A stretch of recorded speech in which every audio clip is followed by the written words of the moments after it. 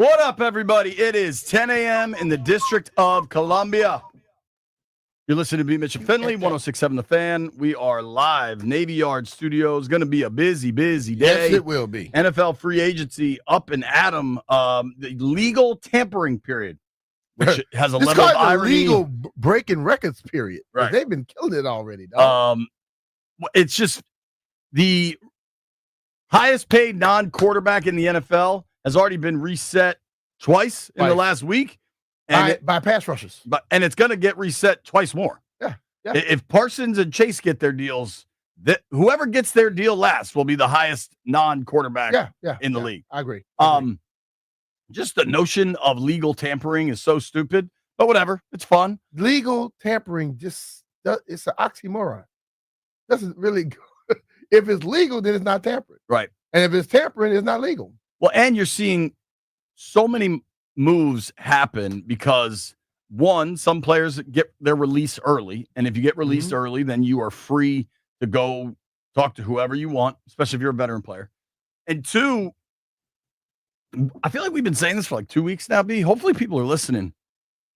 More and more NFL teams are getting smarter and smarter about not letting their best players get to free agency. Totally. There's not a ton of you talk about Myles Garrett or Max Crosby. They're getting the biggest deals, but it's to stay at home. It's to stay where they are. Yeah. These teams that are really chasing free agency don't have a lot to shop from.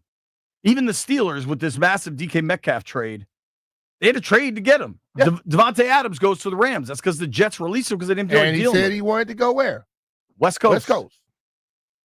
So the days of, oh, man, we're going to have all this cap space and make a run at all these players, it's not nearly as the fruit of the labor isn't nearly what it once was. And I think that's why, for all the excitement about Washington and the cap space, and maybe they're going to make a big move, I think the biggest moves now are via trade and taking care of your own guys. And Washington has certainly done that. I also believe that stop getting excited every time somebody says they want to trade. Because I want to trade basically mean I want a new deal. That's what that means to a lot of folks. Believe me. And I want to trade means I want a new deal. And here's all you really need to know. And I'll point to Crosby and Garrett and perhaps Hendrickson. Mm-hmm. When you're a good enough player, not necessarily like a one-time Pro Bowl, because the Pro Bowl rules have been bent up so many different ways that a lot of guys can make a Pro Bowl. But if you're a multi-time Pro Bowler, or if you hit an All-Pro, if you get to a level of player that the team absolutely has to have around, they're not going to play without guarantees on the deal. So you saw it with Trent Williams here many years back, but like that's what's going to happen with Terry. Now he's going to be cool about it, but we're not getting to week one with Terry suiting up without guarantees on that deal. True. You know why Debo's willing to play out this year? Because he's missed time and he wasn't as productive. He's not that guy at that point. And he's good enough. But once you start having those moments where you miss some games and things, and people can question a little bit, anytime they can throw pause into it, then they can dictate to you. But those players that are playing at the level that Garrett and Crosby were playing at, they get to make the rules, right? Point blank. And let's just be real. It's in every aspect of life. I don't care if you're in this industry we're in, if you're a teacher, if you're a person working for IBM or whatever. When you are top level, you write the rules. Totally. Not the other people. Absolutely. There is a theory in this Malcolm Gladwell book that like the top one, if you are the top 100 in any field in the world, you're a top 100 on the planet violinist. You get to set your own numbers. There you go. So these dudes that are top 100 NFL players, there's what? Now with expanded rosters, there's roughly 65 guys on a team, the way the practice squad rules are now. Totally. What's 65 times 32, B? 65 times 32, 65, 130, and then 2,095. 195. Plus the 32 again. 2,000-ish? No. Wouldn't 60 times 30 be 1,800? Right. Right, so you add a little bit more. 65, more. 32. 1864. Okay, perfect. So there's something like that. So there's roughly 2,000 players in the NFL. Yeah, roughly. That's it. The top 100 of them get to do whatever they want. Damn straight. Everybody else has to deal with the league's rules. Yeah. And that's just kind of how it operates. And but that's how. And every time you start putting money like that in, what people don't realize is, yes, you can pay the top guys, but you also got to have enough for the other guys, because role players are as important as your stars. Totally. Because those are the ones that keep it kind of glued. The stars, if you get the major guys who are making the top dollars hurt, things fall apart quickly. So here's where we are for your Washington Commanders. I'm curious, is the internet being funny for anybody else in here? Or is Twitter down? Investigate that. It's been very slow. I don't know. Okay. Mine is definitely bojangling. It's a bad day to have internet problems in the office. Twitter's down. Twitter's down. Okay. Well, that's part of it then. Yeah, that's the problem right there. All right. Now I'm looking at over the cap. White Brian, look at Spot Track for me, because over the cap doesn't have updated Bobby Wagner deal on there yet. But what we've seen since we got off the air Friday afternoon, the things we said should happen. Well, Wagner is back, right? Mm-hmm. Then Ertz is back. That happened Saturday night. Mm-hmm. Sunday night, John Bates, Tress. Monday morning, Tress Way. They're taking care of their own. Now, if you start adding the money up on all these guys, Ertz got about a little more than 6 guaranteed. Mm-hmm. So that's on your books. Wagner got a little less than 10 guaranteed. Mm-hmm. Joel Corey, by the way, when he was on the show with us 2 weeks ago, he nailed it. Knocking in the home runs, baby. So that's 16. Tress, I think, is about another $3 million. I haven't seen numbers for Bates, and I will try to find those out as the show goes on. Maybe if somebody has seen them, holler at your boy. All 1-year deals for the 3 vets in Tress, Ertz, Wagner. Bates gets a 3-year deal. I'll be fascinated to see how much guarantees are on a second year. Mm-hmm. If that's a 3-year deal in name or in actuality. I like all the moves. Wagner, Ertz, Tress, I fully expected. The Bates, I think, is a little bit of a surprise, but a positive surprise. It wasn't surprising to me because Bates blocks big time. And I know, yes, the tight ends in this league today, they are guys who catch a lot of balls. But hell, we notice this team wants to run the football. And you need somebody who can help set an edge to help you out. And I'm not talking about the defensive set. I'm talking about somebody who can get you around the edges. And Bates has been very good at that. I also think, as much as folks want improvement, right? They want, I think Debo's your big improvement offensively. Yeah. Offensively, they were really good last year. They were 5th in points, 7th in yards. You don't want to change that up too much, I would think, right? Yeah, you don't want to change it up, but like one thing about this league, doesn't mean you can't get more. Yeah, you can't stay stagnant. You got to move forward. But I would think that we saw a major jump in the way that this team performs. And we've talked about it, like, you can get players that are top notch, but you can't let them stay where they are. We saw guys last year, games elevate with this coaching staff. How about those same guys just taking another step forward? Because I don't think just because you're in the league and you had a good year, you should be happy. That when you have a good year, come back and take one more step. You find out how much fun it is. When this thing becomes second nature to you, it makes a world of difference. Now, one player that became available late last week that I was pretty curious about was Harold Landry, Titans pass rusher. And for all the talk of Josh Sweat, Harold Landry has outproduced him by a fairly significant number. With a less of a supporting cast. Totally. Yeah. He's since been gobbled up. Yeah. I believe the Pats signed him, which makes a ton of sense. Vrabel's running the Pats now. Landry had a lot of success in Tennessee with Vrabel as the head coach. Did you see what I think is the ultimate controversy with Vrabel? Mm-mm. A picture emerged of Vrabel at a casino with a cocktail, and people were like mad about it. Let's be real. Players can go in casinos, people. And it's okay. Coaches can go in casinos off season, and it's okay for them to have a drink. He's older than 21. I don't understand why fans and other people want to act like players and coaches can't have fun. If just think about it. Yes, The whole time I played, I went to casinos. You know what I played? Blackjack and craps. Very much legal. So they can still do that today. There's nothing wrong with it. I just thought that was so dumb. Yeah, that's dumb as hell. Like I always say, if you're not mad at yourself for doing something, don't be mad at the player for doing it. Because it's the same stuff you do. Agreed.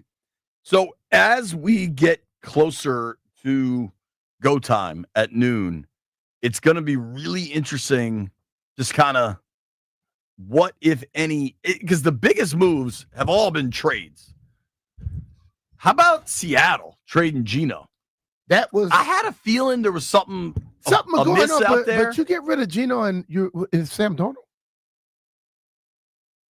Could be Sam Howell. But nah, please. But the possibility is a Sam Darnold move. And the question I would ask is anybody on their roster, coaching roster, anywhere close to Kevin O'Connell as a coach? Kevin O'Connell had him playing some good ball. Yeah.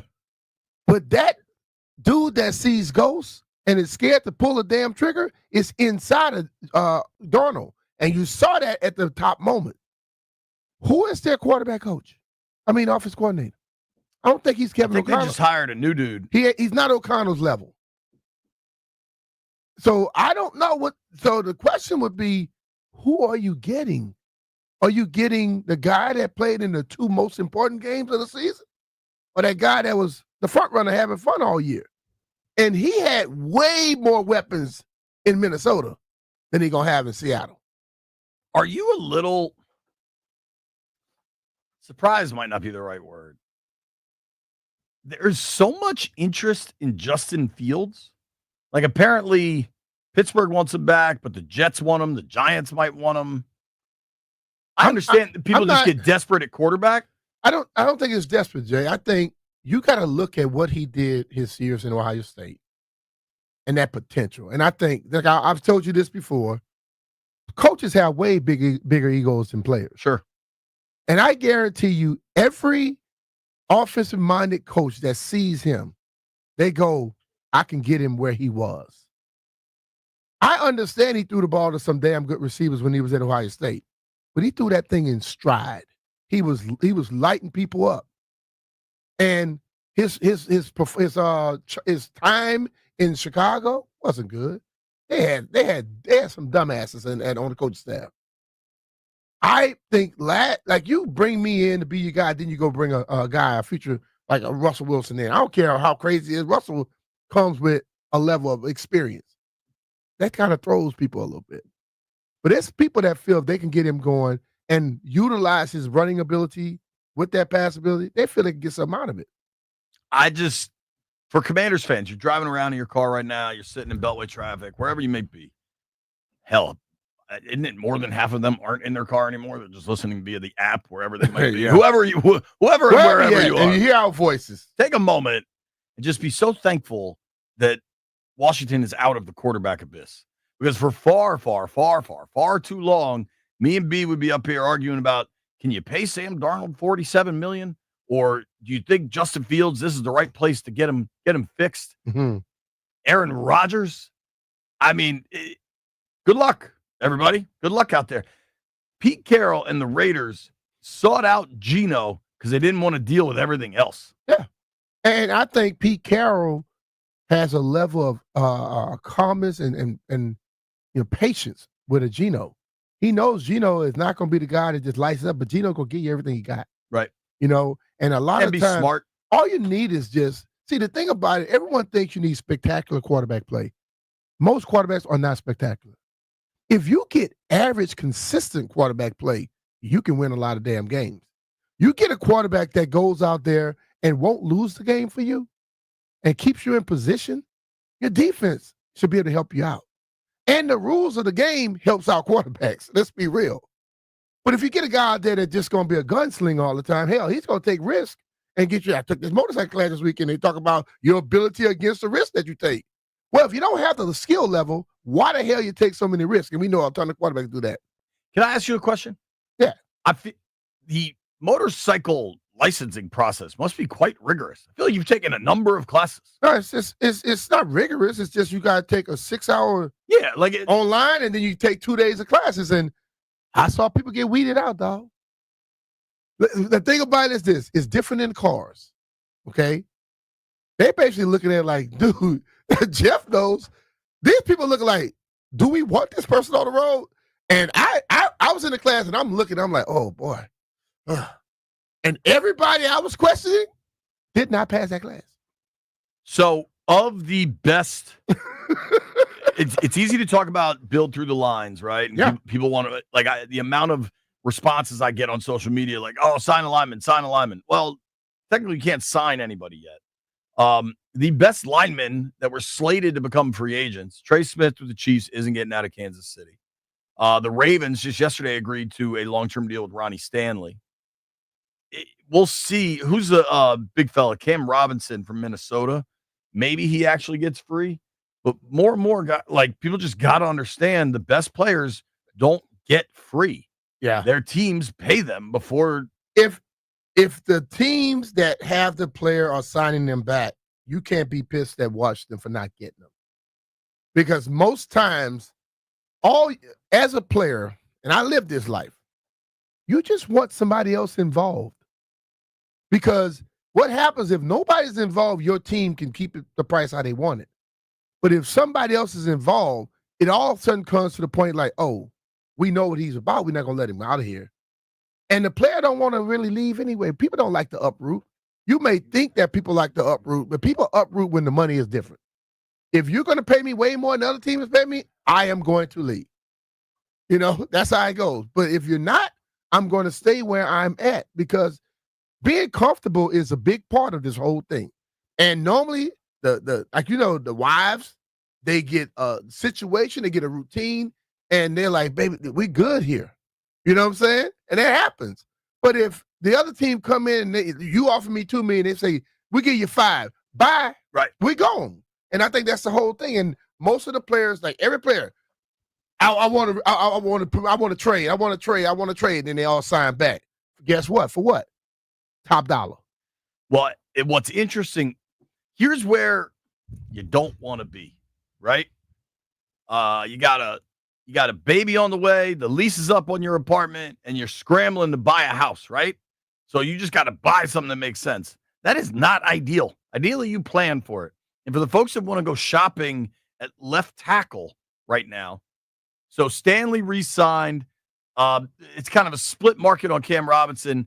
Jeremy Fowler's now saying Steelers left tackle Dan Moore, with the scarcity of capable left tackles on the market, will enhance the value of Moore. Like all of a sudden, this dude's going to get $15, $16 million when it's unclear that he is a true cornerstone left tackle. That's not what you want to happen. You want to find guys that are maybe undervalued, but you sure as hell don't want to be the team that is overpaying. Mm-hmm. And I think it's just kind of fascinating to watch. You know, dude, I'm very curious on is Morgan Moses. Mm-hmm. I mean, Morgan is quite the veteran at this point, but he can still play. He'll play. He's playing on the backside. Like he's on the backside, so they may be able to wait for him a little bit and see instead of trying to have to do it right now. I don't know if he's legal tampering product at this point. Legal tampering is like those top-notch dudes. And those dudes that you don't want to leave, or people you really want to try to get in your building. Morgan is the guy that comes in and solidifies something that you have. You know, he hadn't been like the absolute best, but he's he's above average. And he brings in a level of experience that can help you out totally. What's going to be fascinating is the Eagles, fellas. Milton Williams and Josh Sweat. I think Williams is younger, has shown a real kind of, to me, like he's on the rise there. I think we hear about those guys at 12:02. Jeff, you know what? I'm gonna break on time at 11:54, so we're ready to rock at noon when this stuff starts hitting the fan. You sure ain't doing it right now? This one wasn't my fault, in my defense. Here's what I can tell you in an effort to break on time. Baseball season is just around the corner, and the pros are back at spring training, sharpening their skills. If your garage door is in need of some spring training, some spring cleaning, Make sure you go with the pros at Door Pro America. Whether it's just something simple like a spring repair or replacement, or you need a brand new garage door like I did, call Door Pro America. My boys Shane and Vince are going to take care of you. They came out to my house, showed me all these different options. They had this really cool like iPad computer program where we scrolled through all the different kind of garage doors. They put the new one in. It is silent. It's basically how I come in and out of my house all the time now. So I don't have to jiggle my keys and wake the kids up if I'm coming in late. It's really, really been a game changer for my house. Could be the same for you. Based locally, Door Pro America has been proudly serving the DMV for over 50 years. Their team handles everything: garage door and opener repairs, maintenance, new installations, and they do it all like pros because that's who they are. Call today and ask how you can save $60 on a repair or $150 on a new garage door. Call 877-DOOR-PRO. That's 877-DOOR-PRO, and tell them JP Finley sent you. Or you can check out the website, doorproamerica.com.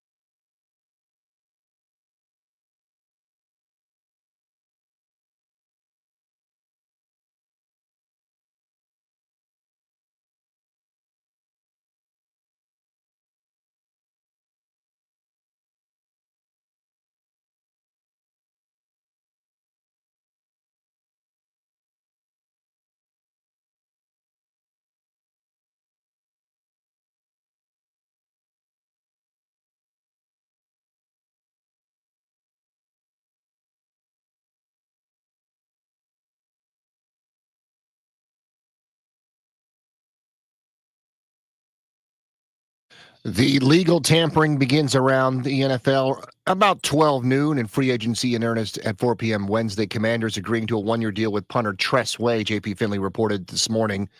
He is the longest tenured Commanders player. Tight end John Bates also re-signs, and Zach Ertz earlier in the weekend. Aaron Rodgers has emerged as a quarterback option for the Pittsburgh Steelers. Adam Schefter says they are expected to talk. The Steelers already made a huge splash, getting DK Metcalf from the Seahawks for a second-round pick and more. The Bills agree to a long-term extension with Josh Allen worth $330 million. The Browns re-sign Myles Garrett. The Rams get Devontae Adams. Alex Ovechkin now at 886 after an empty netter last night over Seattle Kraken 4-2. They're off to face the Ducks in Anaheim tomorrow night. CAA men's tournament center stage in town at the Care First Arena semifinals. Towson, the 1 seed against Delaware, and UNCW against Charleston. Patriot League final Wednesday. American will take on Navy. And George Mason women's basketball is into the NCAA tournament. I'm Byron Kerr on The Fan.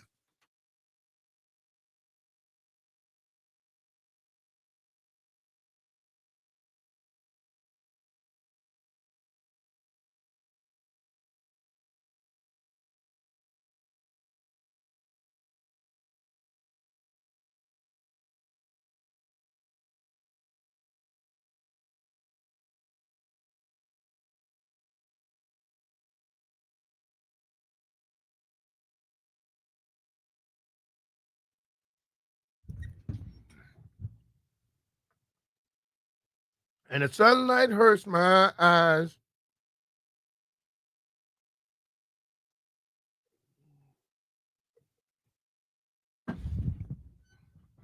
All right, B, I got one for you.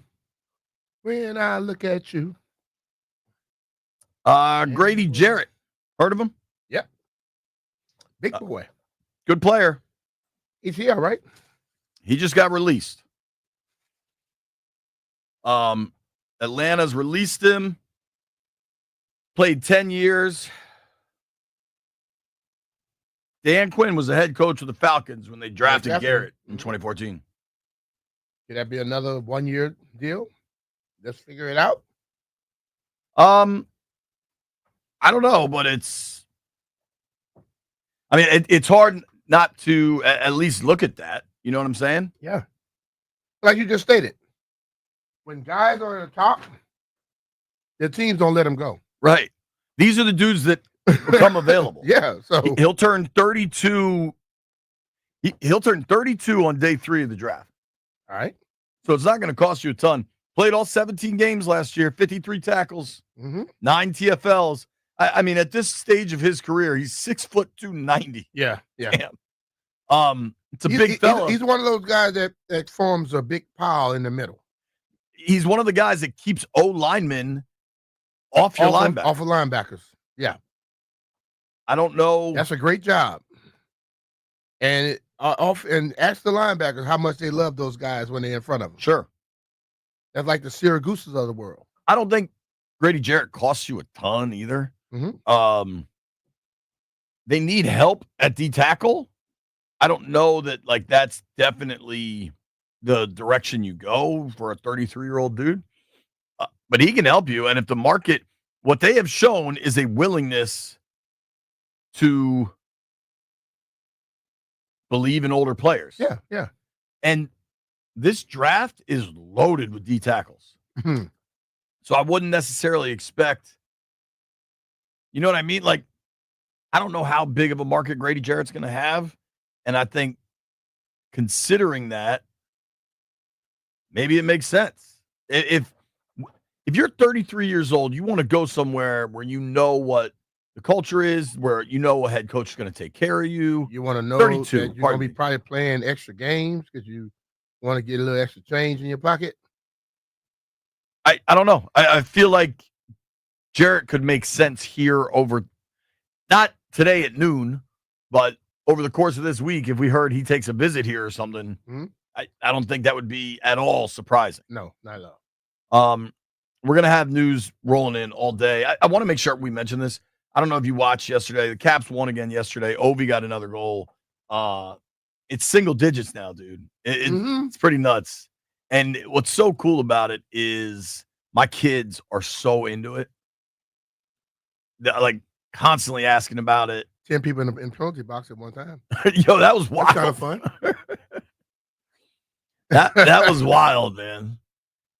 I think man, I was trying to look at it with Chris earlier.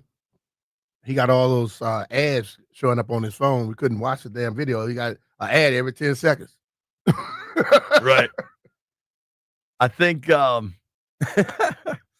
got my guy Jaime's texting me about Hassan Reddick. I don't know there. I think if you're going to spend, for me, if you're going to spend at the end, and it seems like they're willing to. Likely, I don't know, but willingness, I would say yes, right? Mm-hmm.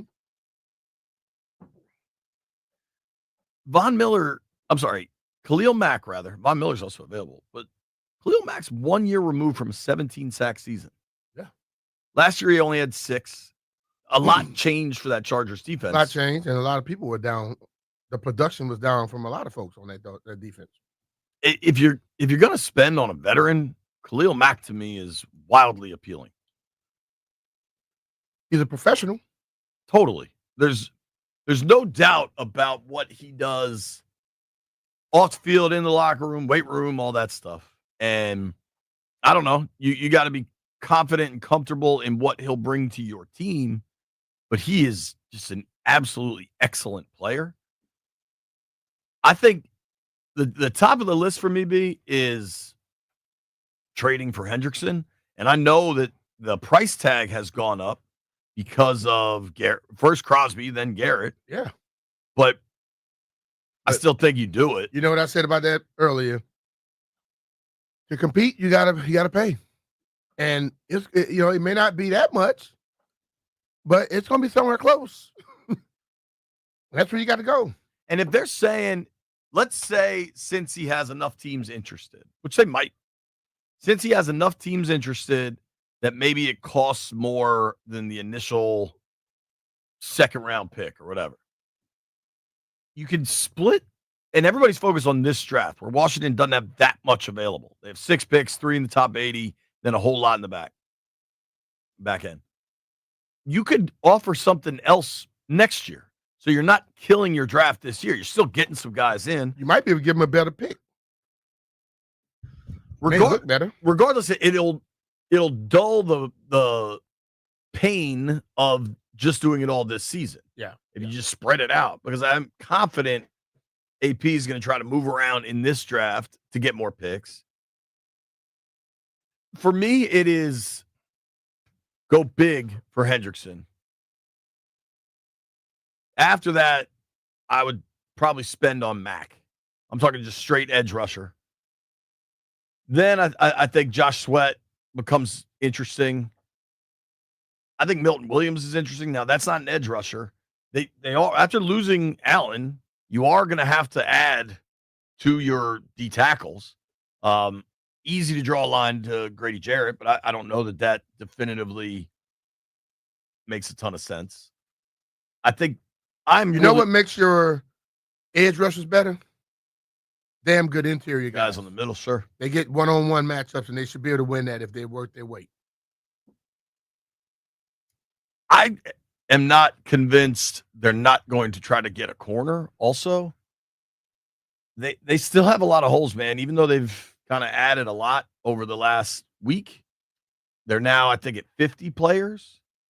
And quietly, they did re-sign Chris Rodriguez Jr. That one didn't set off a lot of alarm bells, but you wonder what's going to happen with that running back room, and maybe they feel pretty confident in running it back with those 3. Clearly, they like their tight end room. Yeah. Ertz, Bates, Sennett. That doesn't seem like it's changing. Well, at least the 3 of them aren't changing, and what else they might do, we'll see. But I thought that was interesting. As of now, the only thing that has changed is Debo. And that's a big change. And I think if you can get Lattimore healthy is a big change. Now, Not all players are thrilled with how the pace of discussions and negotiations. At least we think. Yeah. We'll Just like those guys that have come out and say I want to trade, and they end up staying with the team. I think the posting feelings hurt type situation, it's the same thing. It's no difference. It's a negotiation ploy. It may work, it may not, but it's a try. You know what will work? Mhm. A lot of this are negotiations. A lot of this is just standard business practices. What will work is if you're looking to make the biggest financial transaction of your life, buying or selling a house, what will work is working with John Leahy. Yep, you need to work with John just like Freddie did. Freddie had a home to sell in Rockville, but the problem was it was totally stuck in the past and it needed extensive upgrades along with a full rehab to attract modern buyers. Thanks to the guidance of John Leahy and the Fine Living Group, the property's complete top-to-bottom upgrades sparked a bidding war, resulting in multiple offers. What followed put a big smile on Freddie's face as the property sold in just 6 weeks for 14 grand over the asking price.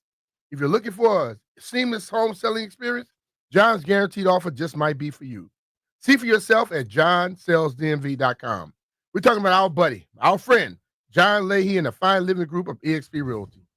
John offers you flexible fees customized to your needs, and he knows that life happens. So if needed, he will let you out of your contract at any time. Well, and here's the thing. If you do want to sell your house, you just want a little idea of what you could get, go to John's website, johnsellsdmv.com, and click on the home valuation tool.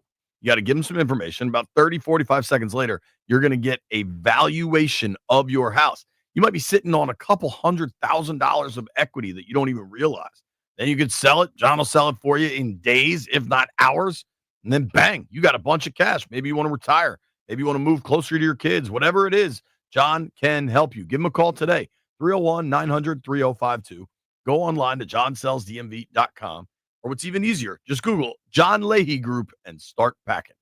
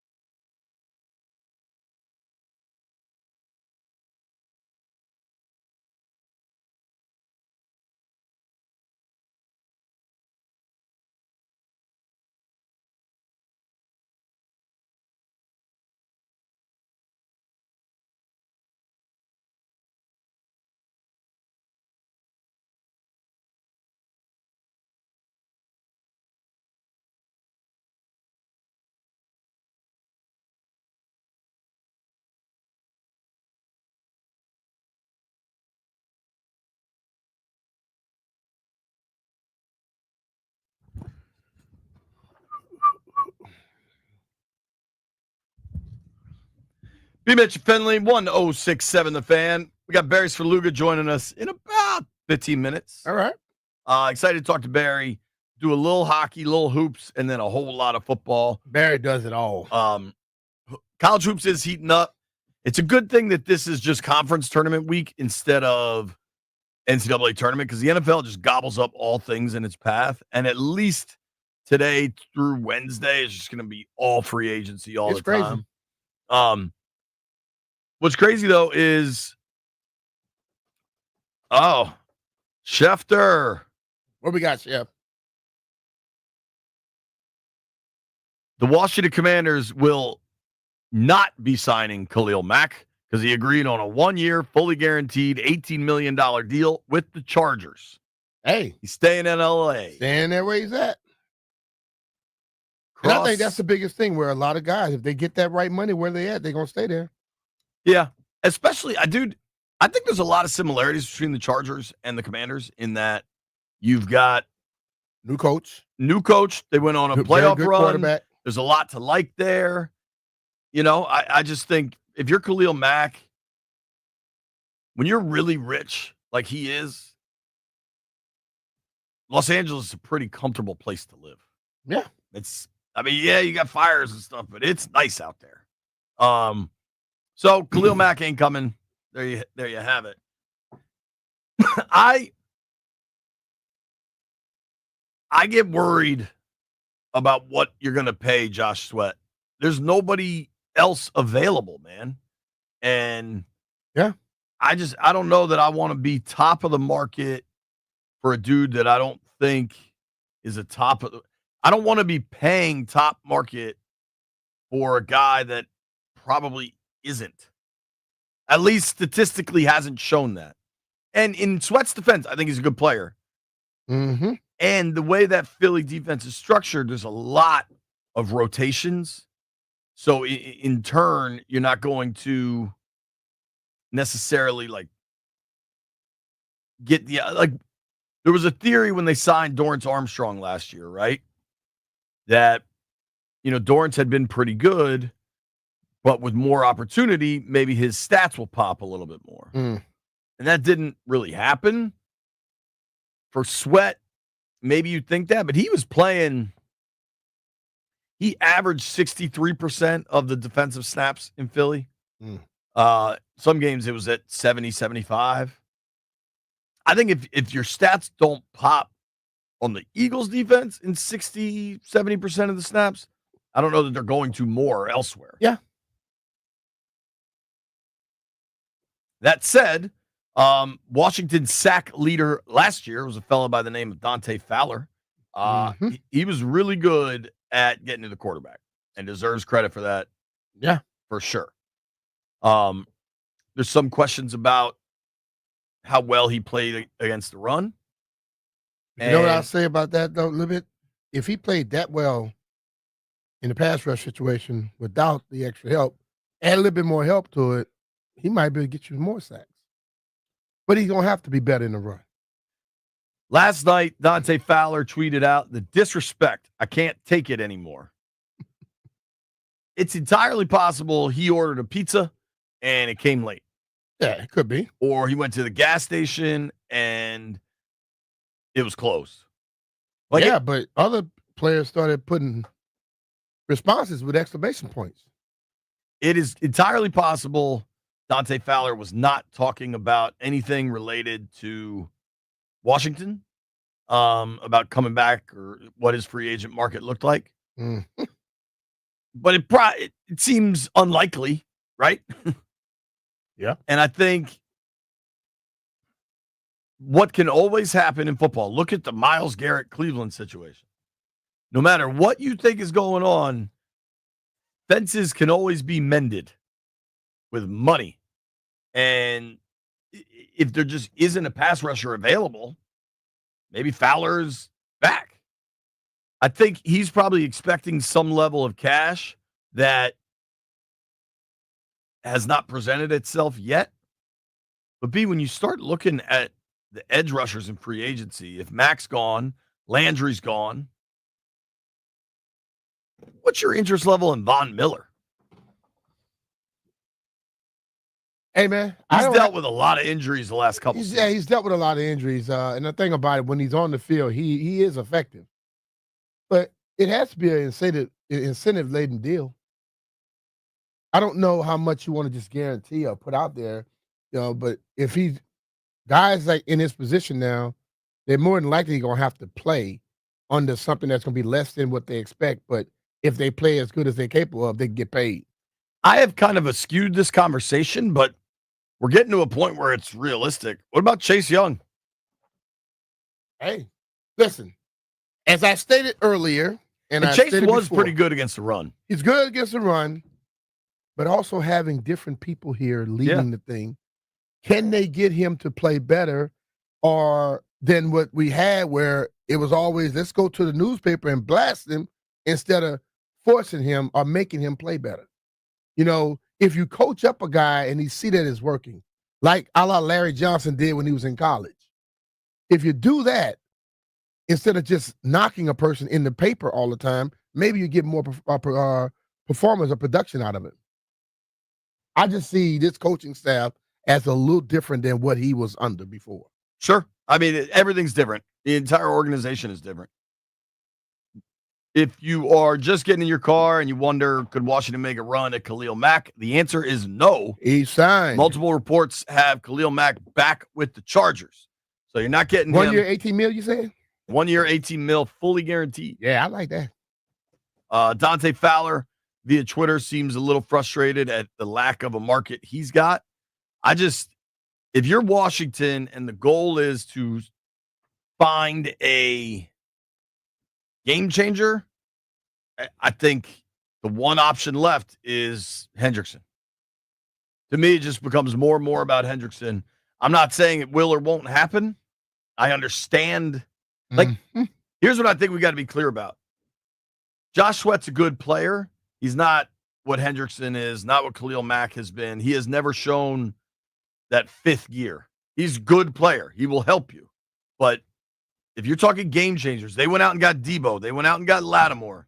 We'll see if those dudes deliver here, but they have shown a level of superiority around the league that the only guy it seems like Washington has a chance of getting that has shown that would be Trey Hendrickson.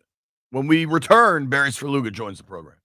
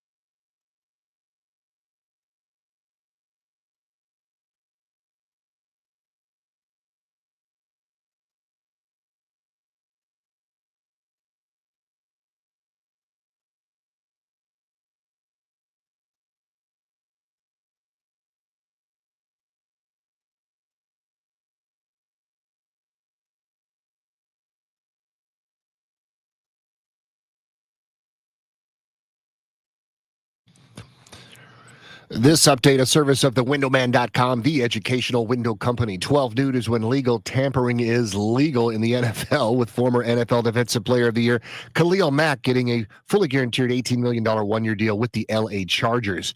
Sources confirm that the Denver Broncos have former Jacksonville tight end Evan Ingram in town today for a visit.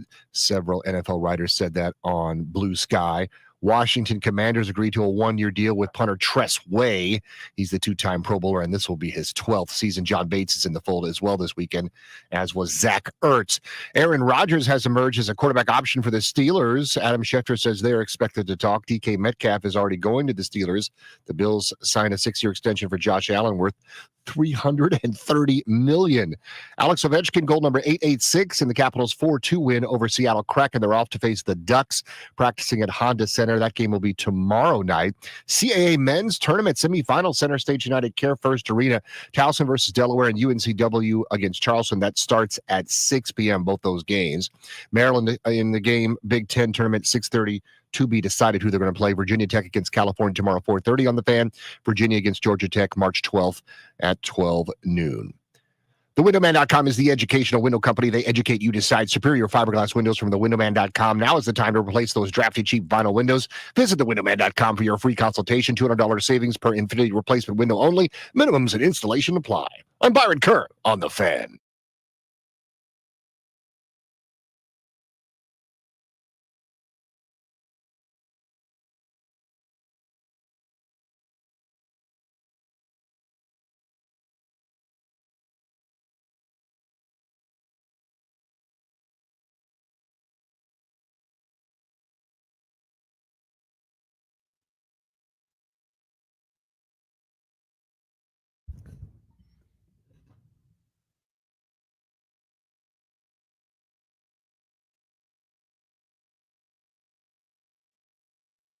B. Mitch and Finley, 106.7 The Fan. NFL free agency heating up. I keep saying it, the best players don't get the free agency, folks. Tampa just announced an extension with their stud young guard, Ben Bredeson. Good teams lock their guys up, just like good radio shows lock their guys up. That's why Barry Sverluga joins us right now on the Rude Guest Hotline. What up, Barry? How are you, man? Good, man. Hope you guys are doing well. We are, dude. What as a guy that covers it all but understands football is king, where do you land kind of today, tomorrow, Wednesday as NFL free agency breaks out? You know, for me, and I talk about this with Dan Steinberg, my editor, all the time. It's like, what's the threshold to write something? And it would definitely be like the Commanders trade for Myles Garrett. Would it be the Commanders trade for DK Metcalf? Probably. Obviously, those things aren't going to happen now. But that's the kind of discussion you have. Is like there's some sort of threshold that what a column smells like. And frankly, it wasn't releasing John Allen the other day because that was pretty. If you could see that one coming, if it was unexpected or they landed a marquee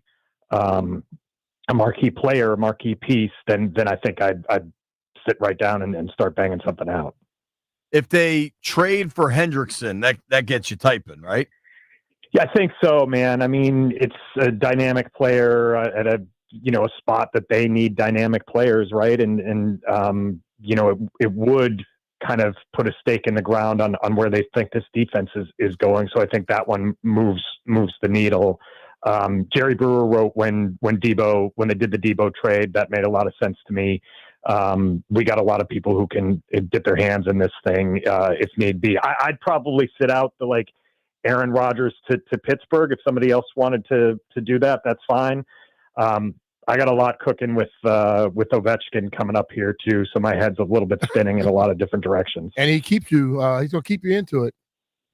Good Lord, man! I mean, it is crazy. And if you guys want to talk football, I'm happy to talk football. But I also Barry, we talk everything. We want to talk everything, dude.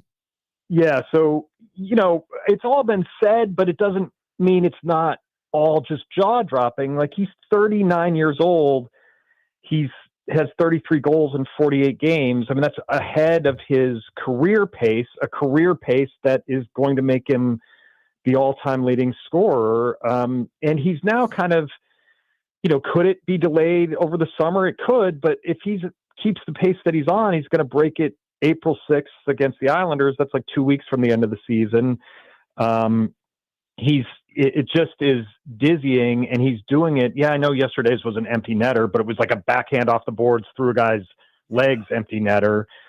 He's doing it in all sorts of fashions, and he's doing it on a team that is still in the running to be the President's Trophy winner as the best regular season team in the sport. I just continue to be dumbfounded that these storylines, like this awesome pursuit at a dizzying pace on a team that is going to enter the playoffs as one of the short lists for favorites to win the whole thing. I can't believe those stories have married up.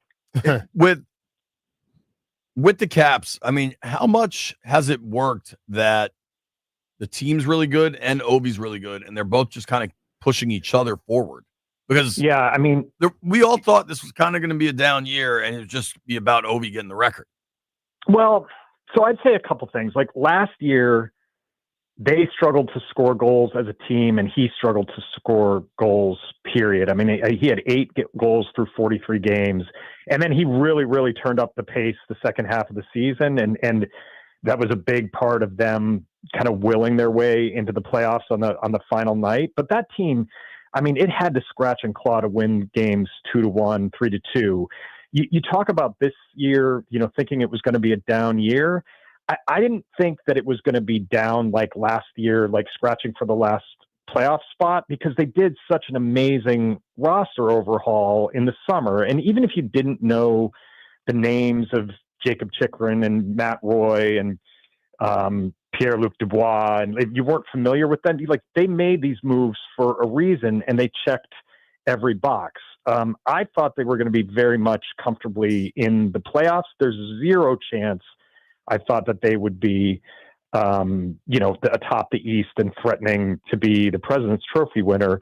But I will say, in talking to Brian McClellan and Chris Patrick, the front office people, and Spencer Carberry, the coach, before the season, one thing I was on was this, that if Alex Ovechkin was going to score the 42 goals that he needed to pass Gretzky this season, then they were going to have a good team and a good season, because those things do go hand in hand. Like, he's more engaged this year because the team is good, the team can score, he can score, and it all is one awesome package.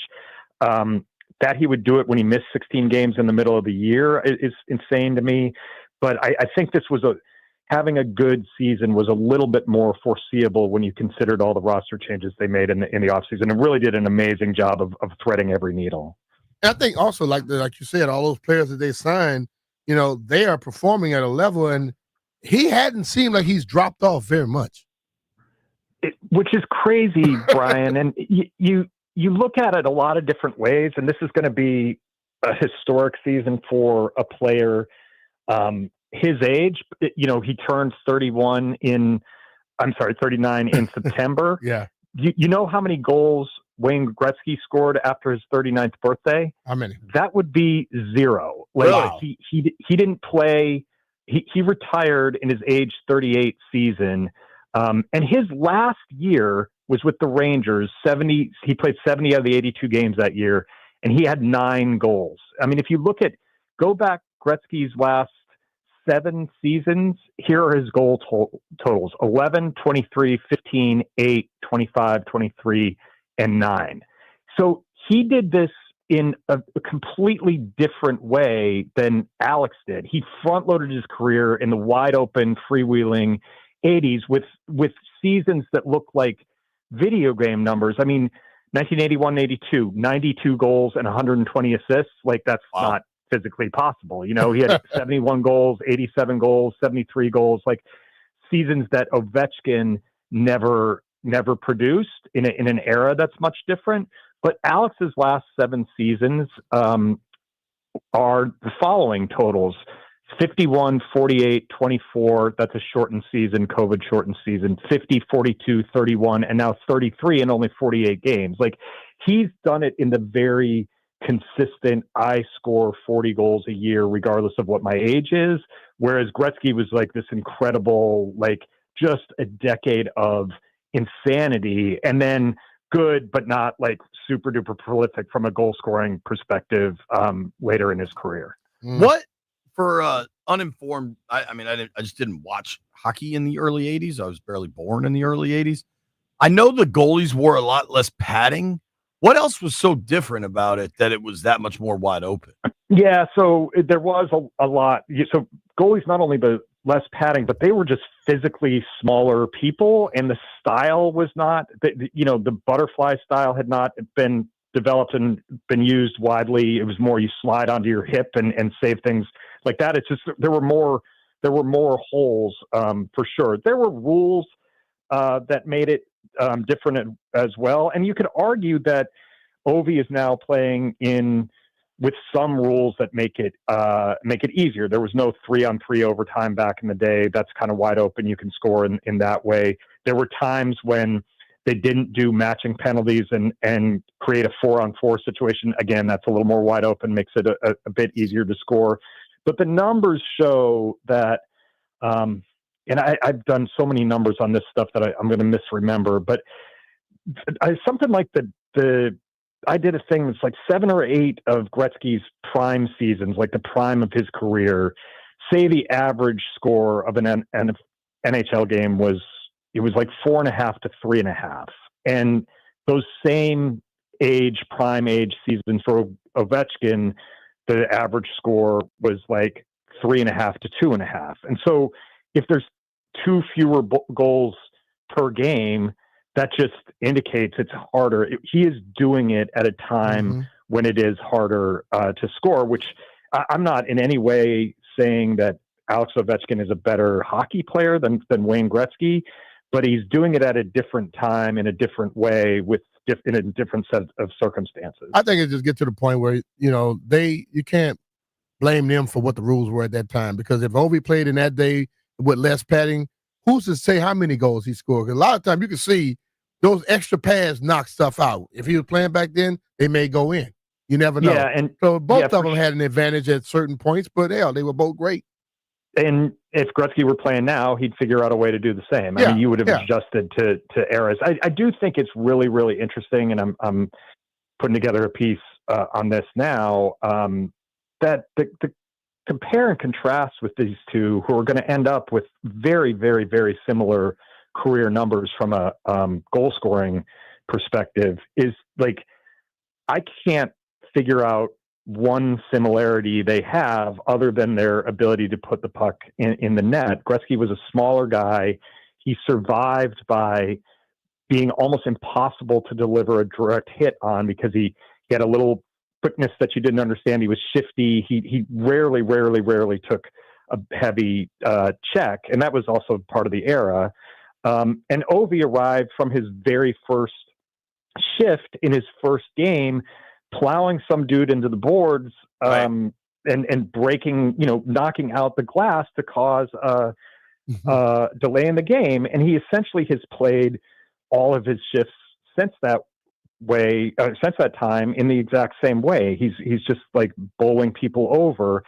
Gretzky, amazing distributor as a center. I mean, I think of some of the most, the long list of incredible stats with him is, if you take away all of his 894 goals from his point total, he still is the all-time NHL point person because he had 1,963 assists. So, and Ovi, of course, is, he's a winger. He's not a distributor of the puck. He doesn't run the offense. He receives the offense. It's just two different cats, but I talked to Gretzky last week, and they have enormous respect for each other, and it's just going to be a really cool thing when Gretzky joins, the team and is traveling as Alex gets closer to the record. It's going to be crazy. Talking with our friend Barry Svrluga here from the Washington Post. You can follow his work at Barry Svrluga, Svrluga. Barry joins us via the Rude Guest Hotline. Rude is the most reliable heating and air conditioning products in the DMV. Let's do a little college hoops, man. Terps' best season in years. They get the double bye in the Big Ten tournament. They don't play till Friday night. You and I were texting about them last week, both probably when we were watching the Michigan game. You're a believer in that team. I think like a lot of people, JP, I'm a real believer in the starting five, and that's because I think any one of those five can beat you on a given possession or on a given night. Like they've all led the team in scoring. Derek Queen is obviously the elite talent, even though he's not close to a finished product. But it's tournament time. It's March, and they are very, very susceptible to foul trouble, or they're healthy now, but if they had an injury, that would be really, really problematic in a way that it might not be for another team. So are they vulnerable on a given night? Every team is vulnerable on a given night, but I like the way they play because they can defend, they can score. Last year it was just like, it's almost like the Caps. It was like painstaking to wring a single basket out of them, and now they've got five guys who can put it through the hoop. So maybe I'm not like bullish for them to make, like an Elite Eight run, but I think the pieces are there. And I think if you're scouting them, and Tom Izzo, I worked the Michigan State game, like he said they're a hard team to prepare for because they can come at you from so many different angles. So I'm excited about Maryland basketball being relevant heading into March in a way that they really haven't been for quite a while, and that you're positioning yourself to, almost hoping or expecting like a second weekend, which has been I think it's been 2016 since that happened, and that was, the Diamond Stone team that just got blown out of the water by Kansas in the Sweet 16. So really hopeful that something, as exciting and maybe even more competitive that second weekend can happen for these guys. Is the depth good enough for them to make a run? I mean, that's the problem, Brian. Like they can make a run because I think that they're talented enough on both ends of the floor on a given night. But if they do run into foul trouble, then they have a problem instantly. I will say, and this is getting really into the nitty gritty, like the timeouts in the NCAA tournament are longer because they want more commercial time. That benefits a team that needs the five primary players to get as much rest as possible while they're during those timeouts. So I don't think it's crazy to think that the format in the tournament is a little bit in Maryland's favor. And this is all, they are thin enough on the bench that if they run into foul trouble with one or two guys in a given game, then everything can collapse, and it almost doesn't matter what the round or the opponent is. I agree with that. Now, Barry, I did see Lenardi's latest projection had a setup for a Maryland-Duke Sweet 16 game in Newark, New Jersey. And how great would that be? Oh, my God. Me and Jimmy going. You want to go with us? I mean, I'll be there for sure. I imagine you'll have to work that one. I would be working that. Yes, for absolute sure. And just to be clear, I mean, my fandom for Duke basketball lasted until about the day I graduated, because not too long thereafter, I was the beat writer covering North Carolina for the paper in Raleigh. And then I came here to be the beat writer covering Maryland in the ACC with Gary Williams. And if, Gary Williams got any idea that I was like some sort of Duke fan, like our relationship would have ended fairly quickly. Did he know you were a Duke alum? Oh yeah. He knows. I mean, he'd give you, Gary, like he'll give you grief for anything. But he's the best. I love running into him at Xfinity Center and catching up. And we survived because the Blue Devil blood, whatever was in me, was drained a long time ago. I have told all my employers that if that game happens, I am not working it. I'm 100% a fan for the evening. Or the product that they get won't be good, huh? Yeah, or you're gonna have to really edit that thing. Dude, what are the chances I will be live at Bender Arena Wednesday night for AU Navy Patriot League final for NBC4? What are the chances I'll see you there? It's like 5%, I think. I've Don't let DA hear this. Well, no, I know. I've got. Well, he's listening. Logistically, I've got ski vacation next week, which I'm very, very nervous about because Ovi's getting closer, and I've got a bunch of stuff I need to do before to get in position to roll out as he gets closer to the record. So I'm getting a little nervous that I'm going to be in Colorado. Is this with, a like freezing? nice and hotel? Approaching it. A very nice hotel in Beaver Creek. That's correct. That's where I'm at. Well, should be good. That's what you work for, dude. So enjoy that. Enjoy it, brother. I will. I appreciate it. That's our guy, Barry Sverluga. Give him a follow at Barry Sverluga. Barry joins us on the Rude Gas Hotline. Thank you, Barry. We'll talk soon, bud. Barry.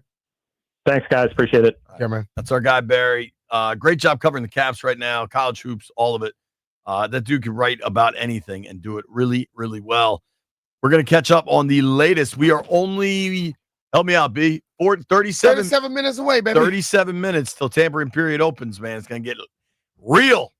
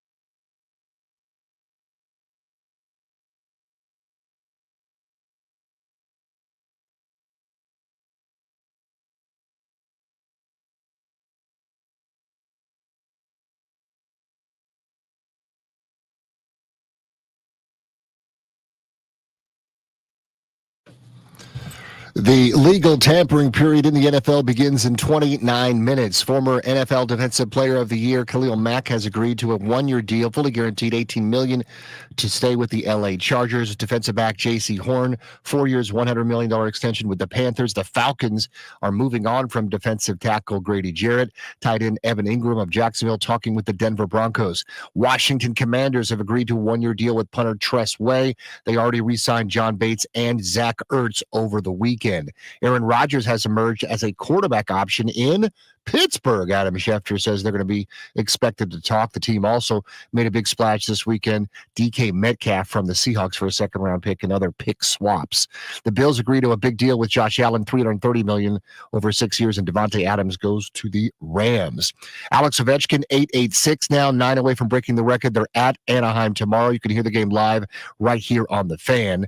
George Mason is into the NCAA women's basketball tournament by beating St. Joe's. I'm Byron Kerr on The Fan.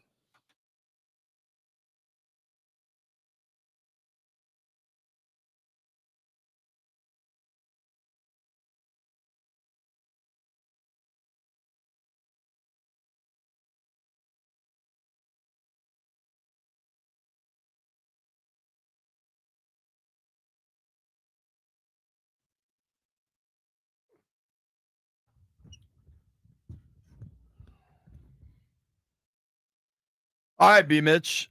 What you got? There's been a trade involving a player from Plaquemine, Louisiana. I know, Devon Gottschalk. That's right. Yep, going to New Orleans. That's right. Yeah.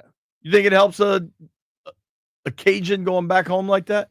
Yeah, Doesn't he's been matter. around for a long time, so I think he's at the point now where he understands his career, how to deal with people. I think Devon's 7, 8 years? Yeah, something like that. So, he's been in Miami. He's been in New England. Now he's going down there. He can deal with it at this point. But young, early. Yeah, I agree with that. Just like DC kids coming home. Yeah. I'd like to open the phone lines up. I'd like to give everybody an opportunity. We're a half hour till the tampering period. Stuff's going to start happening fast. It is a hell of a day. Yeah. For Twitter to be down. This is a serious, informational overload. Has the NFL crashed Twitter? That's what's happening? Dude, hard not to think that. Yeah. Here's my thought. 800-636-1067. 800-636-1067. The clock's going to strike noon. It's going to be legal tampering. What's the one move you want Washington to make? What's that one Shefty bomb that drops at 12:02 that you're hoping for? The Washington Commanders have traded for Trey Henderson. That's your one? Yeah. Okay. I think that, I look at this team, I look at what makes them automatically better from last year. And I think a guy of his caliber coming off the edge. Not wrong.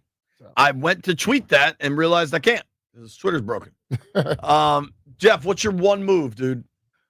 Honestly, JP, the move I want to hear before tomorrow is that we re-signed Jeremy Chin, because there's a market out there for him, and there's other teams looking. So, sure, safety's gonna be really hard to figure out. The other part, you could say before tomorrow, but Chin could agree to a deal at 12:03. I mean, it's possible. They've been able to wrap up a lot of their own kind of personal young guys, but it doesn't mean there won't be other teams coming for him. I'm going to check in with Chauncey in Raleigh. Chauncey, what's the one move you want to hear? Man, we need to get that cornerback from the 49ers, Ward. Charvarius Ward, that's your pick? Yeah. Cincinnati is asking too much for Trey Henderson, man. What constitutes too much for a dude that has 17 and a half sacks last year? Man, we only got 6 picks. They're going to want 2 of them. What if one of them is 2026? Well, they could get one this year, one next year. But the thing going to be what the price going to be, what they're going to be asking for since the Myles Garrett signing. Yeah, there's going to be a lot of pricing involved. All right, man. Yeah. You want Ward. Okay. I'm not mad at it. Thanks, dude. Thanks for the call. Thanks for listening. All right. 800-636-1067. North Carolina from, right? Yeah. Yeah. 800-636-1067. Got a little Louisiana in there, too, though. Yeah, I thought it sounded a little Bayou-ish. Heavy metal. What's the one move you want to hear? I'd probably go for Trey Hendrickson. I know it's going to cost a lot, but I want to see the edge position get cleaned up. And with Myles Garrett off the table, we got to get somebody in there. So far, 2 votes Hendrickson, 1 vote Chin, 1 vote Ward. Let's go to KP. KP, what up? What's the one move you want to hear? Yo, what up? Hey, man, we got you. Hey, man, listen, first, thank you for taking my call, man. Somebody already said it. I either want to see Ward or Hufanga. Let's go ahead and lock up that secondary, right? You put my boy Sanders still back in the inside, so whenever they get that dog on the edge to hunt the quarterback, man, they don't have to send Bobby or Luvu. They can play more coverage because those wide receivers on the outside locked up. I want to see Ward, or if we can't get Ward, if not Ward, I still want Ward or Hufanga. I like Hufanga. Right. Safety from the Niners is going to become available. I like how he said, even if we can't get Ward, I want Ward. So just so we're clear, sure bring him. KP, it seems like you want Ward. Absolutely. Give me Ward. and look, I'm in Mississippi. It is 12 for y'all at 11:01. I want breaking news. All right. Go ahead and lock it in. Well, I believe, sir, if I may ask, Charvarius Ward is also from Mississippi, is my understanding. Is that a factor in your desire for Charvarius Ward to land in D.C.? I didn't know that. That's new information. I don't know. I just know he could be from Mississippi. He could be from Tennessee or Louisiana. I just want him on the other side of Lattimore at 12:01. He's from Macomb, Mississippi. Oh, yeah, that's not too far from me. I didn't know that. There you go. Really got to have him now, baby. Load him up. Thanks, dude. Y'all be careful. All right, brother. Be cool, man. Now, our guy White Brian is obviously a Giants fan. Now, White Brian, the good news is you guys at least stabilized the quarterback situation. You re-signed Tommy DeVito. Is there a specific move you want to happen at 12:01? Aaron Rodgers to Pittsburgh, Aaron Rodgers to Ontario, Aaron Rodgers to anywhere. You don't want Aaron Rodgers to come to your team? Anywhere but New York. Might make you better, though, man. Or not. Might make you something. I don't know what it'll be, but it'll be something. Let's try DC and Northeast. DC, what up? What's the move you want? Man, what's up? What's up, man? What's up? I feel so lucky to get through to 3 different people. Thank y'all for taking my call. Right, okay, I made this statement before. Number 1, sign Jeremy Chin, but moving from safety to strong side linebacker. He tall, he fast, and he keep up with the tight ends. What do you think about that? Strong side linebacker has more than just checking the tight end, dog. You got to check on them, them guards. Yeah, there's a lot involved in the run game. Yeah. He's not. Okay, I respect that. Yeah. Okay, now, as far as the ends, that guy from Cincinnati, Henderson, yeah, I think he got 14 last year, right? 14 sacks? 17 and a half each of the last 2 seasons. Hell yeah. Hey, just prove you want him for sure now, huh? Oh, most definitely. You know, I'm kind of happy we didn't get the whole Garrett thing because to me, it would have cost so much to get him. Well, it's harder to even think he was ever available. Yeah, I think that was just that was a whole ploy to get paid. And that's okay. That's what you do this time of year. I'm cool with that. I'm cool with it, but I'm saying we got to stop getting so excited every time somebody come up because a lot of guys trying to use it. Thanks for the call, man. Most definitely. Yeah, appreciate you, Hey, brother. one thing, hey, B. Mitch, I met you at Ivy City about 2 or 3 years ago. I just want to say you're a classy dude, bro. Appreciate you, brother. Thank you, man. And to get to that Hall of Fame. All right, y'all have a good one. Gotcha. All right, JP. See you, buddy. That was a good call. Sure. If you're on hold, stay there. If you want to call in, call in. What's the one move you want to hear for the Commanders in free agency? It opens in 19 minutes, folks. Get ready.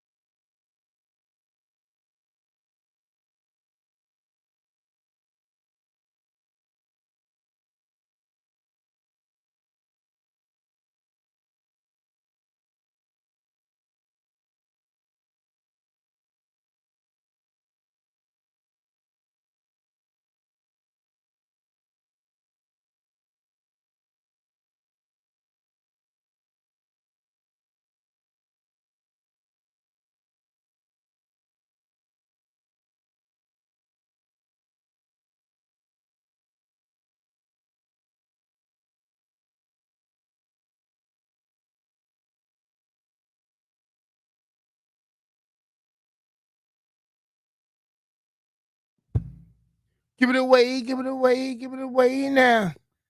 B. Mitch. Yo. What do you think is a bigger coincidence? Twitter going down on the first day of NFL free agency or landfill taking a week off during NFL free agency?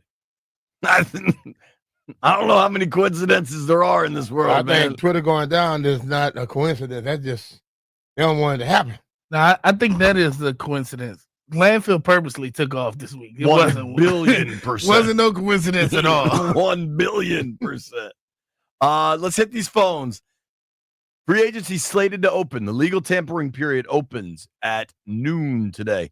Before Twitter broke, I had some dude ask me to try to explain the difference between the legal tampering period and then Wednesday when the new league year hits. The tampering period technically is just supposed to be allow people to negotiate. Yeah, the deals don't really go into effect until which come, right? Nothing happens until Wednesday, 4:00 is when the new league. You hear all the numbers being thrown out there, but it doesn't really officially goes into effect is until next Wednesday. You said, yeah, Wednesday, 4:00. So that's the difference. That's the only difference, really. That's really they're allowed to negotiate and everything at this point, but like we've seen before where guys agreed and then backed out of these things. Yep. Yeah. We saw coaches do that too. Physicals, just things that have to happen. All right, let's hit these phones. One move you want to hear when the tampering period opens. Vinny is in Seat Pleasant. What up, Vinny? What's up, my fellas? How y'all doing today? Good, man. Bro. How are you? Man, I got a couple, but I'm thinking real quick. My most is obviously the best one is Trey Henderson definitely coming over. But I think Tre'Davious Ward sliding over would be awesome. And what you think about Jordan Lewis coming over to help that secondary out? He's out there as well. He's very, all over the field, as you could say. And, I think that the secondary can, spruce up just a little bit. And B.J. Hill, if you, he out there too as well from Cincinnati. I think that he can come over and help that interior line as well, and give us some stout defensive body, in that middle. So Lewis is interesting. I guess I'm gonna leave you guys. Lewis is an interesting one because of his ties to Quinn and Witt on that Cowboys defense. I don't know. That's an interesting one that I hadn't really considered, but it certainly could make some sense. I just think I'm going to sound like B-Mitch here, but yes, they need help on the back end of the defense, but what helps the back end of the defense most is pass rush. Yeah. And more effective, consistent pass rush. Jordan Lewis, though, will turn 30 during training camp. Has started a lot of games for Dallas. He missed significant time in 22, but Dallas it's been interesting because Diggs got hurt and then Bland was really good last year. Bland got hurt. I don't know. Don't hate it. Appreciate the call, man. Thank you. No problem. Rodney is in Fairfax. What's up, Rodney? Hey, man, I say Darius Slay for Philly. Really? Makes big play sense to Slay. me. Yes, sir. In our division, great get back. And it'll add great things for the locker room, man. A dog amongst dogs. All right. Slay has missed a little bit of time over the last couple of years. Certainly at his prime, one of the best corners in the NFL. He's going to be 30. All right. So he just turned 34. Okay. On New Year's Day is his birthday. Same hometown as Kwame Brown, Brunswick, Georgia. Maybe. That doesn't sound like. I don't know. They have brought in. I'm just let's say this. All right. The only thing that troubles me is if Philly let him walk, they probably feel like something he's on the other side on his way down. Well, I don't know, man. I saw, man. So it's a no-brainer to me, man. Pardon me, sir. I'm gonna put you on hold. It's a no-brainer to Rodney in Fairfax, for the record. Philly not wanting him now might not be about him now, but the salary he would command now. Yeah. So what we gonna bring him in with what salary? So I mean, the current deal that he's been released from would have paid him. I mean, it's kind of just a cap deal. I'm not necessarily advocating for it, but Philly was able to save some money against the cap. He would have counted 14 mil on their cap. Okay. I don't think he's getting that in free agency at 34 at a speed position. I hear you though. Philly. What if somebody see him like that? You gonna compete with that? No. See, my thing is, I don't know that I'm competing. What I think Period. of is this: if we say we want him, but if somebody else want him at a certain level, are we gonna match it? If we're not gonna match it, then you don't want him. No. I get nervous, much like people are like beating up Kansas City about trading Joe Thuney. Generally, trading with Andy Reid's a bad idea. If you've been a Washington fan for some time, you're aware of that. And then I'd argue the guys that get out of Philly because that operation's run so tight, you kind of want the guys that stay in Philly. Milton Williams is an interesting one. They just can't afford to pay him. Yeah. Because of who they have. You know the kind of deal that Jalen Carter's going to get. Yeah, they know what they got coming up. And honestly, I mean, Josh Sweat could be similar because of Nolan Smith behind him. Let's try. Oh, I got Toothpicks on the line. What's up, Toothpick? Toothpaste, what's up? Hey, what's good, JP? I hear you. JP, JP, we actually met before in Dallas, right? I do. So, you were wearing like your motorcycle Y'all vest. funny, man. Right. And the most important part though is you and Mitch Fisher, y'all did buy me a beer. So See? that's the most important part. Out here making things right. You out of 18 million people. So the thing I want to hear Adam Schefter say is the Washington Commanders just found a demon to rust off the edge. I don't care who it is. Give me a legit pass rusher. Yeah. That's what I need. So I just want Adam Schefter to let us know we got a pass rusher coming. That's it. All right, brother. 1 vote pass rush. All right, we'll see what we get. Thanks, Pick. Can I ask a question, Jeff? Or maybe Chris? What up? Is line 3 the same dude that said that before or a different dude saying that? Different dude. Okay, let's do this. Julian in Fredericksburg. Julian, what up, man? Who you want? What's up, man? I say Jordan Lewis. I mean, to build on what has already been said about him, I think psychologically getting another stud from Dallas. I mean, say what you want to. We have built-in hatred for Dallas, but stealing their own guys and, rivalry games. Oh, former Cowboy player with the big play. It's a psychological burst against the other team because that's their old friend. That's their old – they went to war with him. They went and battled with him every game, whether they won or lost. So, like Dante Fowler this year, I think he might be on his way out, getting a Jordan Lewis, getting another guy, just continuing to build our own culture. And I think that would be a great addition for us. All right, man. All right, man. I appreciate it. Now, just as a brief reminder for everybody, Dallas had lost 5 in a row, and everybody thought they were kaput when they came to Washington and won 34-26. And that was with a whole bunch of dudes from the Cowboys. Yeah. All right. We're going to go to break. We're just going to leave the phones open. We'll just see what happens. Who the hell knows? The NFL legal tampering period begins in a little less than 5 minutes.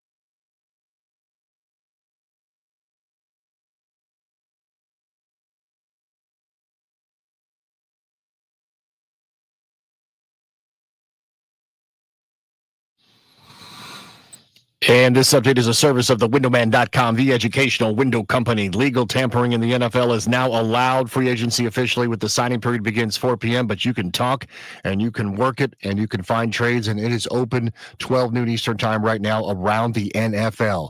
NFL Defensive Player of the Year, Khalil Mack, reached an agreement today on a one-year, fully guaranteed $18 million deal to stay with the Chargers. J.C. Horn will stay with the Panthers. The Falcons have released defensive tackle Grady Jarrett.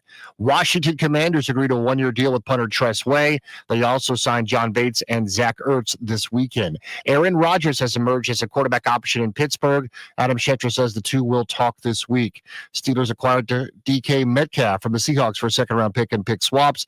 Bills agreed to $330 million and 6 years for Josh Allen. The Rams get Devontae Adams for 2 years. The Browns re-sign Myles Garrett. DJ Jones, defensive tackle for the Broncos, 3 years and $39 million. Alex Ovechkin scored 886th goal in the Capitals' 4-2 win over Seattle Kraken. He's now 9 away from the all-time record of Wayne Gretzky, and breaking that, he could do it as it continues. Some say it could happen by, he's on pace for April 10th, which would be exciting for Caps and around the NHL. TheWindowman.com is the educational window company. They educate you, decide superior fiberglass windows from TheWindowman.com. Now is the time to replace those drafty, cheap vinyl windows. Visit TheWindowman.com for your free consultation. $200 savings per Infinity replacement window only. Minimums and installation apply. Byron Kerr on The Fan.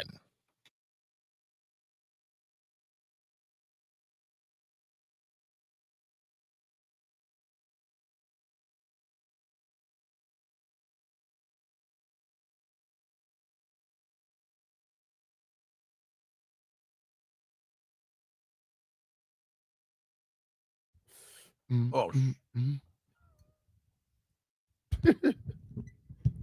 have to screw that in. yeah. You guys come in here.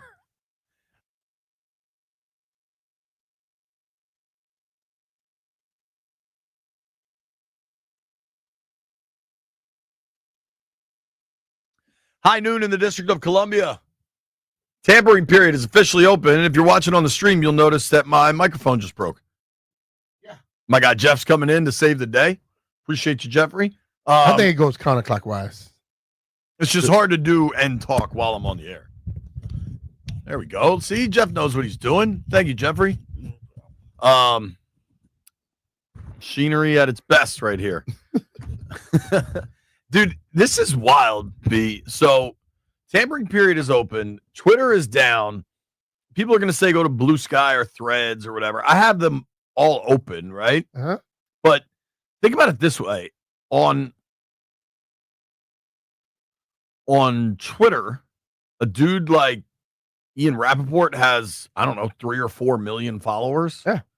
On Blue Sky, just because I'm looking at it, he has 98,000. Mm-hmm. So for him to have to deal with this right now, Yeah, he may end up with 1 million of them today because they may all come to Blue Sky. It's true. If one's not working, they'll go to the next. But this feels very antiquated to have to try to like wait, and I'm checking my phone for texts and stuff. Yeah. It's just a very interesting time. Make it happen. Everybody dealing with the same problems. Right. I think tampering period is officially open. I am sure the phones are being worked. Who do you think is the one free agent Washington could lose in this? One that they could lose could be a Fowler or a Chin. Because I think Fowler, we need a pass rush and a run stopper. Another team may need a situational pass rush. And he's damn good at it. Right. So somebody may just see that value. We could all just as well bring him back too. And I think same thing with Fowler, with Chin. How much money do you think Fowler thinks he should get? Well, if they say the sack's supposed to be like $1.5 million, you said, right? Yeah, $1.25 million. $1.25 million. So somewhere around, 11? 10.5. 10.5, somewhere around 11, 12, 13. You think he's getting there? I don't know.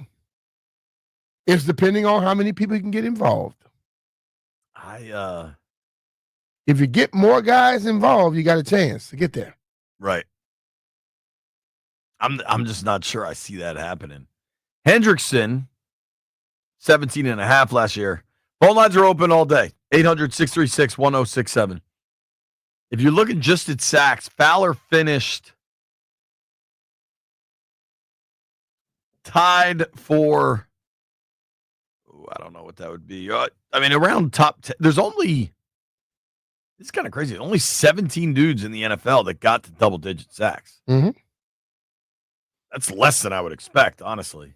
Fowler's one of them at 10.5. Mm-hmm. I think the free agents, they stand to lose the most, perhaps. The two guys that'll have the biggest market. I think a lot of it has to do just with age. I think it's De'Ami Brown, and I think it's Dante Fowler. Mm-hmm.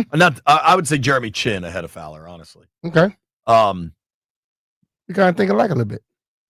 And that's kind of how it's built. Yeah. Let's hit these phones. Dennis is in Reston. Dennis, what's the move you want? Good morning, guys, or I guess good afternoon. But my primary move, like I told your man when he took my call, was I want to improve our offensive line. I want to protect Jaden, and I want to get some run push. We need run push, and that's where I'm coming from. Our specialty guys, receivers, stuff like that. They'll grab those guys. They'll get them. I'm not so worried about all that. And then if I had to make one little defensive, it's going to go defensive line. It's going to be offensive line and defensive line. And I would now that some of the bigger names or some names that we've been talking about are being kept by their own teams and here and there. But I haven't heard anything about DeMarcus Lawrence out of Dallas being kept by Dallas. I wouldn't mind grabbing DeMarcus Lawrence. That's how I feel about it, guys. What do you think? Hi, man. I don't hate that. He just dealt with a significant injury last year. Okay, well, I didn't look. Even if it's not just anybody that can do the job, but whatever it is, it's offensive line and defensive line, guys. That's what I think. Thank you, Dennis. Appreciate you, man. You're not wrong. Okay. I'm with Dennis on the offensive line, defensive line. I think that helps your team more. Yeah, the other stuff is more of fanfare and people get excited. But if you don't have offensive linemen and defensive line, the other guys will fall off. So here is something really interesting as we're talking about Dante Fowler. We have our first real piece of news now with the tampering period open. The Tampa Bay Buccaneers have agreed to a 1-year, $14 million deal with Hassan Reddick. $12 million of that is guaranteed. Reddick's numbers last year was obviously difficult. He was on the Jets. He was unhappy. I think the Eagles traded back for him. I don't know. That thing seemed like a mess last year. He only started 2 games. The 2 years prior to that, playing for Philly, he had 27 sacks in 2 years, 16, 11. If you look at his numbers from 2020 to 2023, double-digit sacks every year. Reddick had some really good football. He's 30. He'll be 31 when the season starts. There's a lot more consistency with Reddick over the years than there is for Fowler, but I wonder if that starts to kind of set a market for what Fowler will be, and then maybe even what Hendrickson's going to. I think Henderson is outside of those guys. I think it may set a market for Fowler, and I think what happens, you go into it expecting a certain level, and then you start seeing what other guys are getting. You may have to adjust what you're thinking. Hendrickson, on the other hand, I don't think he has to adjust. Someone's going to come to that market and match. Well, and he still has to deal with the trade aspect of it, right? Which complicates it. All right, that's the one I was waiting for. Tampa got the deal done with Godwin. Chris Godwin, once Higgins got tagged, the biggest option in the receiver market was Godwin. He's going back to Tampa, 3 years, $66 million, 44 guaranteed at signing. That's almost everyone that was talking about trade, they're getting signed. The best players don't get to free agency. That's the way you got to do it. You got to at least put that little fear out there. Crank is in D.C. What up, Crank? Who you want? My guys, listen, call me crazy, but I'm an advocate for bringing back Chase Young. Bring Chase Young back, new regime in there. I think he'll be motivated under these dudes. I don't think Fowler coming back. So bring back Chase Young, re-sign Chin. You might have to pay Chin, but re-sign Chin and work the rest of that stuff through. Oh, you know what? And DJ Reed. Bring DJ Reed in too. So DJ Reed, Chase Young, and re-sign Chin. All right, there you have it. Thanks, dude. I'm not anti Chase Young. I don't know that I'm pro, but like a lot of it will come down to cost. I don't know that his sack totals will ever pop at this point. Like he ever becomes a consistent, what we thought was possible way back then, 15 sacks a season or something. Yeah. But he's a good run stuffer. Like I just don't know what that ends up being. What's most important? I ask this question: run stopping or being able to get to the quarterback? This is more of a passing league than it is a running league. Yeah. If you are a good run stopper, but you can't get to the quarterback, is that even better? No, I don't think so. So that's what I'm saying. It's just like it's got to come down to what's most important, and that's what I would have to know from what the coaches think. What's their mindset on that aspect? You know, it's a guy being, he's a better run stopper than this guy, but other guys are way better pass rusher. Which one is most important in this day and age? I think that is pretty easy to know the answer. New blind side. New left tackle for the Kansas City Chiefs. Former 49ers offensive tackle Jalen Moore just reached an agreement with Kansas City. 2 years, $30 million, including 21 fully guaranteed. There we go. Deals are happening. I told you they're going to try to figure out that offensive line, bro, in Kansas City. Got to. Yeah, because it was not good in the Super Bowl. Whatever. I can't wait for the first call we get. That's like, oh my God, they're not doing anything. we can wait a little.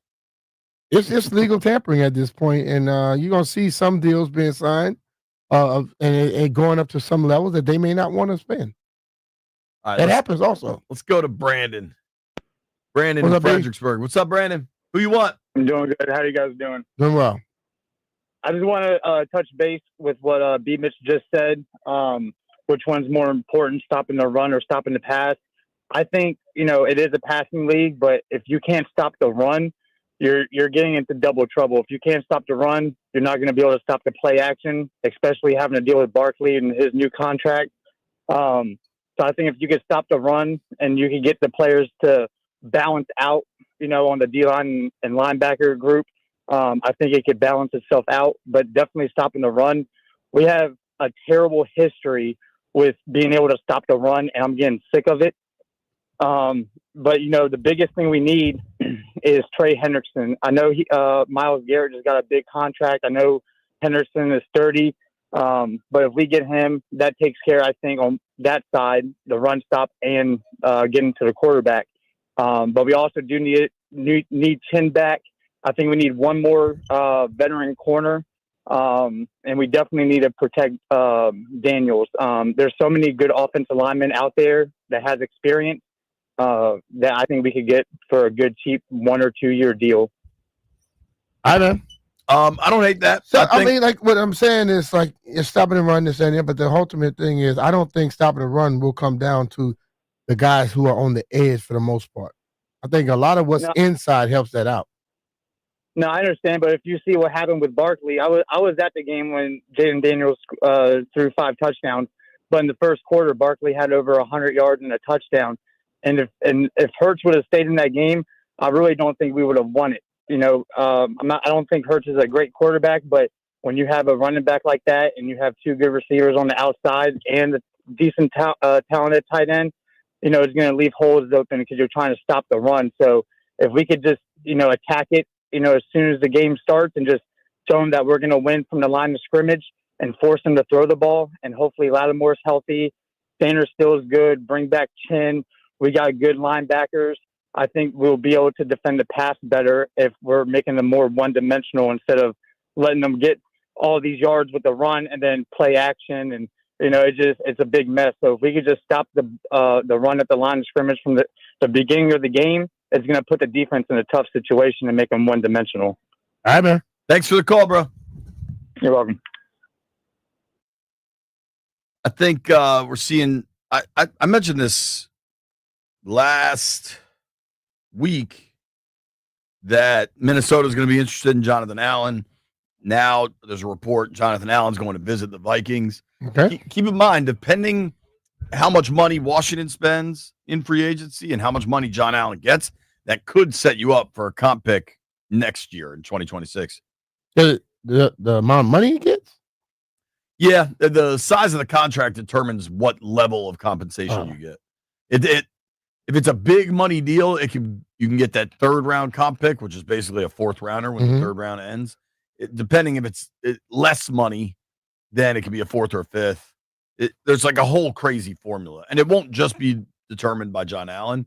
It'll be determined by like all of the free agents that leave Washington. Yeah. But I don't know. So maybe if Jeremy Chin does sign elsewhere, that could help your comp formula. It's a significant series of moving parts that is far too early to try to determine. We'll keep these phone lines going. My guy Dre is in Alexandria. What's up, Andre? Hey, what's up, JP and B? What up, brother? And the Aquarium boys, if they're there, I haven't heard them, but anyway. Yeah, they're there. Okay, B, we talked about this last week about the offense and defensive line, so I already got that out of the way. You agreed, Doc agreed, and I think JP agreed that, that's where the game is won or lost. So what I wanted to add to, instead of repeating that we all agree upon with Jeremy Chin, I lost a lot of respect for him when he's 6'3", 6'4", and they told Doc, because I talked to Doc about this too, and they say, yeah, he lifts weights, he's strong.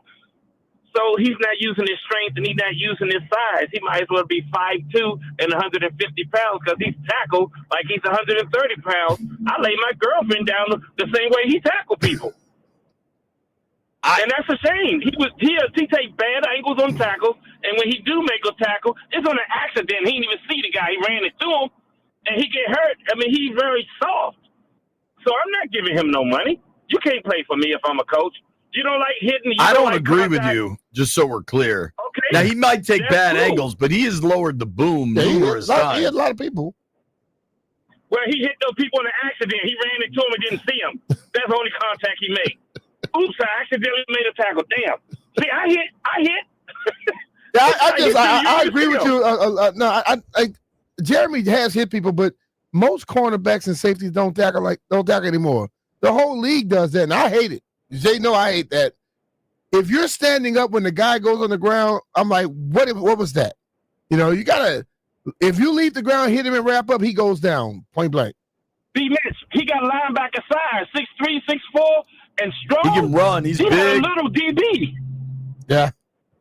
He's big, dude. I remember the first time I saw him running at camp, running kind of at me. I was on the sideline. I was like, damn, that dude is big. Yeah. So I'm not. You said having strength and size and you don't use a B. It's like a fast guy, but he never runs fast on the field. You and I disagree that he never uses it. But thank you for the call, Dre. Appreciate you. All right, brother. He can't be on my team. I'm sorry. All right. Let's go to Earl in Fredericksburg. What's up, Earl? Hey, what's going on, B. Mitch and Finley? What's up, brother? Hey, what do y'all think about signing Fuga from San Francisco? The safety. I think there's a lot of reason people are excited about him. I think he's missed some time. Depending on what happens with Chin, then I think that may be they may focus that way. All right, I appreciate you guys. He hasn't played a full season since 22, so I think that's one of the reasons there's some hesitation there. Right. Obviously, last time he played a full season, he was an all-pro player. He was really good, but that was 2022. Dealt with a lot of injuries over the last couple of years. The Niners, now they're going through a period of, they certainly not rebuilding to them, but they got a lot of players they got to kind of figure out what they're doing. But the Niners generally don't let good players get out of there.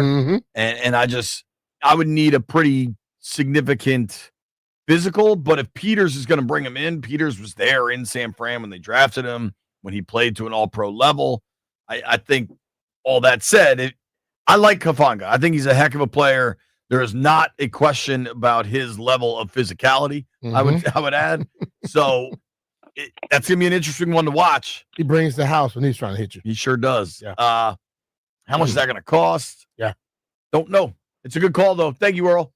NFL free agency continues to unfold all day. We're giving away concert tickets, keeping these phone lines open, waiting to see what, if any, moves come from Ashburn. Nobody go anywhere. Hey, it's Brian Mitchell here. This week, FanDuel is bringing you a Dog of the Day Profit Boost tokens. One of the best parts about the tournament is when an underdog takes down a powerhouse. And right now, those upsets can get even better because if an underdog bet wins, you'll land even more winnings with a profit boost. This is your chance to ride with the long shots, the scrappy teams, and the ones that refuse to go quietly. Listen, I know Maryland has made terrific, but I don't know if many people are picking them to win the whole thing, but they could be one of those guys as they go through this tournament. If you've been waiting to join FanDuel, there's no better time. The app is easy to use, and when you win, you'll get paid instantly. Just visit FanDuel.com/Brian to download America's #1 sportsbook today and back your dog of the day with a profit boost. Because after all, anything can happen in March. You have to be 18 years old and present in D.C. Opt-in required. Wager of at least plus 100 odds required. Bonus issued as a non-withdrawable profit boost tokens. Restrictions apply, including any token expiration and max wager amount. See terms at sportsbook.fanduel.com. Gambling problem? Call 1-800-GAMBLER. That's 1-800-426-2537.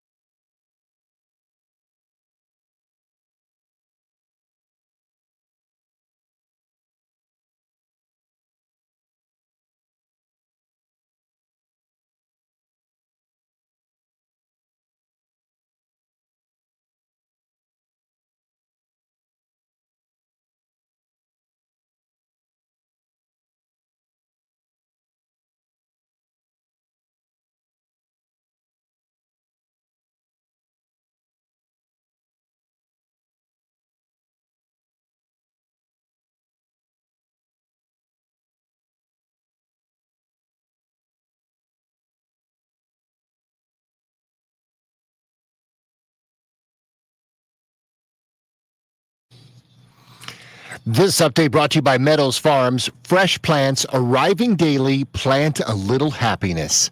It is legal tampering time in the NFL. According to multiple reports, the Minnesota Vikings are set to host former Commanders star Jonathan Allen today as he looks for his next place to play. The Bucs have signed outside linebacker Hassan Reddick to a one-year deal and re-signed wide receiver Chris Godwin. Tackle Jalen Moore has signed with the Kansas City Chiefs. Former NFL Defensive Player of the Year Khalil Mack, 1 year, fully guaranteed $18 million to stay with the L.A. Chargers. Commanders also agree one-year deal with punter Tress Way, tight end John Bates, and tight end Zach Ertz over the weekend. For the Commanders, Aaron Rodgers going to meet with the Pittsburgh Steelers. Tonight, it is the Wizards against the Raptors on Team 980 at 7:15. Capitals against the Ducks tomorrow in Anaheim. Hit nothing but net this spring at Meadows Farms Nurseries with our Mulch Madness event. Score 4 large bags of shredded hardwood mulch for just $15. This special offer is exclusive to Meadows Farms VIP customers. Sign up in store or at meadowsfarms.com. Hustle in. This play runs out March 19th. Meadowsfarms.com. Plant a little happiness. I'm Byron Kerr on The Fan.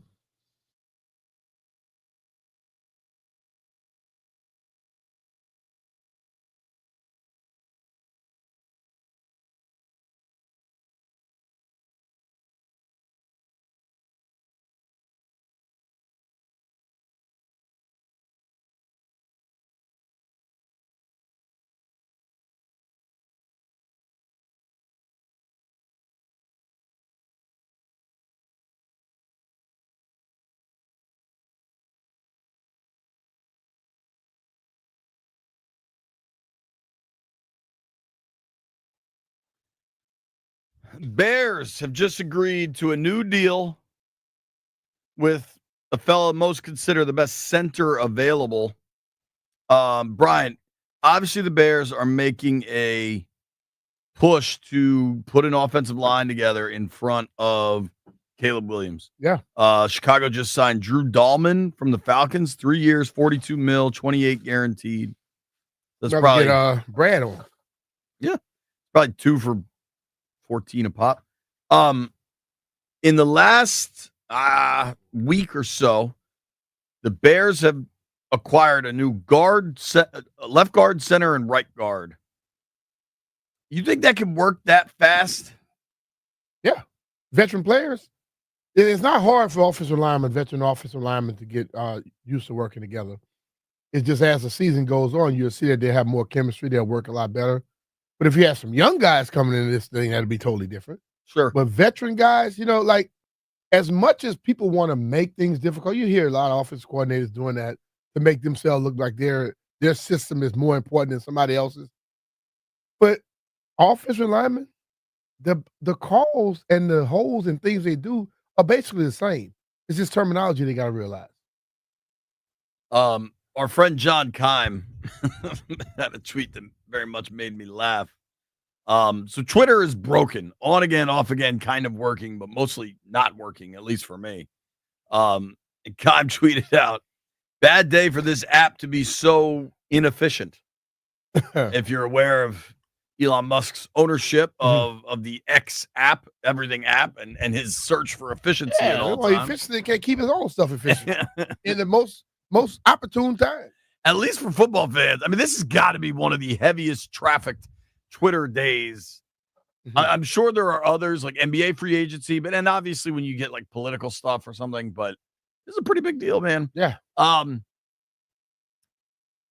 Brian, I wanted you to know this. The Giants are known for truly waiting until 12 p.m. on the dot and then launching their initial and high priority exact offers, clarifying the landscape in the first few hours for all parties involved. That's per our guy, Pat Leonard. Just playing by the rules, wait until noon. I'm sure everybody else does that when they're able to have a $66 million deal announced at 12:02. But the Giants, they're waiting till noon. Are you? It's past noon. You appreciate that, Brian? Sure. Yeah. Great run organization. BJ Hill agreeing to stay in Cincinnati. There's a lot of now. If you're Cincinnati, dude, that is Pretty damn interesting for what that cap looks like, right? Yeah. Now, keeping Hill might actually lower his initial cap, but that is cash going out the door for 3 year, 33, 16 guaranteed. for Basically Mr. 2 Brown years, over there. 2 years, 16. You would think. And if you're keeping BJ Hill, doesn't that seem to cement that maybe you're moving on from Hendrickson? I don't know. You're committing some Not cash. necessarily. You're committing some cash to a D tackle. Well, and you know if the they dude gave on him the end permission wants to a go lot look, of money. They gave him permission to seek a trade. They don't Right. feel like they can sign him for what he's probably expecting. If the Bengals have to pay Higgins and Chase, and they just paid Hill, I don't know. What, Jeff? You're looking at me funny. Confused? All right. Our boy Rusty is in Delaware. Rusty, what's up, man?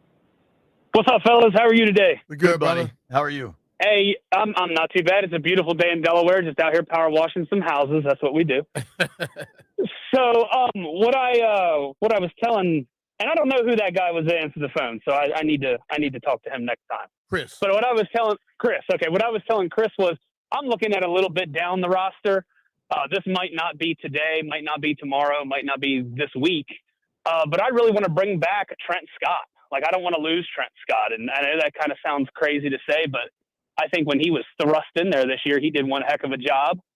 I like Nick Ballore. I think he brings a lot to the special teams part of what we do. So I'd like to bring him back. And I really want to bring back Marcus Mariota. I think what he showed when he talked to Jaden when he got the wind knocked out of him, I know that was late in the year, but I really think that he is the guy that can just be the leader that they need in the quarterback room until that's Jaden's job. So I don't want to lose Marcus. All right, man. Appreciate you, Rusty. I do think we have some breaking news here. I'm gonna let you go, Russ. Sorry, Russ. I didn't realize you're still there. I believe we got some breaking news for the Commanders. Former 49ers defensive lineman, versatile piece, 6'5", 320, Javon Kinlaw. A lot of dude right there. Actually born in D.C., for what it's worth. Played his college ball at South Carolina. Will sign with the Washington Commanders. I'm seeing this first from Rap Sheet.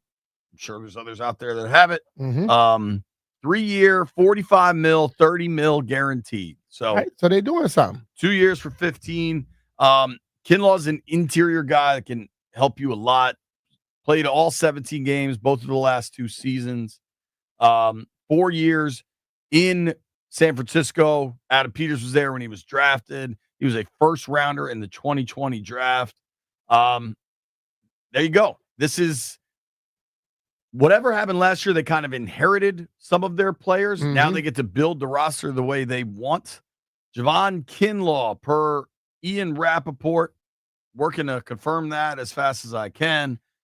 Played all 17 games for the Jets last year.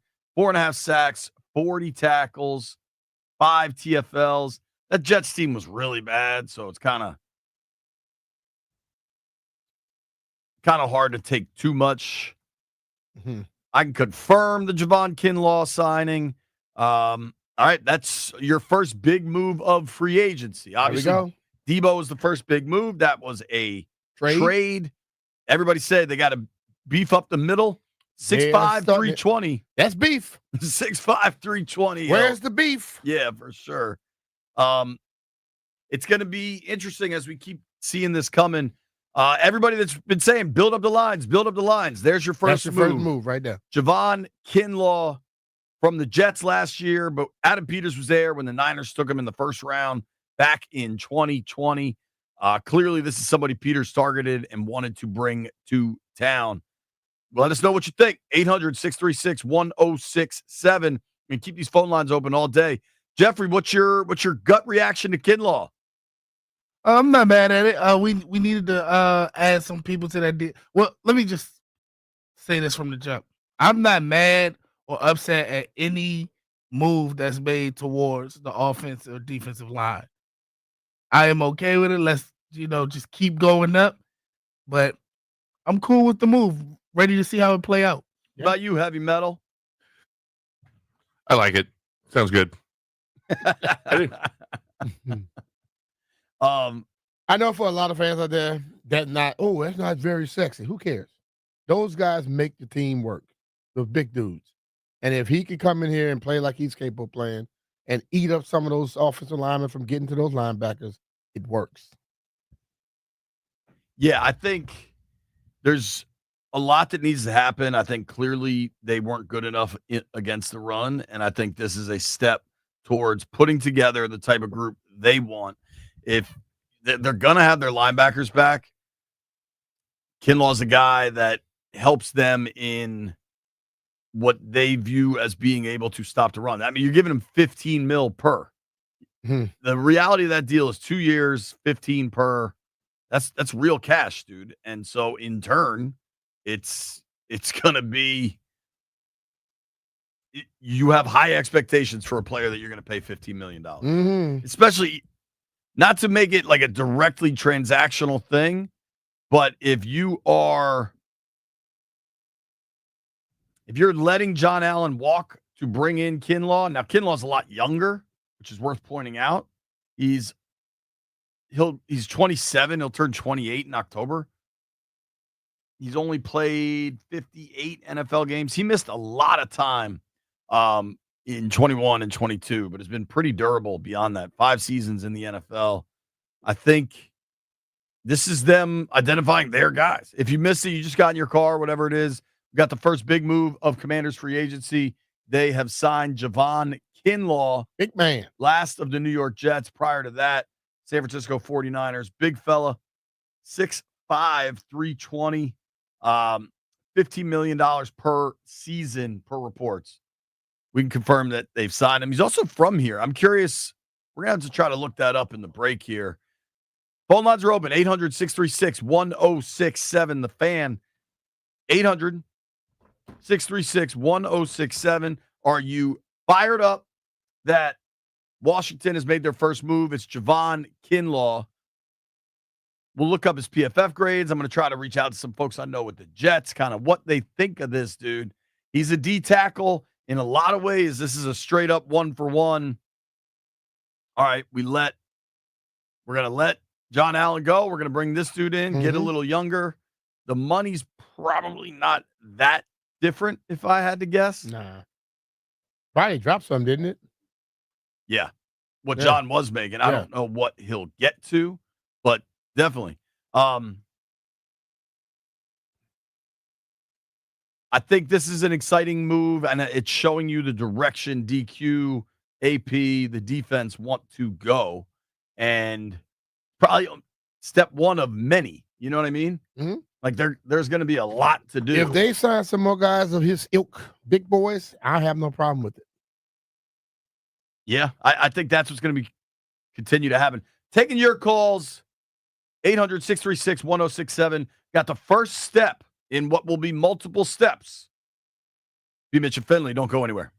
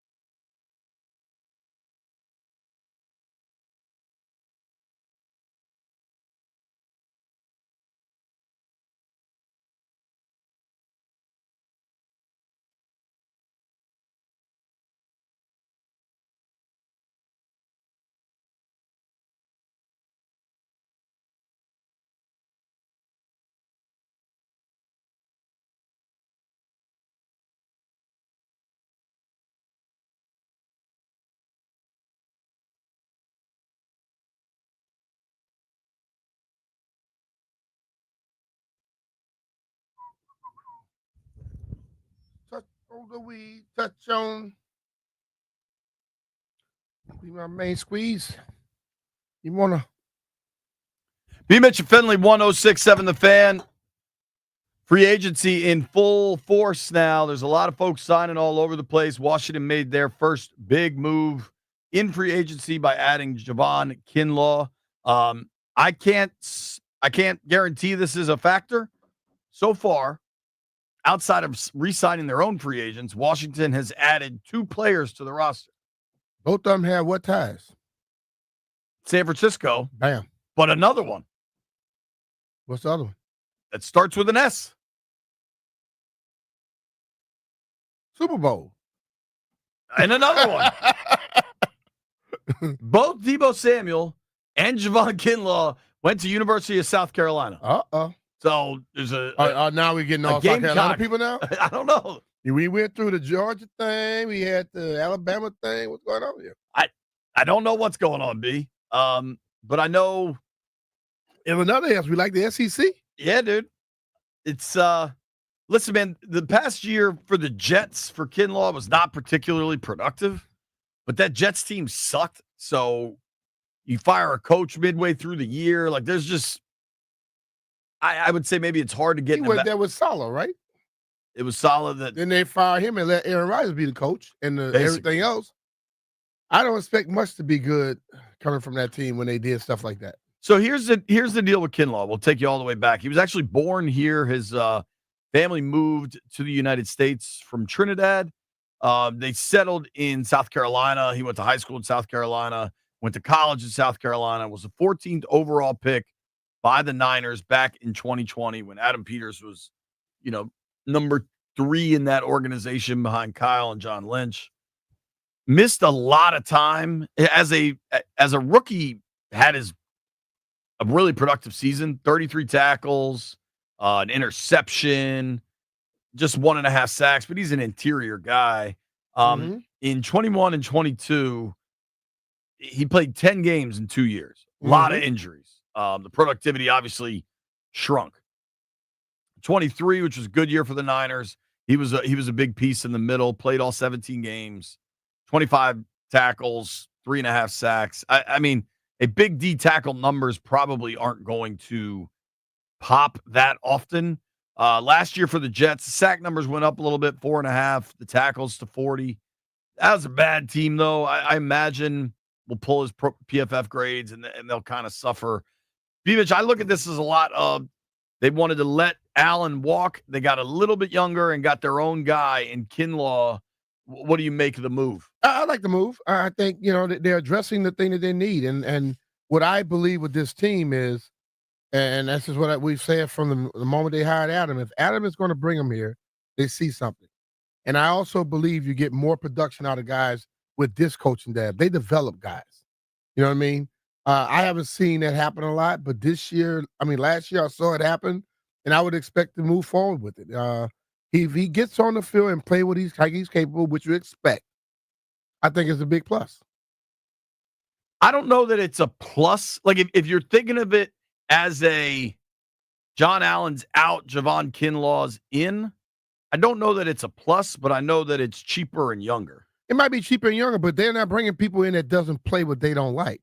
So maybe, just maybe, he may fit what they like better and produce. That's why I say it's a plus. I understand what people did, but let's be real. The same people we say, but they had bad run defenses against those people. Dude, somebody that's coming in to try and make a difference. So I look at it as a plus. O-line, D-line needs to be addressed. However you do it. But I'm sure they're not bringing anybody they can't play. Well, I still wonder if your first big move in free agency addresses the interior of your defensive line. To me, it's pretty obvious that the exterior of your defensive line remains a priority. I think that's and there's options, right? Like obviously Sweat's out there, the Hendrickson situation. You got Cincinnati re-signing one of their D linemen, one of their interior guys.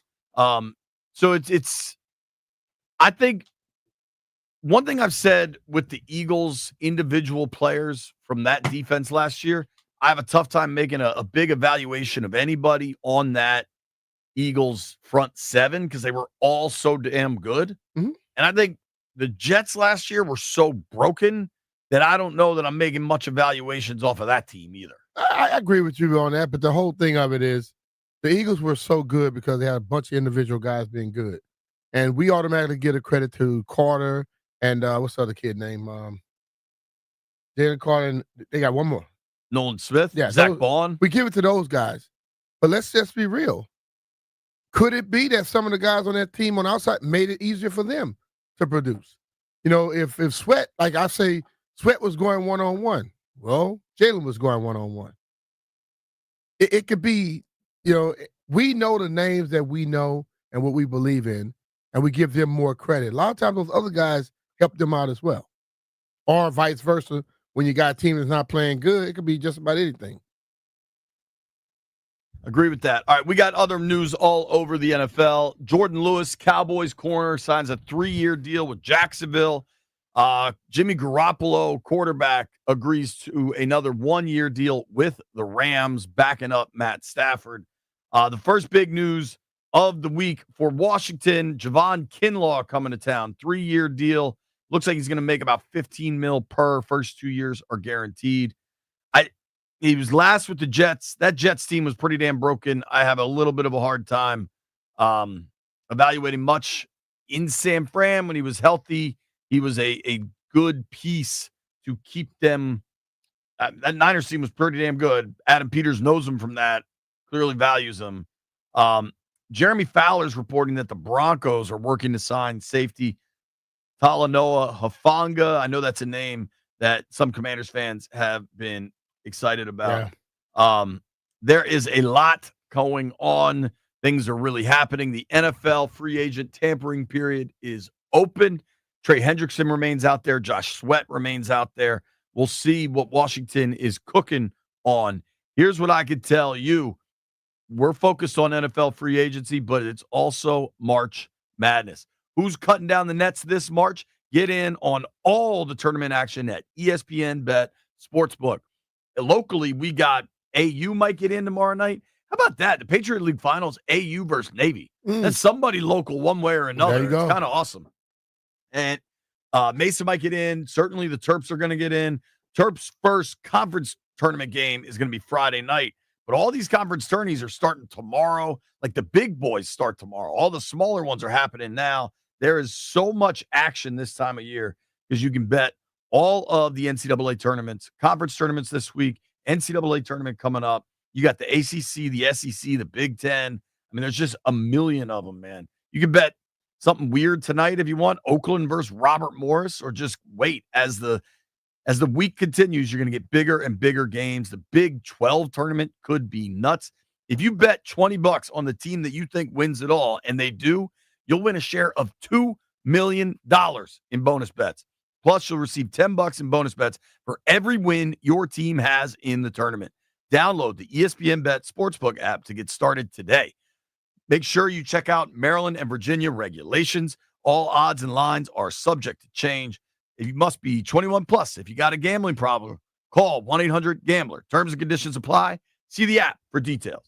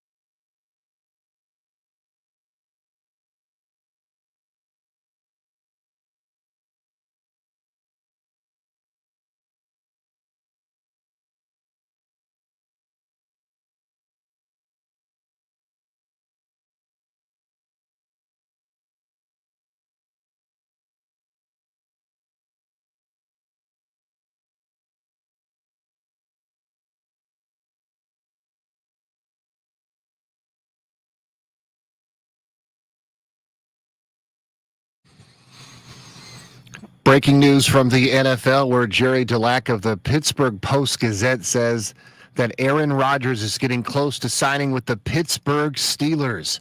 The Washington Commanders have reached agreement with former San Francisco 49ers and New York Jets defensive tackle Javon Kinlaw, 6'5", 320 pounds. It's a 3-year deal worth $45 million, $15 million guaranteed. According to actually $30 million guaranteed. According to multiple reports, the Vikings are set to host former Commanders defensive star Jonathan Allen, Hassan Reddick, and Chris Godwin back to the Buccaneers. Jalen Moore will be a tackle for the Chiefs. The Rams are re-signing quarterback Jimmy Garoppolo. Khalil Mack stays with the Chargers 1 year, fully guaranteed $18 million. Earlier today, J.P. Finley reported the Commanders agreed to a 1-year deal with punter Tress Way and tight end John Bates and tight end Zach Ertz already this weekend re-signing with the Commanders. The Bills agree 6 years, $330 million with Josh Allen. Devontae Adams to the Rams 2 years. Defensive tackle DJ Jones to the Broncos stays there 3 years and $39 million.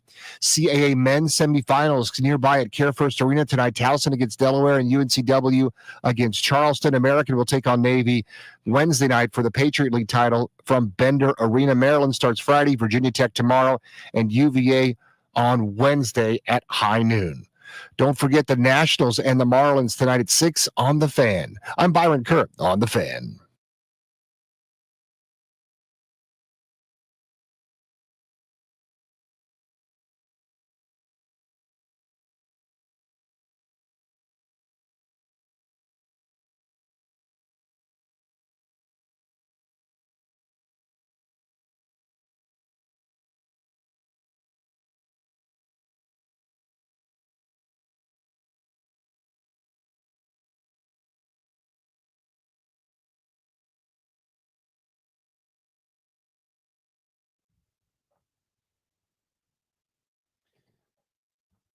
All right, guys.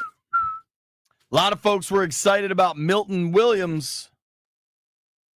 Doesn't look like that's happening. According to Shefty, the Carolina Panthers are working to finalize a deal with Philadelphia Eagles defensive tackle Milton Williams, per a source. I bet he's getting paid real well. Well, Carolina's defense, god awful. Yeah. So I think that will help. Definitely a tough day with Twitter broken for free agency, but we're persevering here, trying to make it work, trying to look at blue sky and threads and all this other stuff. Milton Williams, the first dude that I thought really could have made a chance, could have helped. Diana's saying that's a done deal now. Rossini says Milton Williams, Carolina, done deal. The Giants, there was talk about this Saints defensive back, Paulson Adebo. He signed with your New York Giants, White Brian. How you feeling? Getting better in Jersey. They have a lot of positions of need, but that's probably the most important besides quarterback. So, okay, I like it. The Jags made Jordan Lewis of the Dallas Cowboys the highest paid nickel corner in the NFL. It's 3 years with $20 million fully guaranteed. So it's really like a year and a half fully guaranteed. It's a lot is happening. Hard to kind of keep track of it all. The Titans, just came up with some serious cash for a left tackle. 4 years, $82 million, $50 million guaranteed for Steelers left tackle Dan Moore. That's a lot, man. Hey, man, people have needs, and they're finding the money to pay those needs. You know, left tackles, D linemen, D tackles, D ends, those guys going to get paid, man. The more the top-notch guy quarterbacks get paid, you got to pay the guys that protect them and the guys that go after them. You know what's funny, just from like a straight content perspective, is the days of like a website constantly updating stuff and people re-clicking on it. That's pretty much been killed away by social media because you can just have your feed constantly updating. Mm-hmm. But because Twitter's broken, I bet all these websites, like I'm looking at Hogs Haven right now, just refreshing that every couple minutes. Mm-hmm. And just because I can't really be on my phone texting folks while I'm trying to do the radio. Mm-hmm. And I think Standing's got one running on the Athletics page, just kind of a free agency tracker. these trackers are going to do well today, man, because nobody has the other stuff isn't working. A single resource. This is actually, I saw a tweet from Nate Dogg that I thought was pretty good. I am not necessarily surprised by the pace with which Washington is operating. I think anybody that thought this is going to be hot and heavy right away. Barcelona tweeted this out earlier. I thought it was pretty good. Adam Peters is going to methodically feel out free agency. This is year 2 of the rebuild, and he already traded for a corner and a wide receiver. He knows what he's doing. I think on the whole, we sleep on the Lattimore and the Debo trades. I don't think that means it's over in the slightest. Yeah. The fact that nothing has happened with Hendrickson yet, like there wasn't some team that the Chargers didn't immediately announce we've traded for him, means it's kind of just going to slowly unfold. And the Bengals aren't a particularly fast organization. B, here's a question. Maybe we open the phones on this. We're only an hour into free agency. Mm-hmm. Washington has money to spend, not $1 zillion like the Patriots, but Washington has money to spend. Yeah. Is Debo the biggest move this team makes? Like, have we already seen the big move? I don't think it is. I think something is still in the works. That's just a feel I have. Sure. I tend to agree with you. Does that have to be Hendrickson, or do you think there could be something else nobody's even thinking of? I don't know how it could be someone else we're not thinking of. I think there are always disgruntled players looking for cash that maybe don't make the big noise about it. I think Hendrickson is the move, right? But that doesn't mean it's the only move. Yeah. If you look around the NFL, kind of like what's available, who it could be, I do agree with you. It seems like it's Henderson. Mm-hmm. That doesn't mean that's the only thing it can be. I'm with you, though. I don't think the Debo move is the last big thing that's going to happen. Yeah, I don't. I never really thought Garrett I thought it was at least a 50-50 shot Garrett was getting moved. The whole time, I said, bro, does he want a new contract? And sometimes, let's be real, he may not like where he's at, but that contract he signed make it a little better. Right. To deal with it. He's going to ball out. He's getting paid for it. But when guys start saying, I want to trade, and they, like this year, everybody seemed to go right back, except Debo. Debo wanted to trade. They sent him somewhere else. Most guys signed back with their team. Max Crosby popped up, boom, got paid, set the market. And the next day, the Browns said, hey, we don't care how much money we got. We're paying our quarterback. We're going to pay you too. How they going to pay anybody? I don't know. That team, how they going to develop anything? Yeah. I love the discourse from Myles Garrett, who was all about winning. Hey, man, I need to chase some Super Bowls. And then $40 million a year is on the table. It's like, I am comfortable. We will get to the Super Bowl. I am not knocking him for that. No, me either. You get that opportunity. Listen, bro, I'm about winning. I'm going to keep trying to, I'm going to put my best foot forward. But I'm not going to walk away from this. Totally. That's life-changing. Jeffrey, is a big move coming, or was Debo the big move? In my heart, I think Debo was the big move. And I wouldn't be mad if that was the only way, because he has said he wanted to build to the draft, through the draft. I know we had a discussion last week where we were like, building through the draft may not always necessarily mean, going through the draft, but just using those draft picks. Mm-hmm. I don't know, though. In my gut feeling, it's like I'm not hyped. Now, if something big do happen, oh, yeah, I'm all for it. But I don't feel it. Not in my heart right now. Okay. We do have another big one. Big money anyway. Carlton Davis, cornerback, just signed with New England. 3 years, $60 million, 35 mil, fully guaranteed. The Pats have a lot of money to spend, and they're spending it too. Yeah, dude. Like, I think they're spending one way or another. That's an Auburn guy? Yep, War Eagle. Yeah, look at that. You should just cheer for Auburn and stop worrying about the Giants for a little bit. I've kind of started to do that. May help you out a little bit, though. Yo, I know it probably feels good to be an Auburn fan right now in basketball season, but like, did you enjoy football season? Isn't that more important? Not the past couple of years, but they're supposed to be better this year. Is Hugh Freeze still the coach? I've been hearing that for like the last 4 or 5 years. Yeah, he's still there. Good luck. Good luck with all that. I don't know, man. As far as if a big move's coming, I won't rule out Hendrickson until Hendrickson is traded somewhere else. Yeah. And I think you gotta split up the trade comp if it is, you know what I mean? Like, if the second doesn't get it done and you have to add something else, that's got to come from next year. Because you just don't have the juice this year to do all that. Mm-hmm. And there's still a ton more like positional signings I think Washington has to do. Jeff, you talking about your heart. Where does your heart feel Jeremy Chin's going? He's staying with us. And I'm not speaking anything else against that. Let me keep the positivity there. Okay. There's I'm checking in on They want him back. We'll see. Yeah. You know, you hear those reports that Washington definitely wants him back. Well, they'll show him in that offer. 800-636-1067.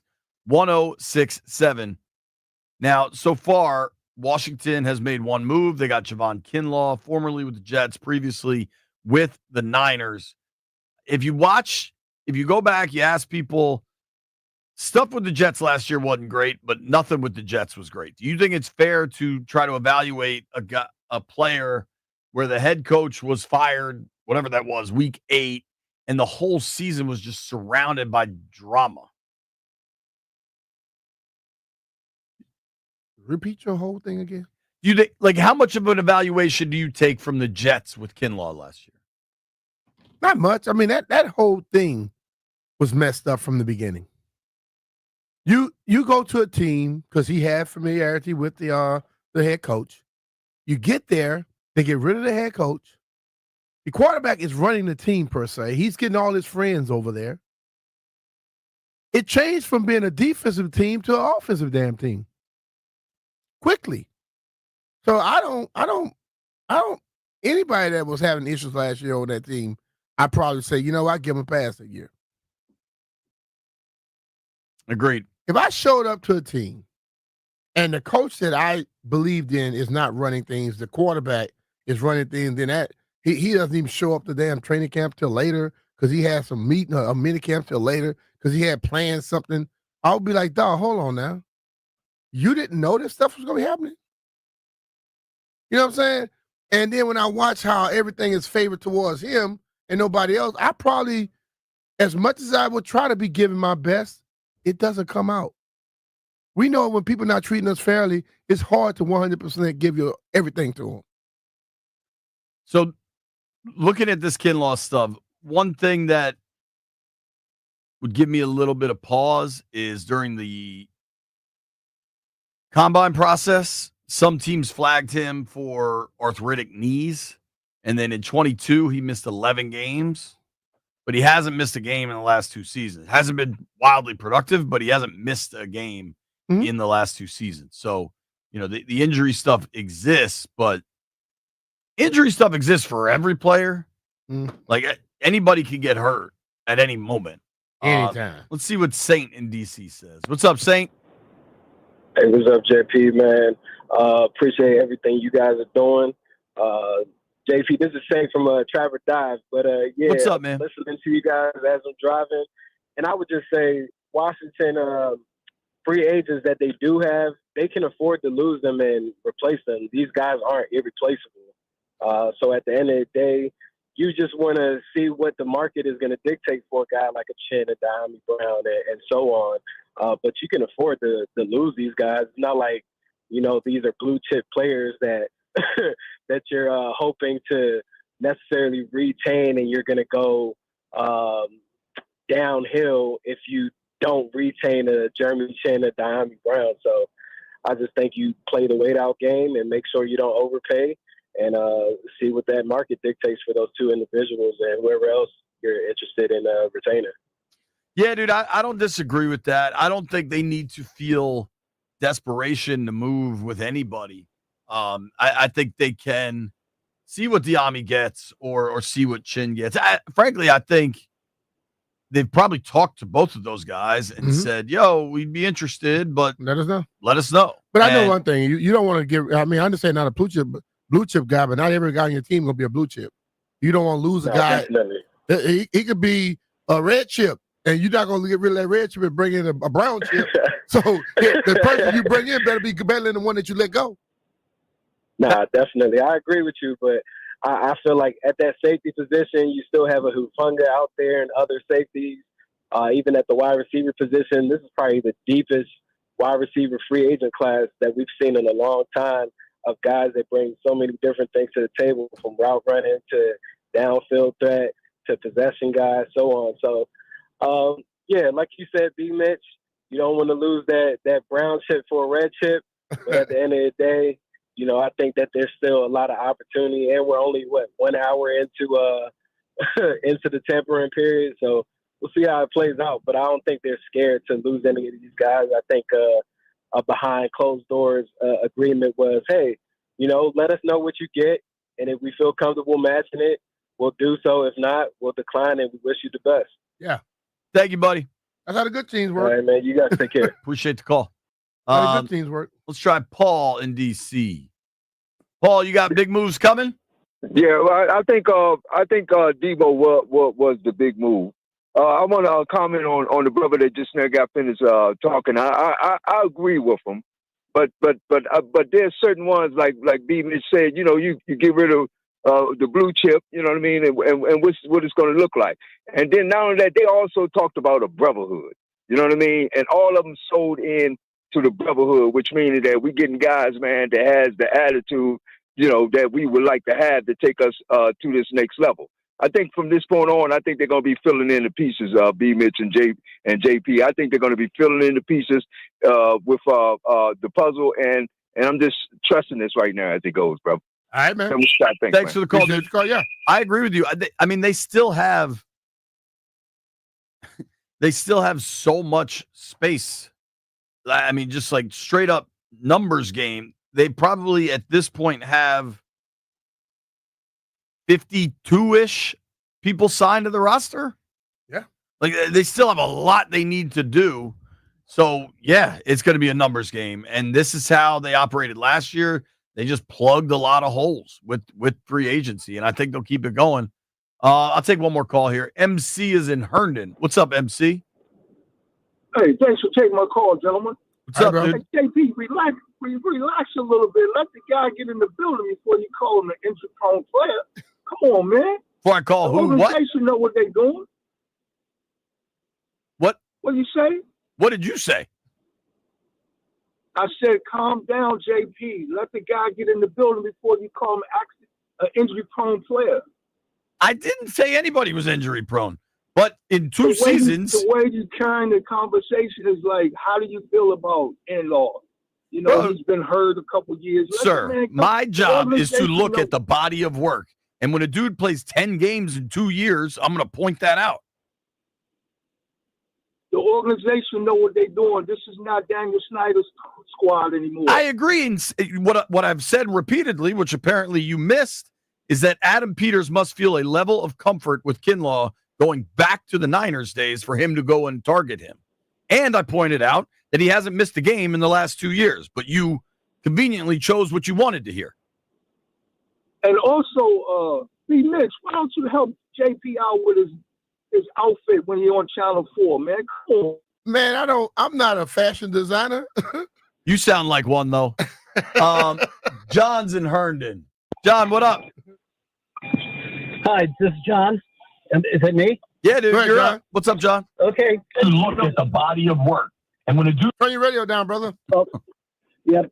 So, yeah, for me, I'm just happy with this front office. I mean, I'm the guy that just wanted to see improvement over 4 games. Last season, happy as hell. I agree with everything you've said, that, you know, this is Adam Peters' team. This is a guy that he knows, and he hasn't missed a game at all. And the Jets situation is about as messed up as any player would have to go through. So yeah, I'm pretty happy with this, and I do think there's one big deal left. I think we're going to get a good edge somewhere. All right, man. I think it would be.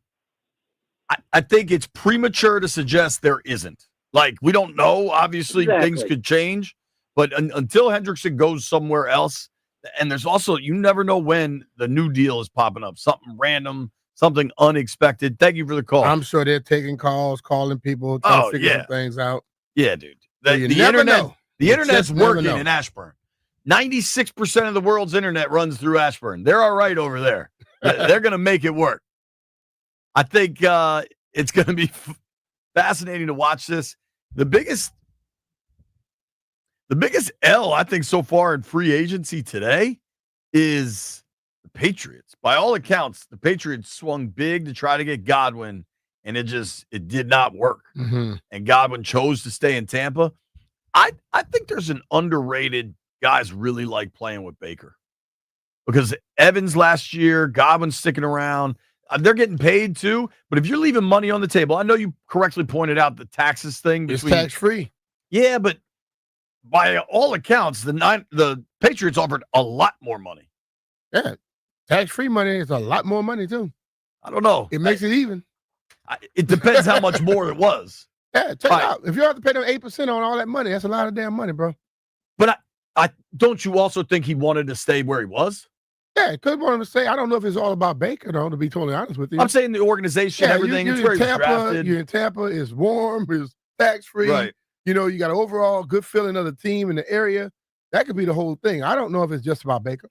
Phone lines open the remainder of the show. We got a lot going on. It is day one of NFL free agency. The tampering period is open.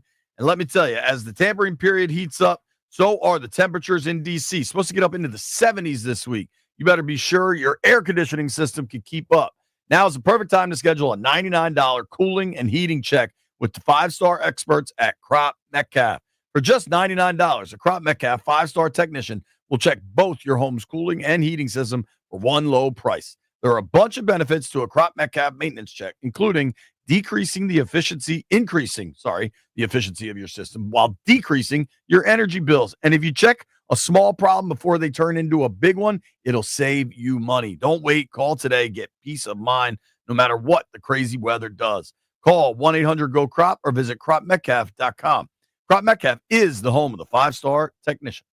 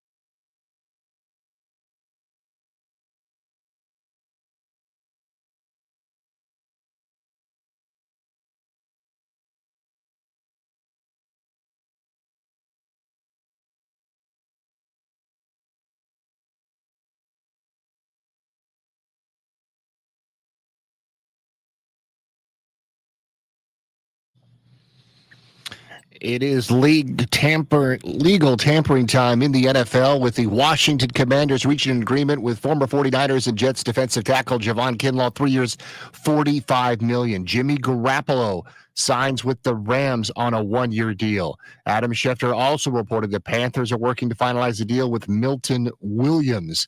The Giants reached an agreement with former Saints cornerback Paulson Adebo. ESPN reporting that former Steelers left tackle Dan Moore reached an agreement with the Tennessee Titans. Carlton Davis has agreed to a 3-year, $60 million deal with the New England Patriots. And the buzz in Pittsburgh is about Aaron Rodgers. Aaron Rodgers, according to Jerry Dulac of the Pittsburgh Post-Gazette, could be signing with the Steelers. That would be major blockbuster news in the River City. George Mason women's basketball wins the A-10 and earns a first-ever NCAA bid with a 73-58 win over St. Joe's. Don't forget about the Nats and the Marlins tonight at 6 right here on The Fan. I'm Byron Kerr on The Fan.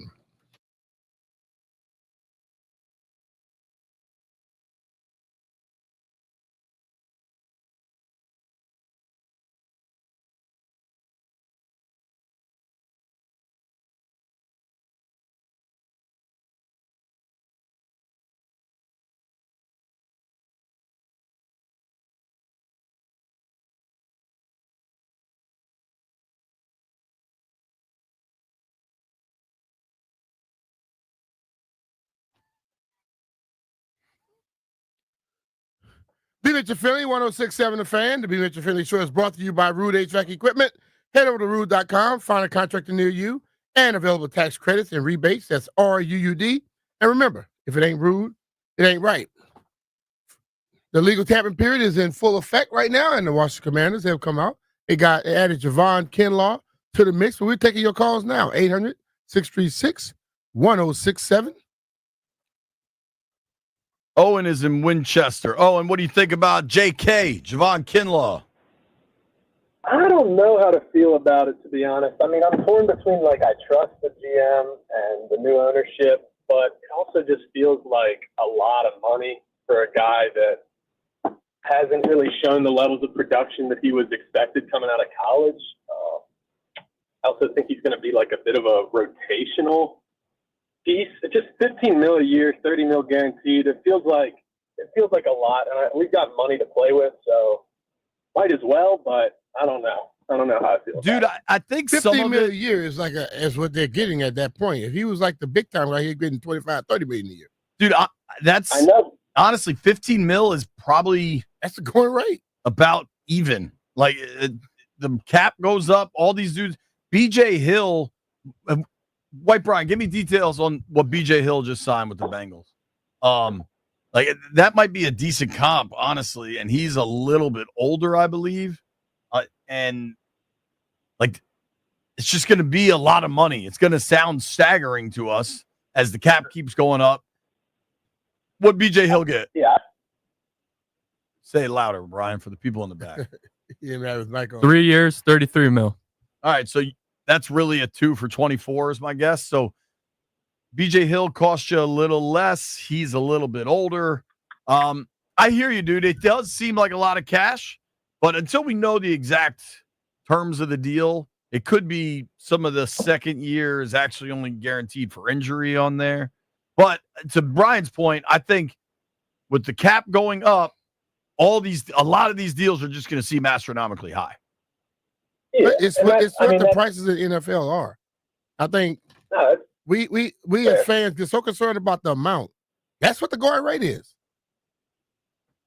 Yeah, but I just think I look at it and I see we've got Johnny Newton, we've got Deron Payne, and I know to me Javon Kinlaw is now the third best defensive tackle on the team, and he's making it just feels like I feel like we could have gotten somebody that's going to give us similar production and for less. And honestly, I mean, I know John Allen hasn't shown the production over the past couple of years, and he's had trouble staying on the field. But I mean, he was making, I don't know exactly, but $5 million, maybe a little more than $5 million more than what we just paid Kinlaw. Like, I'd almost rather keep him and just use him as like, a locker room piece. Like, I don't know. I think it's a little bit odd. I think there's bigger positions of need, but again, we have the money, so I don't know that there's bigger positions in need. I mean, I think maybe their biggest problem last year was inability to stop the run. And clearly the people in charge in Ashburn believe letting John Allen go and bringing in, like, they got the Kinlaw deal done within the first 20 minutes of free agency. This was someone they targeted. There's a history between the general manager and the player. Like this one makes, whether or not we know, they think they know, I think is the best way to put it. That's fair. And I mean, I imagine Adam Peters knows maybe a little bit more than me, but you're also allowed to have an opinion. That's what makes it fun. Thank you for the call, dude. Yeah, appreciate it. Take it easy, Bill. DJ Reed, free agent corner, just signed with the Lions. All right. 32 mil fully guaranteed. So a lot of these corners, I guess we haven't heard about Travarius Ward, but a lot of these corners are getting gobbled up. We also just saw a big signing from the New England Patriots. I told you they got money to spend, and they're going to spend it. Our old friend Morgan Moses, 3-year, $24 million deal. Mm-hmm. I told you he'd get somewhere. Who signed? New England. Yeah, Morgan. Look, man, dude came in this league. He's been a worker the whole time. He's consistent. He's steady. He keeps getting his money. Yeah, dude. Morgan's living. Let's go to Joey. Sorry, Joey in College Park. Joe, what's up? Hey, how you doing? With all this talk about like locker room cohesion, I just wonder what it's like for players on the first day of free agency. Like a guy like Kinlaw, like getting a text or added to a group chat, or Bethesda's a good place to rent right now. Like, what's that like? Yeah, players do that for the most part, and like I think guys in the league, everybody know each other. They know each other a lot, and if you definitely know somebody on the squad, you're gonna reach out to them. Or if I know you and you're signing with the team, I'm gonna reach out to you and welcome you. And the whole thing, guy, the first thing they ask, hey man, what's a good place to live? I'm gonna have my girl call your girl and just let them handle that because your job is football. You know what I mean? and it works from there. But it's a brotherhood, although guys try to tear each other's heads off on the field. There you have it. Thanks for the call, dude. Yeah. I wonder if because of the tampering period compared to once they can actually sign on Wednesday, if there's more texts, you know what I mean, after the No. Believe me, it's a legal tampering period. Right. And this guy just signed. It's all over the news. You think I'm waiting until after the regular thing comes up for me to call a guy? Hell no. And especially if we boys already, or we know somebody's coming on that's going to help you. Or you have the same agent. I'm going to reach out to him. Hey, man, welcome to He just agreed to a deal for 3 years, $45 million. Me calling him and saying, welcome to Washington, that's tampering. Right. You know what I mean? I think it's very obvious. The one thing that stands out to me is clearly Washington thinks they're getting a dude on the way up. And maybe fans don't agree or whatever, but Peters and Quinn think they're getting a dude on the ascent. And I think from a money standpoint, I think we're going to be blown away by the money some of these guys get this week. Mm-hmm. I think De'Ami Brown is going to be a real test case of like, wow, that dude got a lot of cash. Mm-hmm. Drabs boy, Co from the Foe is on. Co, what's up, bud? Hey man, what's up, fellas? Man, I got to piggyback off that call before Joe. This is the third best D tackle on our team. I know it's the market, but we don't always have to go with the market, though, man. And another thing, does this take us out of getting the defensive end market price? Now, I think that this money off the books right here is going to mess us up for getting one of them D ends. It doesn't. You know what I'm saying, It doesn't fellas? take you off the market for those other guys. I think Kinlaw is tying up some money for that, man. It don't take you off the market to get a top-notch guy, though. It doesn't. Now, whether you get him or not, he's signed here. That's different. Like JP said, the brother only played 10 games in 2 seasons. Last year he played. But he played. I don't know why this gets so that convoluted. was 10 games in 2 years. 2 years ago. Yeah, he played the last 2 years every game. 21 and 22, he missed significant time. 23 and 24, he didn't miss a game. Okay, what is his PR rating or against the run? What's that rating? The last 2 years, he hasn't missed a game. Did you look up his PR rating, his player performance, his PPR rating? PPF? PFF? Is that what you're going for? PFF. Yeah, you got me, Jay. I'm like you sometimes, JP. I mess up the names, bro. You know what I'm talking about. His PFF grade. What's his PFF grade? About middle of the pack against the run and probably top 20-ish% for a D tackle against the pass. For the pass? Yeah. Well, for the pass, that's because they had the back in New York. That's why it's for the pass and halfway for the run. But I mean, he's a good dude. You know, don't I care that much about PFF grades. But I just think that we could have spent a little bit extra dollars. So I really love to get Metcalf. I think we could have got Metcalf for a third rounder and Jonathan Allen, straight up. But you think they might have not talked to him and they didn't want that? Well, okay, you're right. That I don't know, but when Pittsburgh give Can I ask a question? Rounder, hold on. For starters, Metcalf got a second, right?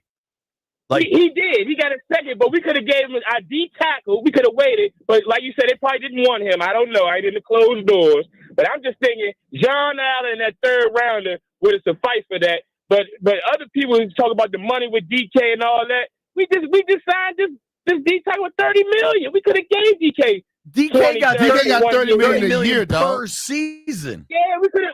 Look, we could have rented him. We could have rented him, and then one of him or even Debo would have been here long term. That's how I was. Cole, I think you just love DK, and you're not thinking about that aspect. Everybody says build the line, build the line, build the line. Hold on, Cole. Everybody says build up the line. I see why build up the draft lines. be putting you on timeout. You build up the lines. Build up the lines. They build up the line, and then you're calling about DK Metcalf. What's that? I got it. It's me. All right. I'm going to take David in Manassas when we return. It's B. Mitchell. Hey, it's Brian Mitchell here. This week, FanDuel is bringing you a Dog of the Day Profit Boost token. One of the best parts about the tourney is when an underdog takes down a powerhouse. And right now, those upsets can get even better because if your underdog bet wins, you'll land even more winnings with the Profit Boost. This is your chance to ride with the long shots, the scrappy teams, the ones that refuse to go quietly. Listen, who knows? Could it be American, George Mason, or either VCU coming in as an underdog and knocking off some people? If you've been waiting for to join FanDuel, there's no better time. The app is easy to use, and when you win, you'll get paid instantly. Just visit FanDuel.com/Brian to download America's #1 sportsbook today and back your dog of the day with a profit boost. Because after all, anything can happen in March. Listen, you have to be 18 years or older in D.C., opt-in required, wager of at least plus 100 eyes required, bonus issued as a non-withdrawable profit boost tokens, restrictions apply, including any token expiration or max wager amount. See terms at sportsbook.fanduel.com. Gambling problem? Call or text 1-800-GAMBLER. That's 1-800-426-2537.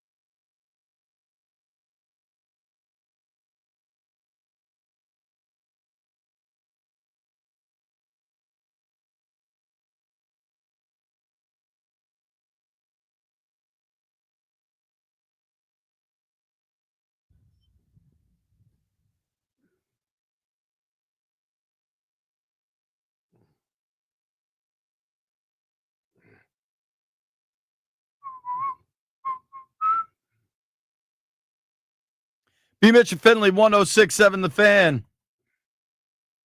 Got to have it. I'm reading this story by Rich Simony, covers the Jets for ESPN and has for some time. Whether Javon Kinlaw proves to be an all-pro or not, his story is pretty incredible. Kind of bounced around living on the streets of Washington until he was 13 when his mom said enough's enough and sent him to live with his dad down in South Carolina. Pretty fascinating what he's overcome. Yep. And clearly the staff here thinks he's going to come and help this football team. Yep. Last call of the day, our guy Dave's in Manassas. What up, Dave? Hey, JP, AB Mitch. What's up, dude? First, I'll say Kinlaw is a physical specimen. Definitely. He's built like I've never seen. But in isolation, I don't love this. His production compared to Jonathan Allen is not comparable. Jonathan Allen, he bled burgundy and gold. And so there's $6 or $8 million that they saved by getting rid of John Allen, signing this guy.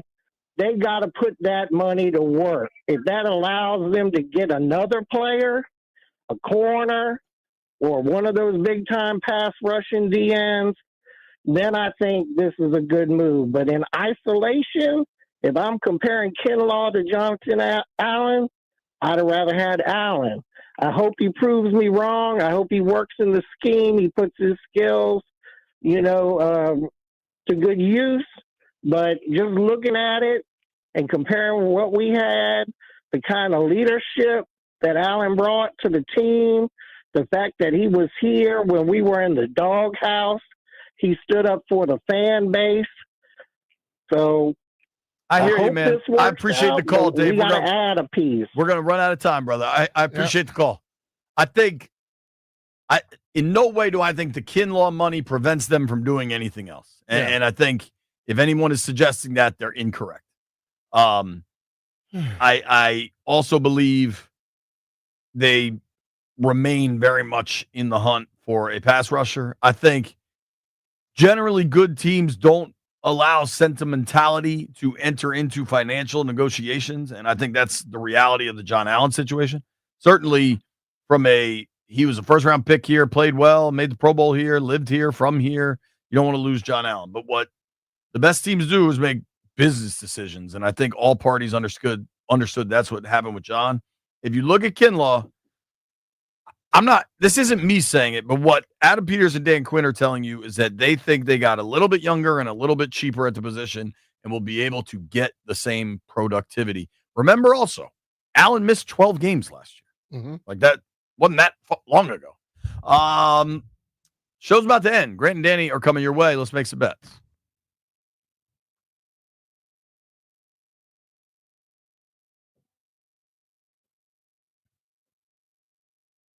Gather around. I guess if I could finish with one thing, it is interior defensive line and offensive line play are really hard to measure in a subjective fashion. And one thing could go poorly one year and well the next. All right, let's make some bets. What do you got, White Brian? Furman minus 1.5 in the SoCon championship. God, you're nuts. I'm taking Towson minus 6.5 against Delaware. Is that the final? I don't know. I just seen it on the app. Semifinal. What locals are in the finals? I know AU's in the finals Wednesday night, right? How close is Towson? I guess Delaware's almost a local. Yeah, Towson should get to the final. Delaware's the 12th seed in that tournament. B is D and DMV for Delaware? What? Hell no. DMV is Delaware. Hell no. I know that sounds funny, but Delmarva is the thing. Delmarva, yo, I love how Jeff dropped that on us like nobody knew. No, it's the crazy thing is a lot of people don't know, JP. People our age and up, yes. But if we say Delmarva, that may be, but no, DMV is not Delaware. People up there call it DMV. Well, they're crazy because what we talk about down here is not DMV up there. Are they talking about the Delmarva Peninsula? White Brian, you're young. What does DMV refer to for you? It's DC, Maryland, Virginia. But the first time I saw it, it was in Rose, my wife's Instagram bio, and I thought she worked at the DMV. Wow. You say, hey, babe, so She was teaching there. Can you get my license for me? All right, I'm going over to Capital One tonight. I got a Wizards alt cast tonight. You guys should tune in. Me and Buckhands and Gravis. Earl the Pearl Monroe is going to join us. That's pretty cool, man. Get to talk to him. Because of that, can I get the Nuggets plus 8.5? Y'all just didn't care to get my pick. B, we were waiting for you. I'm waiting for the second leg of the you parlay. Already talking about your damn outcast. I was telling you what my pick's going to be. And I'm going to take the Lakers. There it is. Over. Told you I was waiting for the second leg. Lakers, Brooklyn over 215. I'm taking the Wiz plus 7. See, you hadn't even put your thing in. I'm taking the Wiz plus 7. But you hadn't. I was waiting for you. You weren't saying it. So I had to start talking. That's how the radio works. Grant and Danny coming your way next. Thank you to Marius Luga for joining us. Fun day. Folks are not, it's not a cohesive. Did we let Heavy Metal make a pick? Bro, when I was going to say take the who's Wiz got too. what, I was going to just take the go. Wiz too, and then you pick the same thing. So with the points. What do you want, You Chris? can pick the same thing, Chris. Wiz with the points plus 7. All right. Me and Heavy Metal on the same team. Grant and Danny coming your way next. Made it this far. White Brian owes you a trip to the DMV.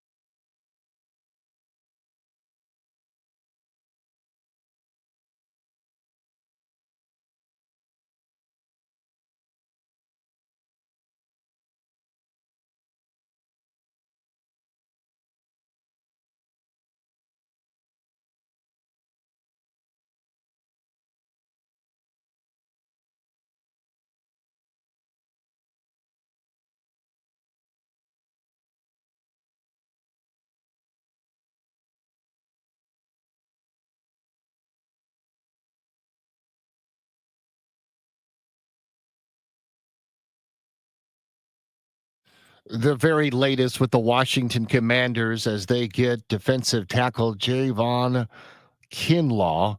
Javon Kinlaw gets here for 3 years, $45 million, $30 million guaranteed, according to Adam Schefter. Big-time defensive tackle signing for the Commanders. Jonathan Allen is speaking with the Vikings.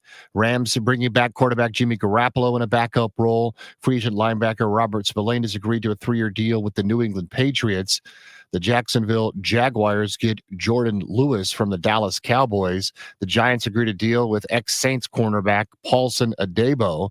Also, left tackle from Dan Moore Jr. goes to $82 million for the Titans. And the big one for the Patriots, they've got tons of money to spend. Carlton Davis III, former Detroit Lions quarterback, 3 years, $60 million to go to the New England Patriots. There is a buzz in Pittsburgh about the possibility of Aaron Rodgers. Gary Jalak of the Pittsburgh Post-Gazette is reporting that Rodgers is getting close to signing a deal with the Steelers. There's plenty of college basketball tonight, including close by at the Care First Arena tonight at the CAA semifinals. Towson versus Delaware and UNCW against Charleston. American and Navy play at Bender Arena Wednesday for a ticket to the dance. This sports update is brought to you by Door Pro America Garage Door Service. Go with the pros at Door Pro America. For all of your garage door and opener needs, go with the pros at Door Pro America. From maintenance and repair to new installations, Door Pro America has been serving the DMV for over 50 years. Call 877-DOOR-PRO or visit doorproamerica.com. I'm Byron Kerr on The Fan.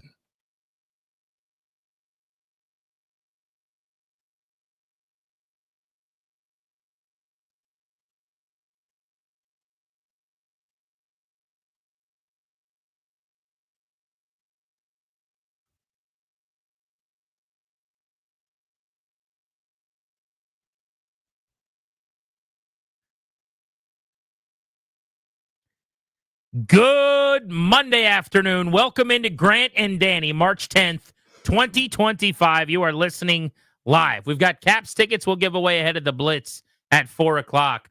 But head on a swivel here. We will be breaking down the first day of free agency in the National Football League legal tampering, which just means it's the day that free agency kicks off. Lots of news all over the NFL, including the Washington Commanders making their first splash today, going out and getting defensive tackle Javon Kinlaw.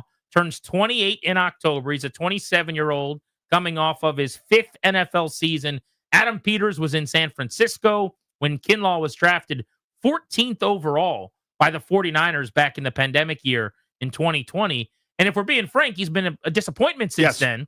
On to his second team last year with the Jets, a career-high 4.5 sacks, a career-high 5 tackles for loss, and the second best season in his career in terms of hits on the quarterback with 5. This is not a guy that puts up pass rushing counting stats. The grades for him against the run have not been overly favorable. But obviously Peters, by giving him 3 years and $45 million, 15 per, basically guaranteeing him the first 2 years of this deal at $30 million. Obviously Peters thinks that there's more in the tank for this 27-year-old than what he's put on his Pro Football Reference page. Yeah, 3 things super quick. Hello, Grant and Dave. How are you on free agency day? That's number 1. That. Number 2, Ovi scored again. 8 away of tying. Single digits. It's happening. Third, this is one of those, you got to really stretch and go benefit of the doubt here. Peters knows better than all of us. Obviously, scouted, drafted, familiar with his work for the beginning of his career for several years, saw an awful lot, what went in on a daily basis in terms of training, dedication, etc. Because the numbers haven't been there, the grades haven't been there, the impact on games, talking about Kinlaw now, simply hasn't been there. So what you're doing is you're betting big that it will be. Because that's not top of the market money. I mean, the money is not quite NBA ridiculous, where if you've dribbled the basketball 3 consecutive times, you're now a $35 million dude. But the money's flying here. Guys are getting paid. We'll go through all these different signings. But for Washington, this is a betting big to me, at least betting medium, that he will outproduce dramatically what John Allen would have given you at a little bit more of a salary cap hit. I don't know that I feel that way, to be honest with you. Just calling balls and strikes here. I'm not as confident that they're going to get a lot out of Javon Kinlaw. Well, they just made Javon Kinlaw the 19th highest paid defensive tackle in the NFL at 15 per year. They also have, I believe, the 8th or 9th highest paid player right now in Daron Payne at $22.5 million per year at D tackle. But presuming that Payne is going to be on the roster and starting for them, and there's no reason after they moved on from Allen that you wouldn't anticipate that. Payne is 28. You lock him in Sharpie. They drafted Johnny Newton just outside of the first round last year in the top 40 at 36 overall. You would have thought he would have been starting, but you're not bringing in Kinlaw to not play him a ton. And I know that the D-tackle position is one where there is a rotation. Here's how I feel about this. Kinlaw has to be able to stop the run, or else this will not work. If he can help you against the run, then this can absolutely be a win. If that's not going to be a strength, if he's going to be a liability, which at times, according to the PFF grade in San Francisco, he was, then I don't really understand this, because he's not going to be an elite pass rushing D-tackle. And I actually think you have two guys that you pay to do that already. In Payne's case, a lot of money. And in Newton's case, that's largely why you drafted him. To be a disruptor, to be a guy that gets up the field and pushes the pocket and collapses the interior. That's what he was at Illinois. Javon Kinlaw doesn't really put up those kind of pass rushing numbers to make you think that that's what he is. But obviously they think he can help make them better against the run. Danny, last year they were 28th in yards per play against the run. 28th of 32 teams. And since then, they have released D-tackle John Allen. And while I loved bringing Bobby Wagner back and I viewed it as the right thing to do, he is getting a year older, was already not fast laterally sideline to sideline. So you got older at Mike linebacker, and you didn't bring one of your better D-tackles back for a team that was bottom 5 stop in the run. So you had to do something up the middle. This was that something to kick off free agency. They clearly know it's a problem. The question is just, and you give them the benefit of the doubt because they were awesome last year at a lot of the moves they made, especially in free agency. But do they know better than a lot of the people that have covered him in San Fran and New York and in those two teams where basically they're saying, yeah, I'm not so sure this guy's the run stuffer that you want him to be. But that's what this has to be for me to make this make sense. There's got to be a schematic fit that people aren't thinking about. There's got to be some sort of skill set that makes sense in their one-gap scheme that he wasn't doing in other places. Again, this is one of those where there's a reason I'm not making these decisions, and I shouldn't. I'm not qualified to, and most of us aren't, obviously. But when you look at it on paper and the data that we have access to, you go, I don't really see this one. I don't really get this one. This is not here's our first order of business, establishing what we're looking for, right? I mean, as you know, the instant the clock strikes noon and everybody starts going fast and furious, you see what the priorities are. When Carlton Davis gets signed, one of the best cornerbacks on the market, that's where we needed to upgrade. That was our first priority. This is their first order of business. Doesn't mean they weren't calling other guys, right? But they're going, we're getting this one done. We're going to show you, like, this is our mission statement. Whoa, I don't know. This is one of those. Maybe if you waited around, you could have gotten a little bit cheaper or not at all. And I think you probably could have found another Kinlaw somewhere else for not as much, just given what he's done or hasn't done in this league. I'm even willing to admit that this is a fault of mine. I don't necessarily think this is a good thing all the time, but I will never get upset with money spent on football players that have a chance to make you a lot better. Like day 1, day 2 of free agency, you can make big mistakes. You can give out bad contracts that are costly because that money could have gone elsewhere. And that's why I say about this move, I'm whelmed. Like, I like it okay. I do not love it. To me, on a 1 to 10, this is like a 4.7 in the sense that I would probably not have done it, just barely. But I'm also never going to get upset about adding to the trenches. In this division with Philadelphia, seeing what we just saw in the Eagles stretch run and in the Super Bowl, I don't think you can have enough quality defensive linemen. I don't think you can have enough good offensive linemen. So I'm just not going to get upset at throwing money at either front ever necessarily. But I am very curious about this. Like, I want to know what I don't understand. And that's what I would like to ask them if we had a chance to. They're way too busy trying to add more football players. So they're not going to be answering that question anytime soon for us. But when I look up any of the grades that are available on various sites, including PFF, and that's not the end-all be-all, the run stuffing numbers are not particularly good in terms of how he was evaluated. And that was part of the knock in San Francisco. I do think he played the best football of his career last year with the Jets. That's pretty obvious when you look at 4.5 sacks and the tackles for loss. Still not impressive. The quarterback hits. These are not big numbers. We're talking about 5 all year in 17 games. But it was the best he'd been statistically. And maybe that's interesting to them. But they love guys that they know. This has been very clear since last year. There are players that came here for Anthony Lynn.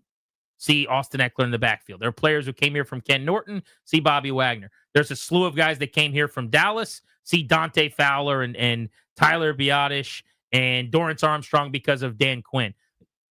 Adam Peters has a type too. He went and got Deebo Samuel. Now the next big move is Javon Kinlaw. These are guys he helped acquire in San Francisco. That's part of this, is that, to your point, they know the guy, and I think they bet on the character and the player doing what they need him to do. So I want to be clear. I don't hate this. I'm not like angry. This isn't a Rivera level signing or a bit of ineptitude. I'm not saying that at all. This is one of those. I think I would say I'm in a similar boat to you here, Jeeps, where I'm kind of scratching my head going, they've got to know something that we don't. Because there's just me as a rudimentary observer reading the same things and watching the same things and refreshing Twitter every 7 seconds, looking at NFL Network or whatever's got a tracker going on.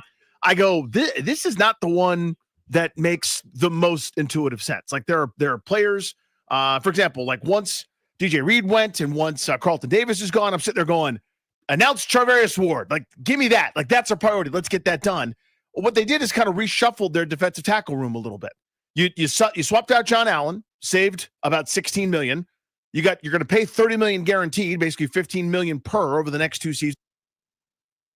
Kind of about a 1-for-1 swap there, as close as you can get it with the new salary cap rules. Right. And so how much different is Kinlaw than Allen?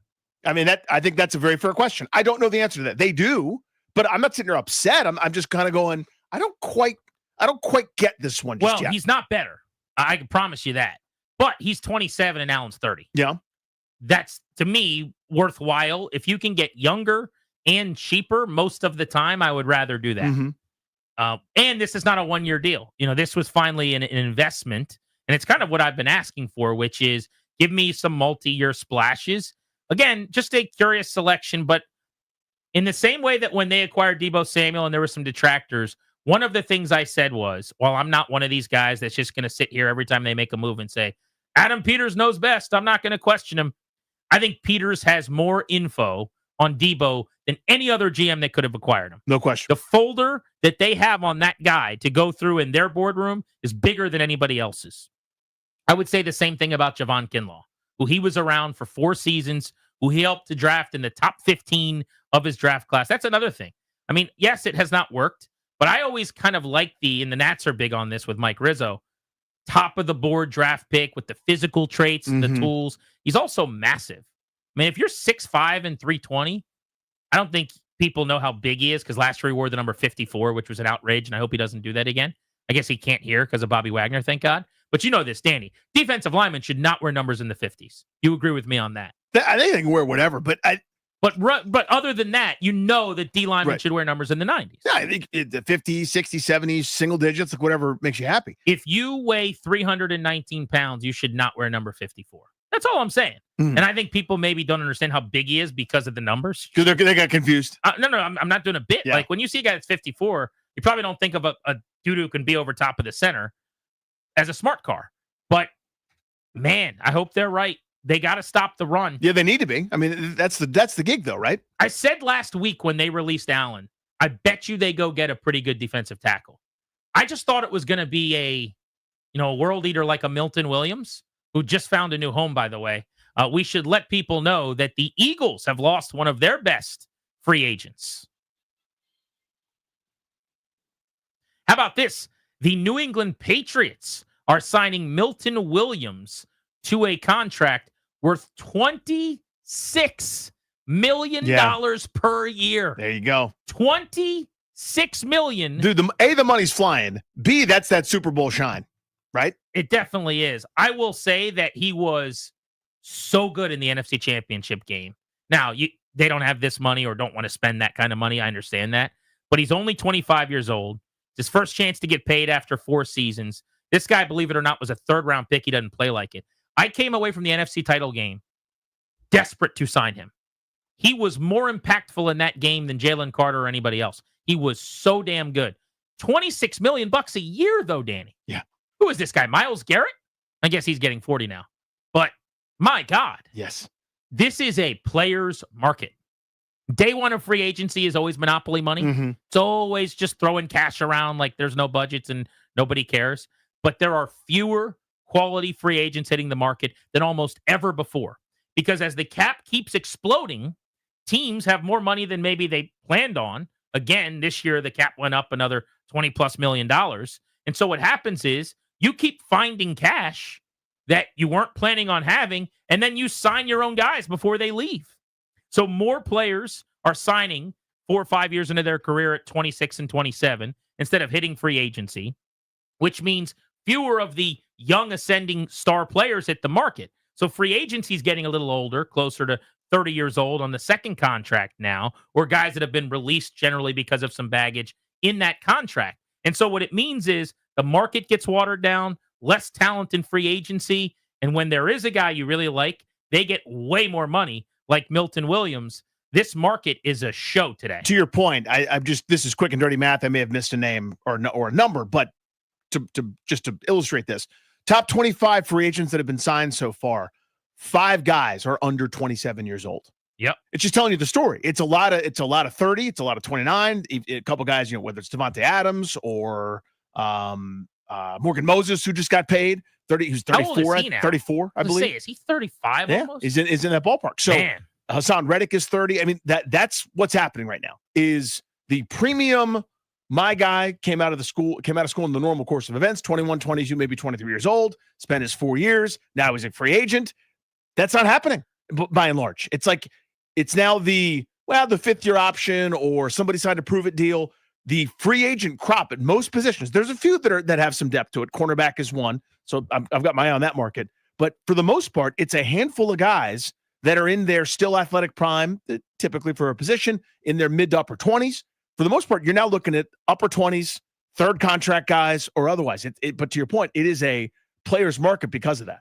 This is going to sound foolish at first. I will readily admit that.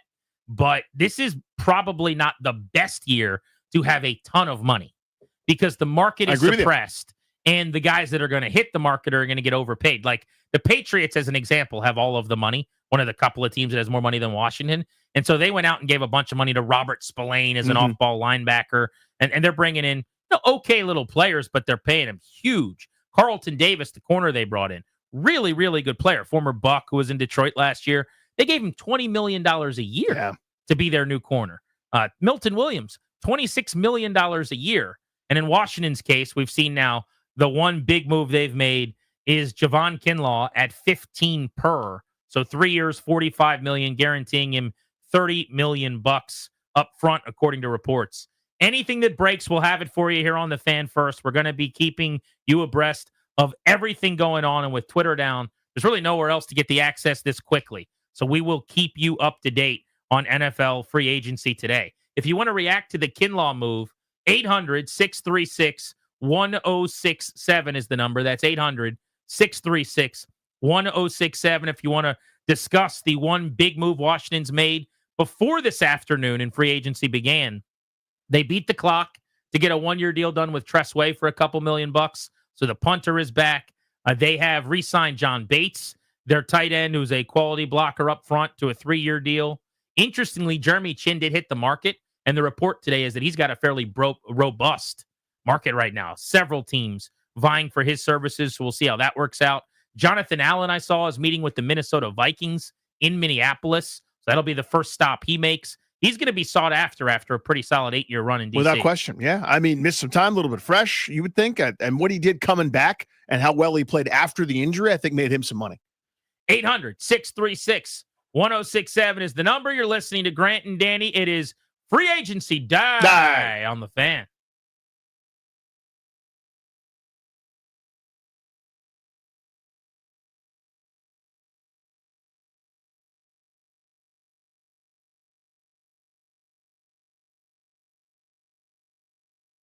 Hey guys, it's Grant. It is just about tourney time in March. This week, FanDuel's bringing you a Dog of the Day profit boost token. One of the best parts about the tourneys when an underdog takes down a powerhouse. That's why we watch, right? Right now, those upsets can get even better because if your underdog bet wins, you'll land even more winnings with a profit boost. This is your chance to ride the long shots with scrappy teams, the clubs that refuse to go quietly. Visit FanDuel.com/GP to download America's #1 sportsbook. That's FanDuel.com/GP. It's America's #1 sportsbook for a reason. You're going to get the Dog of the Day profit boost because, after all, anything can happen in March. You got to be 21 and you got to be present in Virginia. Opt-in required, a wager of at least even money, odds required. Bonus issued non-withdrawable profit boost token restriction apply, including any token expiration, max wager amount. See terms, sportsbook.fanduel.com. Gambling problem? Call 1-800-GAMBLER.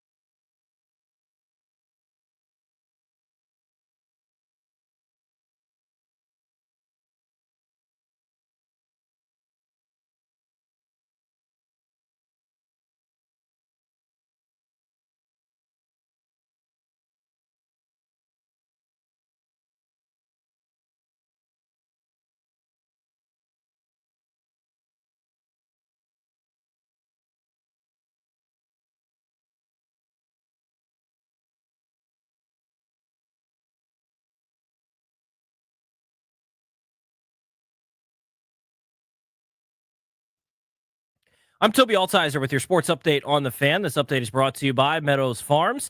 fresh plants arriving daily. Plant a little happiness. For the Commanders, over the weekend, they re-signed some of their players. Tight end Zach Ertz on a 1-year deal worth $6.25 million, up to $9 million. They re-signed tight end John Bates to a 3-year deal. Earlier today, our own JP Finley first report that they re-signed punter Tress Way.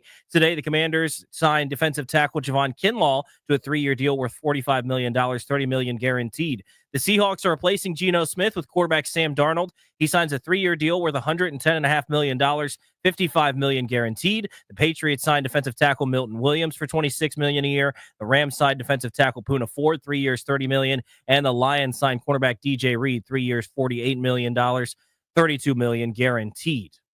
Hit nothing but net this spring at Meadows Farms Nurseries with our Mulch Madness event. Score 4 large bags of shredded hardwood mulch for just $15. This special offer is exclusive to Meadows Farms VIP customers. Sign up in-store at meadowsfarms.com. Hustle in. This play runs out March 19th. meadowsfarms.com. Plant a little happiness. From the Crop Metcalf 5-Star Sports Desk, I'm Toby Altizer on The Fan.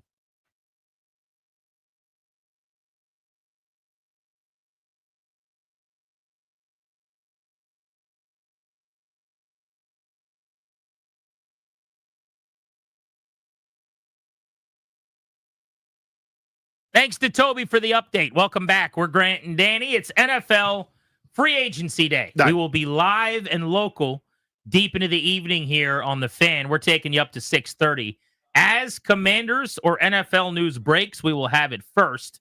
So keep it locked in right here to Grant and Danny. Moments ago, Sam Darnold got a 3-year contract to go to Seattle. He's going to be the starting quarterback for the Seahawks. Looks like $100+ million for Darnold. I'm curious to see what the guaranteed money is there for him, but they traded Geno Smith away. They have also traded DK Metcalf away over the weekend. Metcalf to Pittsburgh. The Steelers subsequently gave him a massive 5-year, $150 million extension. So not only if you were in the market of saying, well, they should have gotten DK, not Debo. Well, you had to give up a second rounder instead of a fifth, and then pay him $30 million a year in an extension instead of 1 year and $18 million for Debo. A little bit more practical, right? Having said that, Sam Darnold's the starting quarterback in Seattle. This is what this tells me. They traded Geno knowing this was already in place. You don't trade your quarterback, get into the Sam Howell market potentially, and deal with him as your starter if you don't have a plan. Some degree of certainty there, right? This is legal tampering. Theoretically, at noon, that's the first time teams started talking to agents of guys that weren't their own. That's poppycock. That's not really how it works. I guarantee you that Seattle had a pretty good idea that this is the deal they were going to sign with Darnold when they traded Geno. Garofalo says 3 years, 100.5 with $55 million guaranteed and $37.5 million in year one. So that kind of tells you they are sort of rearranging deck chairs there.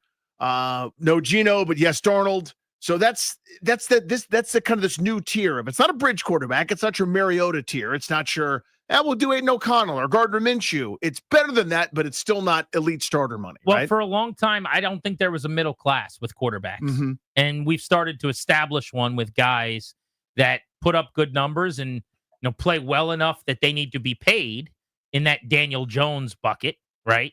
But if we all know, when we look at them, we really know, they might have played well, but they're not that good. Yeah, we know. See Sam Darnold. Then you're in the middle tier all of a sudden, that middle class, so to speak. But if you're Seattle, I still don't really get what they're doing. They were 10-7. It seems like they're going to take a step back to try to take 2 forward, which I don't have a problem with. But I am so glad Washington's not in a world where they are bringing in guys like Sam Darnold. That's all I can think about. And guaranteeing them $55 million a year. Darnold last year ended up crashing and burning in a very public explosion. I mean, it was one of those like Michael Bay scenes of the car running into a wall and the flames going 100 feet up into some funnel, right? And it all happened on an offense where Kevin O'Connell, the coach of the year, is calling good plays. You got the best receiver in the league in Jefferson. You got Jordan Addison, who came into his own and played well. You got a great tight end who came back midway through the year in Hawkinson. They finally ran the ball well and just re-signed their starting running back, Aaron Jones, who is fantastic. And it's a good O-line. If you couldn't make it work with that group, with a elite defense, with Brian Flores calling the shots on the other side of the ball, why is it going to be better in Seattle? Convince me, Seahawks fans, why this is a guy that can take you to the promised land if around him was a perfect situation and he loses a Week 18 game by playing like crap against Detroit, and then he cost them dearly against the Rams by holding on to the ball for an hour before he threw it. This is not that situation. I mean, it just isn't. No DK Metcalf, no Tyler Lockett, who's not the same as he was a handful of years ago, but you got worse on that side of the ball in terms of security blankets. Kind of tells you what their agenda might be in the upcoming draft, to your point. But, I like John Schneider. I like Mike McDonald, their head coach. But this is one of those, I'd love to see the forest for the trees here as to figuring out exactly what the plan was. Like, how much are they better today than they were 2 weeks ago? I don't think so, right? Then what are we doing? What's kind of the exercise? Geno Smith to the Raiders. Sam Darnold starting over Sam Howell in Seattle with the Seahawks. They got younger, and they didn't necessarily spend a whole lot more. Maybe that's how they would couch it. We have a chance to have our starter for the next 5 years. Maybe they project more growth with Darnold. And with Geno, it is a dead end. It's this year and then probably nothing else. But the Raiders are trying to elevate to mediocrity. They're trying to get out of the embarrassing team tier. Yep. Where they're picking in the top 5 and finishing in last place. Look at what they did as a head coach. They didn't go get some hotshot OC play caller type who might come in there and be a 20-year head coach, Sean McVay style. They said, Pete Carroll, oldest coach in the NFL, come out of retirement and do the Ron Rivera thing. And I don't mean draft terrible players and hire all your friends to be bad executives. I mean, basically make us respect throwing up all over ourselves. And they did that as a head coach with Carroll, and I think they did that at quarterback with Geno, where they said, we don't want to do the Aiden O'Connell thing anymore. We'd rather not have Gardner Minshew start any games. So, Geno, you're a significant upgrade. Even if you're still a 15 to 20 quarterback in the NFL, why don't you come in here and just make us better in an important position? So I get what the Raiders are doing. I don't have to agree with it, but they're trying to go from like team 30 to team 19. Yeah. And then they'll reassess when they get there because Tom Brady doesn't do bottom 5 in the league. The idea that they should just rebuild and be bad, I don't think he has that gear. He won't allow that. That's why I'm not sure that he's going to be a great executive, honestly, because you're better off being bad to be good quicker than you are spinning your tires and being okay. But sometimes these guys like Michael Jordan or Tom Brady, when they become executives, they won't allow themselves to be bad.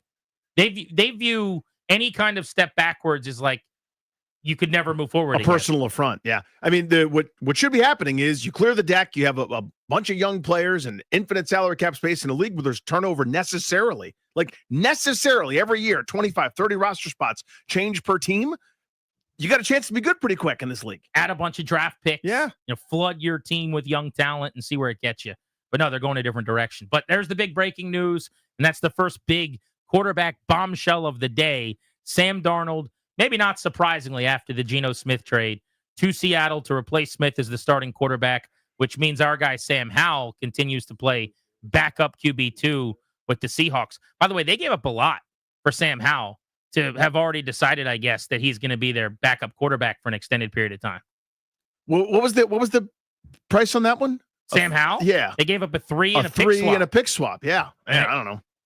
To have just, he played very little and then immediately move on and never give him a shot. Like, you gave up way too much if your plan was always that he'd be your backup quarterback. Yeah, but thank you again. We really appreciate it. Thanks so much for that. I'm glad you saw enough to warrant that kind of selection. But yeah, that's a peculiar one. Again, that makes me, that to me looks like a group that didn't really have a plan. That's like, let's see if this sticks to the wall. I don't love that. All right, Commanders fans, here's where we're at today. Javon Kinlaw, the D tackle, 4 years in San Fran, last year with the Jets, signing with Washington, their first big addition from outside the building of free agency. And it's a significant investment. 3 years and $45 million for a D tackle who had a career high 4.5 sacks last year and has not graded out traditionally well against the run, which makes this more curious. He was guaranteed $30 million in the $45 million deal to come over from the Jets to the Commanders, who have re-upped with Tressway and John Bates here recently. Also, Jeremy Chin has a market. He's talking to several teams reportedly. And John Allen, who's now a free agent after being waived, is meeting with the Vikings today.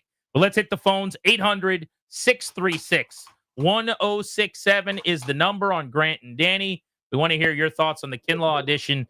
Carl's in Calvert. What's up?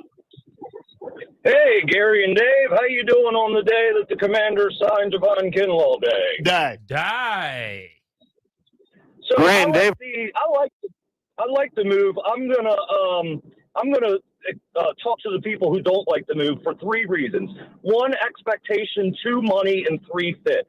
First of all, expectations in the Dan Snyder era where we were going to sign the biggest free agent, and I think that's what people are used to. And also we live in the fantasy football culture where we really just wanted to get another offensive weapon. 2, the money. We already saw with Milton Williams getting $26 million, that $15 million is pretty okay. And 3, fit. I've been saying all off season that Daron Payne's going to get traded. It's going to take till after the June 1 deadline, but they can eat $5 million in dead cap space and save $20 million. Now, I wouldn't be surprised if the Commanders had to eat a little bit of that $20 million, but I think that Daron Payne's going to get traded. I'll hang up and listen to what you guys have to say. Appreciate you, dude. Thoughtful call. A couple things I like there. Again, there's an assumption, there has to be, because Adam Peters isn't stupid. Okay, he's really good at this. There's a bet pretty heavy going down that the $1 million difference of savings by moving on from John Allen, there's a little bit of dead cap, I think it's around $6 million, and the $16 million savings that you're now basically saying on Kinlaw's file, that you were going to have a lot better production, right? Because it's a 1-for-1 swap. If it was you move on from John Allen and use that money first order of business for a left tackle, I'm just making that up, or a cornerback or a wide receiver, it's not always 1-to-1, but this is the same position, the same scheme, the same design. So you're hoping for, a fit that hasn't been there through Kinlaw's career at this stage. But if anybody's going to make that bet, it's someone who knows him, and it's Peters. The Buccaneers have just made a move. Somebody check on Jay Gruden. He's going to be fired up. And I think he lives in Tampa, too. So this is a reunion of sorts. The Buccaneers and Samaje Perine. Let's go, Jay. 3-year deal for $12.5 million for Samaje. Samaje is going to be making coin, baby. $4 million a year. Or I should say 3 years and $22 million.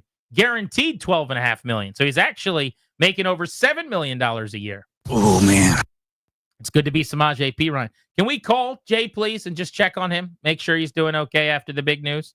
I mean, are they going to get a place together, bunk beds, more room for activities? He's coming to Tampa, Jay. Oh, man. Let's go to, speaking of Jay in D.C., what's up?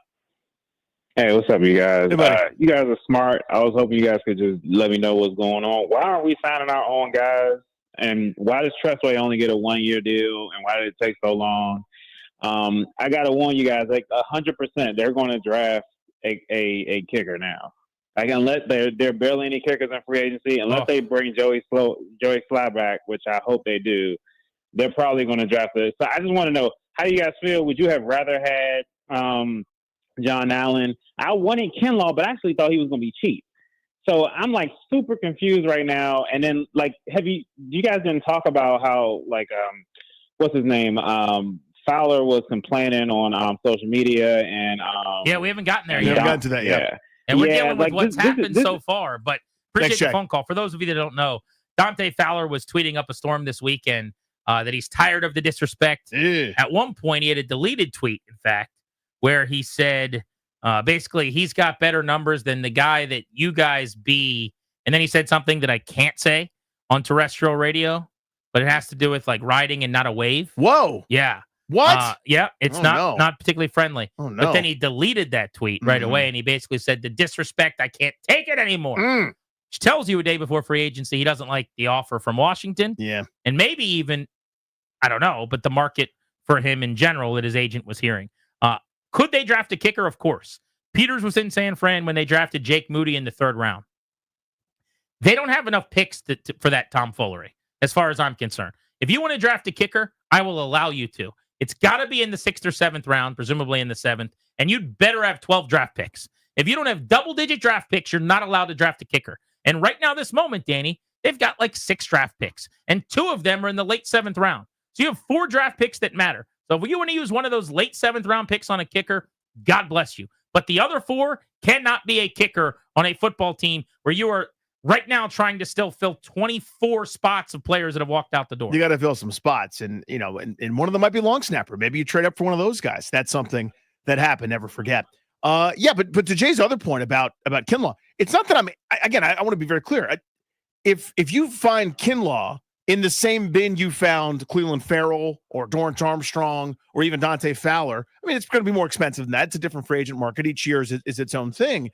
But if you'd found a way to have similar production at half the money, say in terms of a cap hit, I go, "Wow, that's pretty sharp." This doesn't feel that way. The Jets have a new starting quarterback. We'll tell you who it is next on Grant and Danny here on 106.7 The Fan.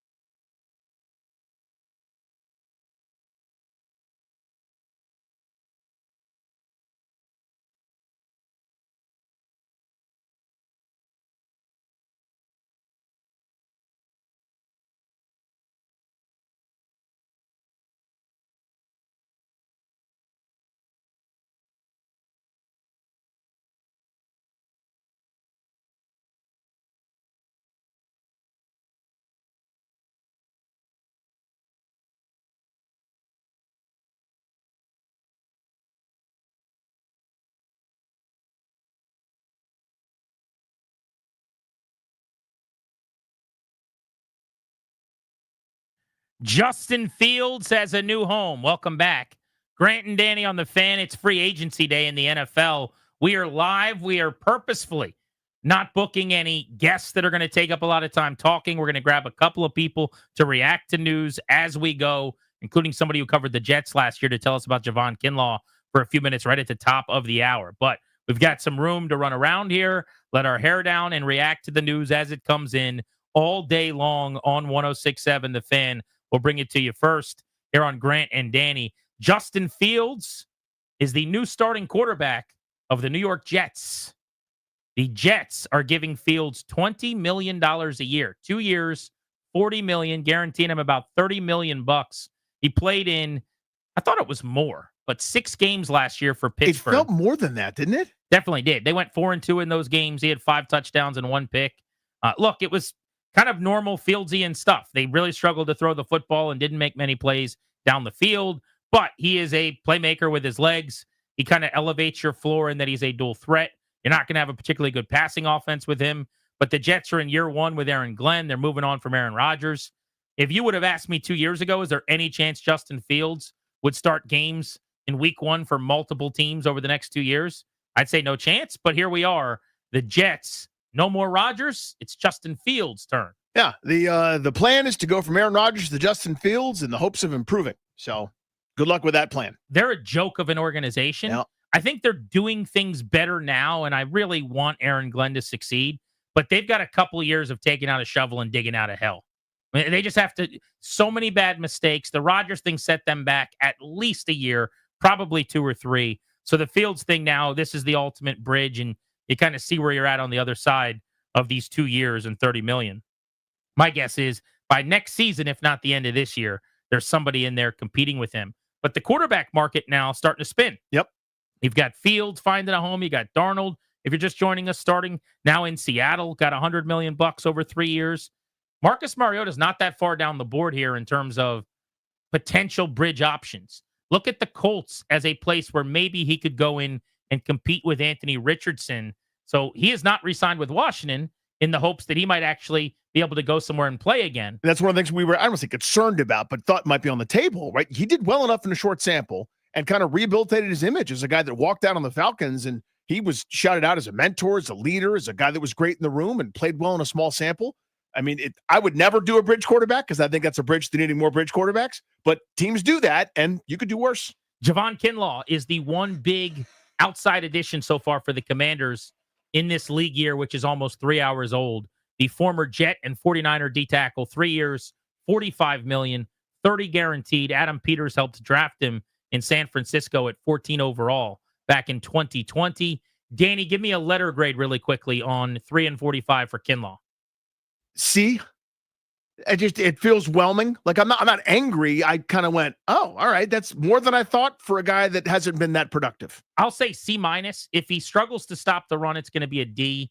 If he stops the run better than the book on him suggests, then it could be a B+. Let's go to Russell and Ashburn on Grant and Danny. What do you think about Javon Kinlaw right after they let John Allen walk? They save a little bit of money, they get younger, but a guy that doesn't have nearly as good a resume. Grant and Danny, I'm not a football coach, but here's what I got.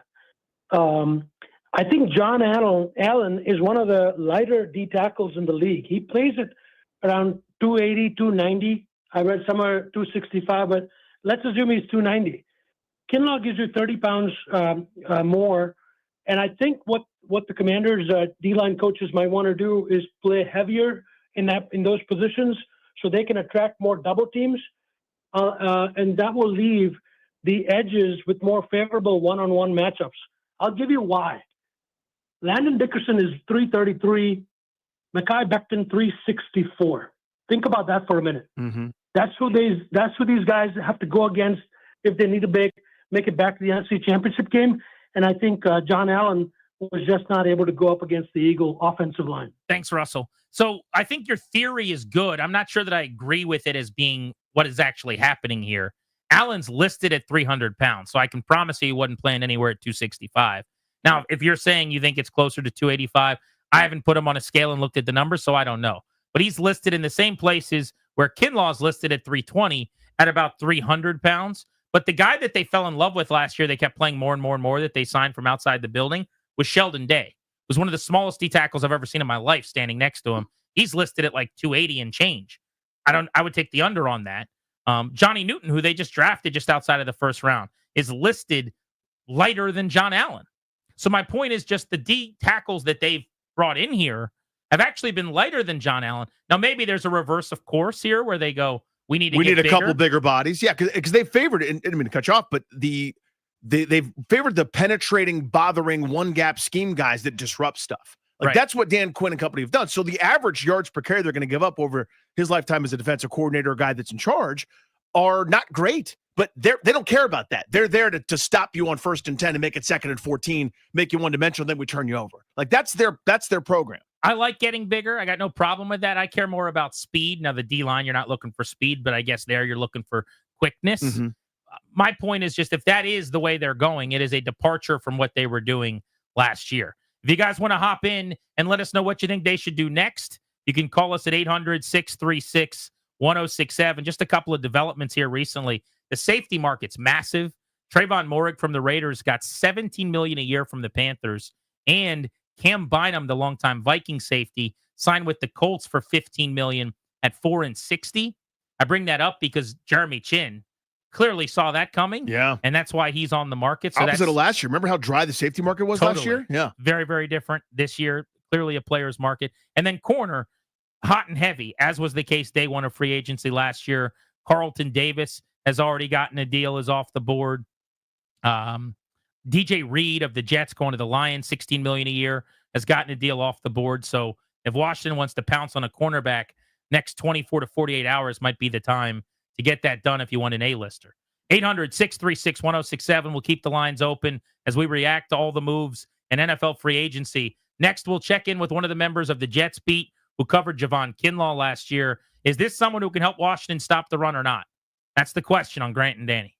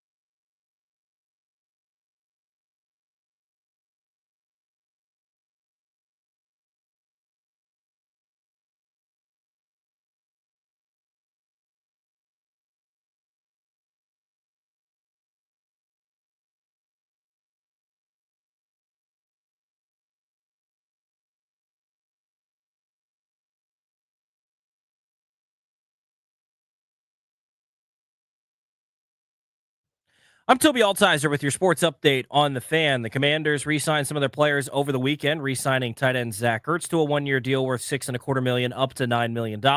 They re-signed tight end John Bates to a 3-year deal, and this morning re-signed punter Tress Way. Today in free agency, they signed defensive tackle Javon Kinlaw to a 3-year deal worth $45 million, $30 million guaranteed. Other news today, quarterback news. The Seahawks are signing quarterback Sam Darnold to a 3-year deal worth $110.5 million.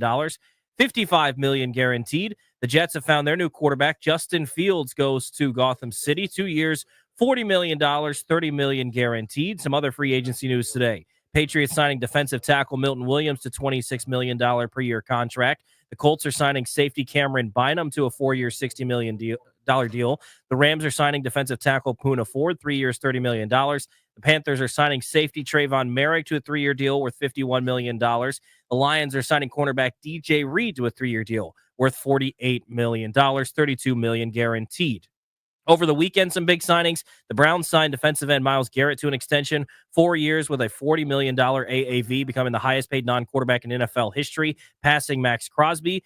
Bills signed Josh Allen to an extension, 6 years, $330 million, $250 million guaranteed, the most guaranteed money in a single contract in NFL history. Tonight, Nationals taking on the Marlins at 6:05. You can hear that game right here on the Fan. Wizards taking on the Raptors in Toronto, 7:30 tip-off over on the Team 980. From the Crop Metcalf 5-Star Sports Desk, I'm Toby Altizer on the Fan.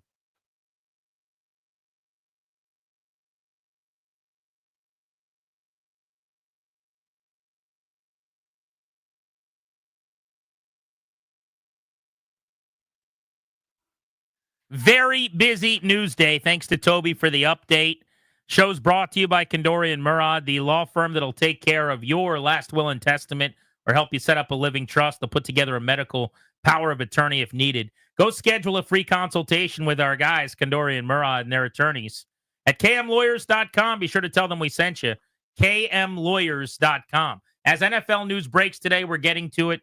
As soon as it comes across the wire on Grant and Danny, we will let you know first. The one big move for the Commanders at this point, D-tackle Javon Kinlaw, who spent last year with the New York Jets, 3 years and $45 million, $30 million guaranteed. Let's go right now to the Rude Guest Hotline. If it ain't rude, it ain't right. We'll talk to Antoine Staley of the New York Daily News, who covered Kinlaw last year. So first of all, Antoine, thanks for a few minutes. We know you're busy. What kind of players Washington getting? You want the truth, or you want me to lie to you? So that's what I always tell people when I deliver bad news. Well, here's what I'll say. It's good and bad with Kinlaw. I'll take you the good first off. Like he had his career high in sacks. I thought he benefited very well with playing next to Quentin Williams. He definitely did play better than I think he did in 23 with the San Francisco 49ers. However, I think the bad part is he missed assignments a lot of times. He also, if you go back and look at the film, he committed a lot of boneheaded penalties, was committed tactical fines over the season too as well. Was just undisciplined a lot of the times. They're making offside penalties there. So I mean, if the Commanders could get that cleaned up, then maybe you'll get a decent player. But I was really surprised that they gave him the amount of money, considering the way that he played last year, to be quite honest with you. But, maybe he plays well there. But, yeah, he definitely did not live up to the expectations with the Jets, that's for sure. And I think part of that was they asked him to gain a lot of weight. They asked him to gain about 30, 35 pounds, and he just looked, really bulky with the weight. So maybe, he becomes a different player there in Washington. Yeah, so you touched on this, Antoine. What was the expectation versus the reality? Like, what did you guys expect when he signed? Well, I think they wanted a player that could stop the run there. They Jets have had some issues just stopping the run in recent years. I know they finished top 5 in defense the last few years, but they had times where they give up over 150 yards per game on the ground, and they expected a guy like Kinlaw that could help with that, and also take some pressure off Quentin Williams, who gets double and triple teamed quite a bit. But there'll be games where, you just didn't notice him out there. And there'll be other games where, he did have some really, standout games, too. I thought he played decently in the finale against Miami. There were some other games where I thought he did, a serviceable job. But, yeah, it was just very uneven throughout the course of the year. So I want to drill down then specifically on him as a run stopper, because I really believe Washington was 28th in yards per play on the ground. They lost John Allen, their D-tackle, who they waived. They've gotten older at linebacker. They made the right decision probably to bring back Bobby Wagner, but he's going to be 34 years old, 35 years old. So the question is, Is he the answer to help them get better against the run? It doesn't sound like you think that's a strength.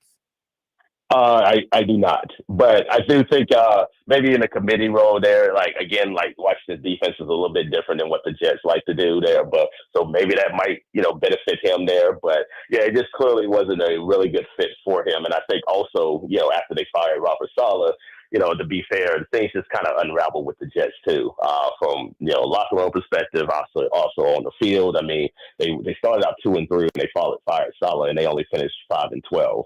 They only won 3 more games after that. So it wasn't just him that didn't play very well. I think a lot of people didn't necessarily play very well for the Jets last year either. So again, maybe that change of scenery will help him. But yeah, he definitely was not the run stopper that I think a lot of people anticipated for sure. Is there thought that, he actually had some pass rushing ability, but it wasn't being utilized? I'm just thinking of, if you gain weight, maybe you lose some of the quickness and some of the disruption he might have been able to do. Give me a thought there.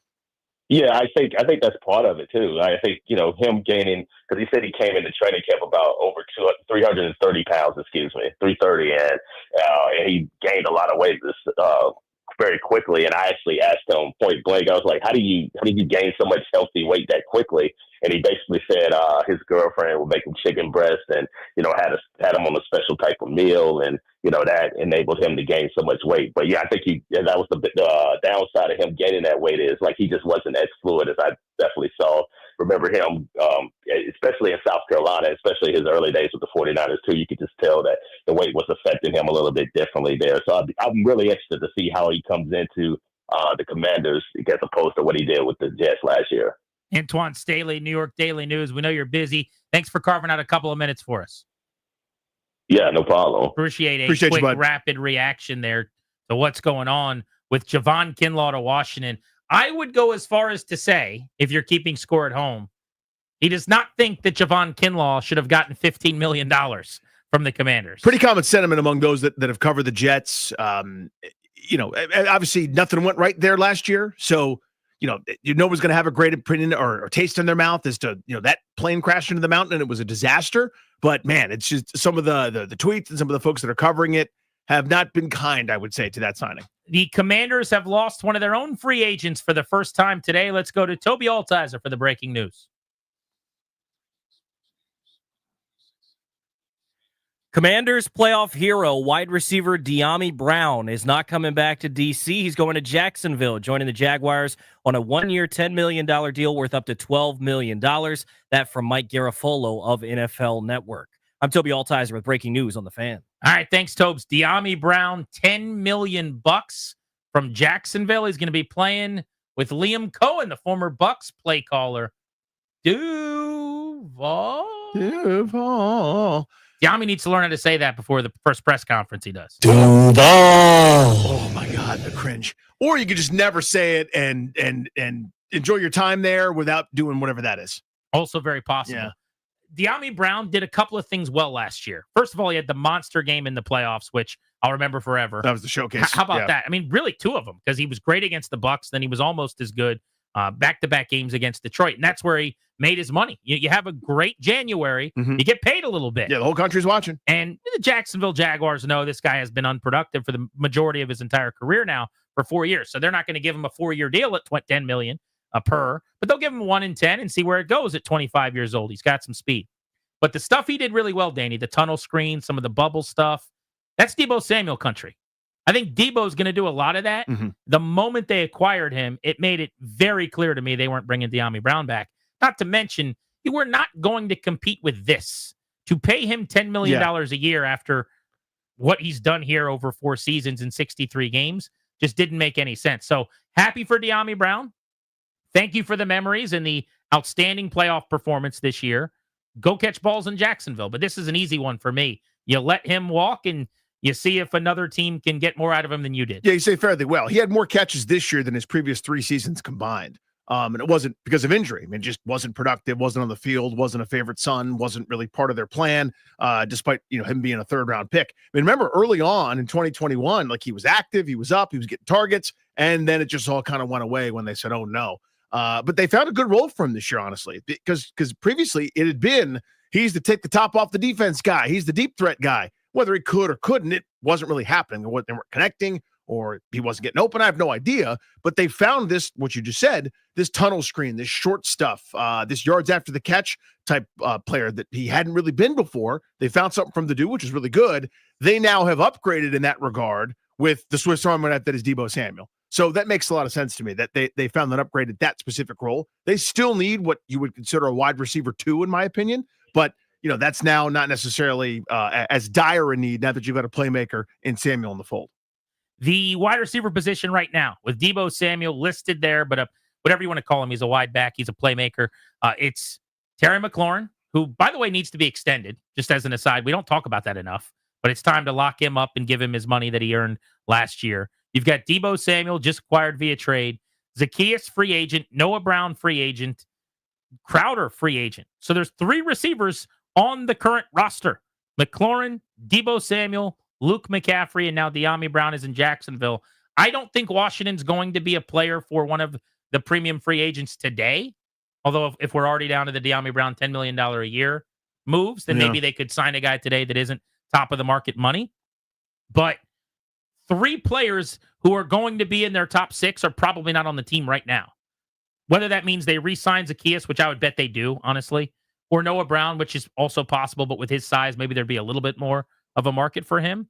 They're still going to have to sign some guys from outside the building. So that should be coming. And that's just an important reminder. Yeah. Quantity over quality here. But because of the number of free agents that they have, with nearly 30 guys set to hit the market, they re-signed a handful of them. It's closer to 2 dozen that are actually now available to sign elsewhere for Washington.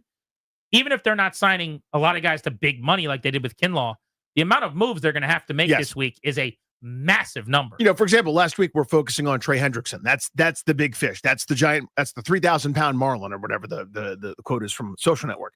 But they're going to have to do a bunch of those DVD bargain basement CVS type signings too. That's what they did last year. That's what they majored in. In addition to the guys that were huge difference makers, you still filled in special teams. You still filled in the Cleveland Ferrells. That's kind of the tier that I kind of keep referencing. You're throwing a couple $3 million at the wall to see if it sticks and you get average productivity or maybe even below average, but it's so cost effective it doesn't bother you if it doesn't necessarily work out, right?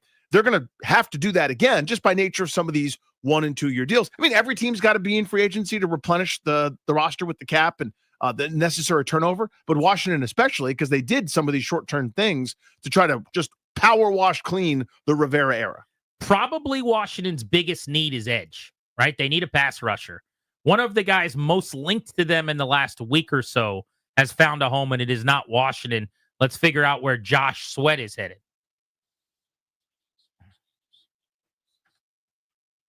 One of the top edge rushers available in free agency is no longer available. He heads to Arizona. Josh Sweat signing a 4-year deal worth $76.4 million, including $41 million guaranteed. He was a Super Bowl hero alongside Milton Williams. Milton Williams goes to the Patriots. Now Josh Sweat goes to the Cardinals. So the Eagles getting feasted on, which happens when you win a title. Milton Williams, $26 million per from New England. Josh Sweat, over $19 million per. Arizona Cardinals for the pass rusher.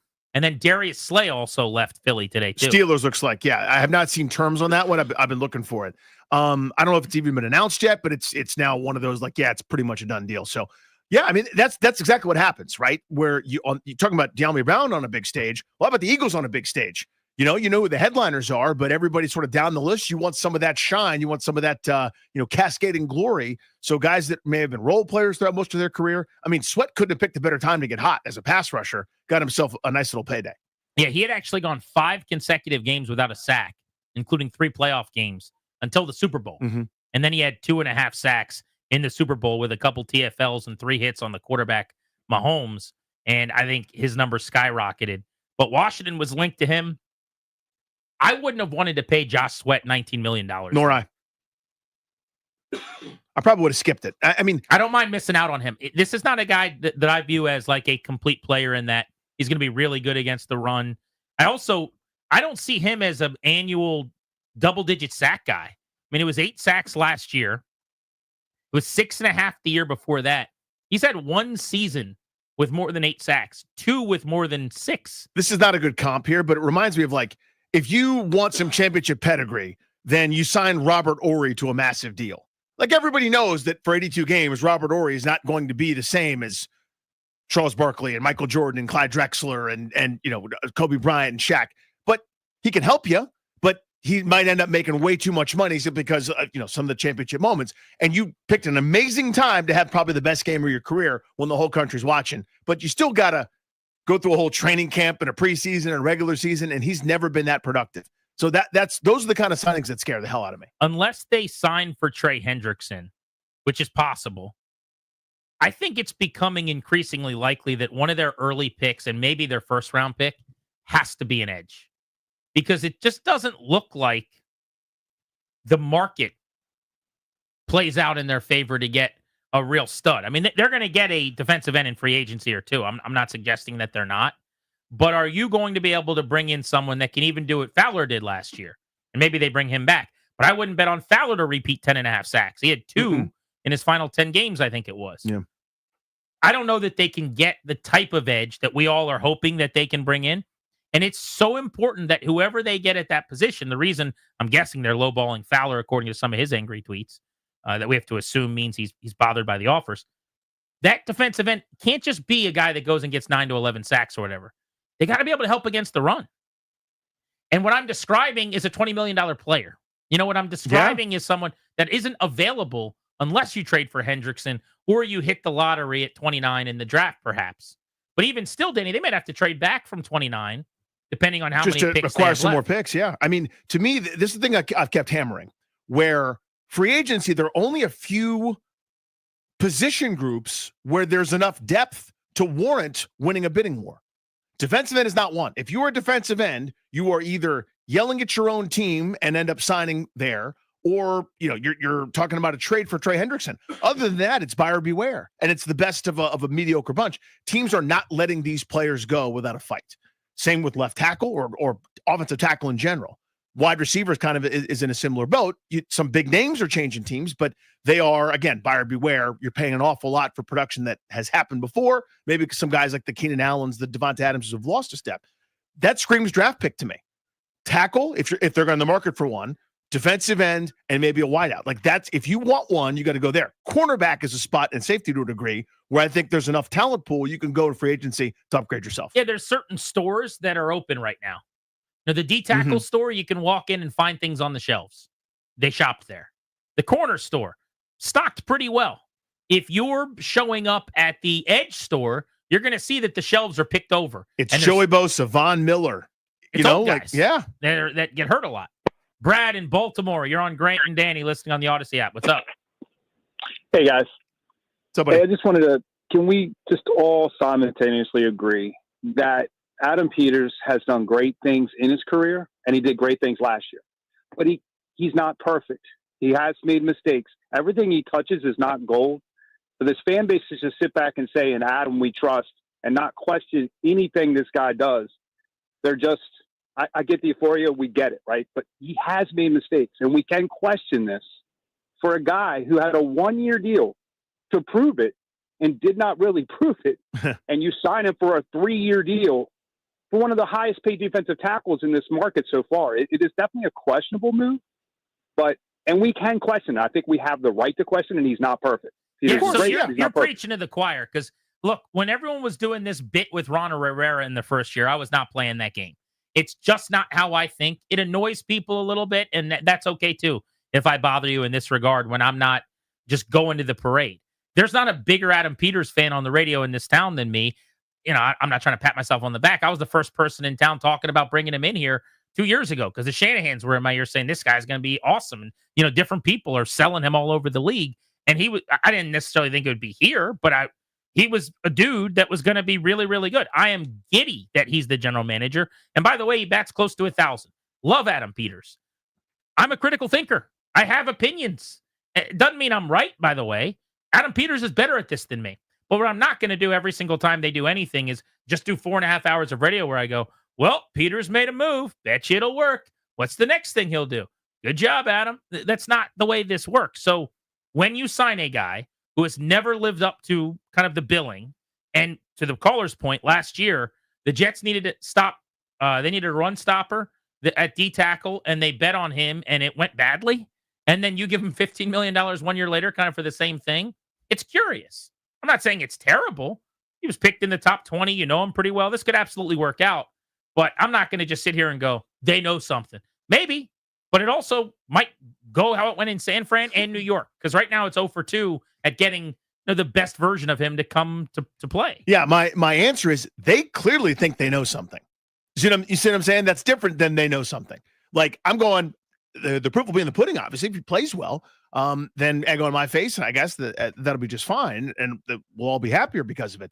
But again, it just you make one move in connection to the next move, and here's where I'm going with that. You move on from John Allen to save $16 million. What do they just give Javon Kinlaw, who plays the exact same position? $15 million.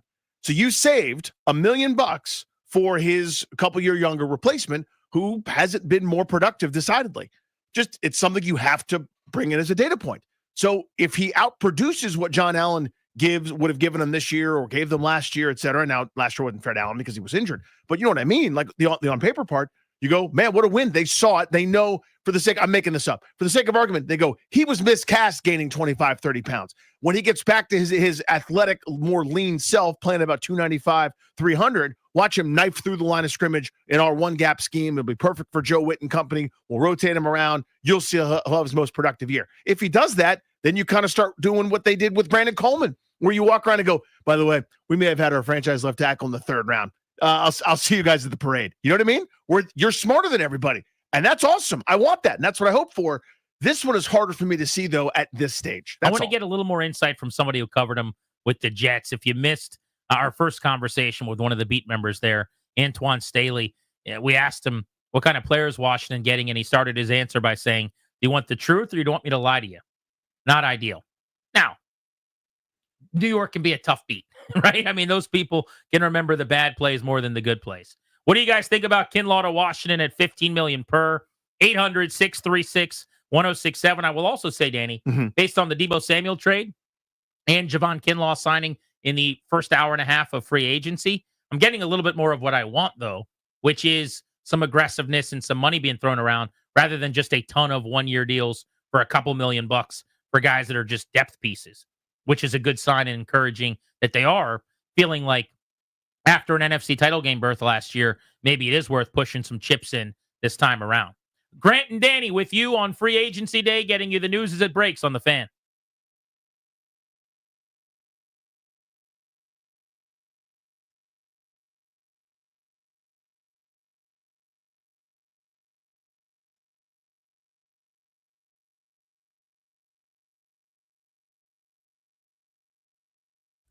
Hey, guys, it's Grant. It is March. The tourney is looming.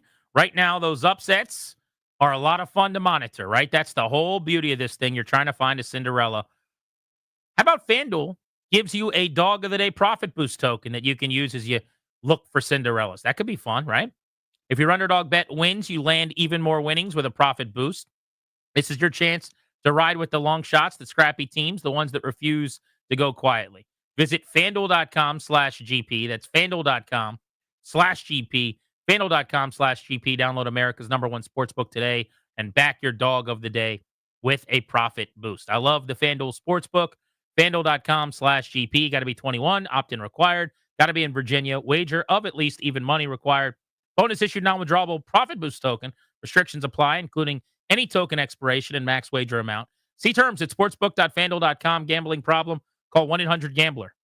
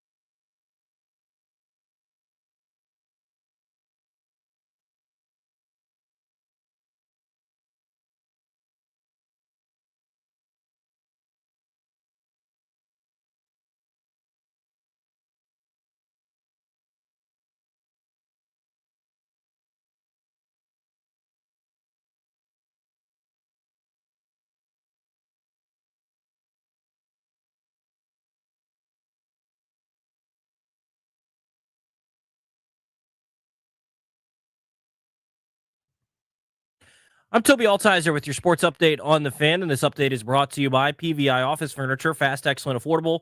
Business grows with PVI. For the Commanders, today in free agency, they signed defensive tackle Javon Kinlaw, 3 years, $45 million, $30 million guaranteed. Some of the news from around free agency today. Seahawks signed quarterback Sam Darnold to a 3-year deal worth $110.5 million, $55 million guaranteed. The Jets signed quarterback Justin Fields to a 2-year deal worth $40 million. $30 million guaranteed. And the Patriots signed defensive tackle Milton Williams, 4 years, $104 million. The Cardinals signed edge rusher Josh Sweat, 4 years, $76.4 million. And the Broncos signed safety Talanoa Hufanga, 3 years, $45 million. Taking a look at baseball tonight, the Nationals taking on the Marlins at 6:05. You can hear the game right here on the Fan. Wizards taking on the Raptors in Toronto tonight, 7:30 tip-off over on the Team 980. Looking to upgrade your office game? Swing by PVI Office Furniture, where we've got everything you need to take your workspace from the bench to the big leagues. Mention the Fan to score 15% off your in-store purchase. PVI Office Furniture, where productivity gets a hat trick.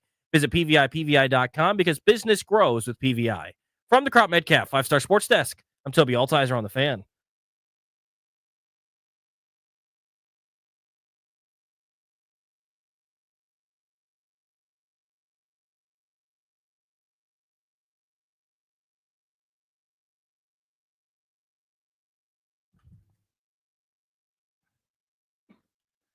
With Danny, I'm Grant. This is the Fan. It's NFL free agency day.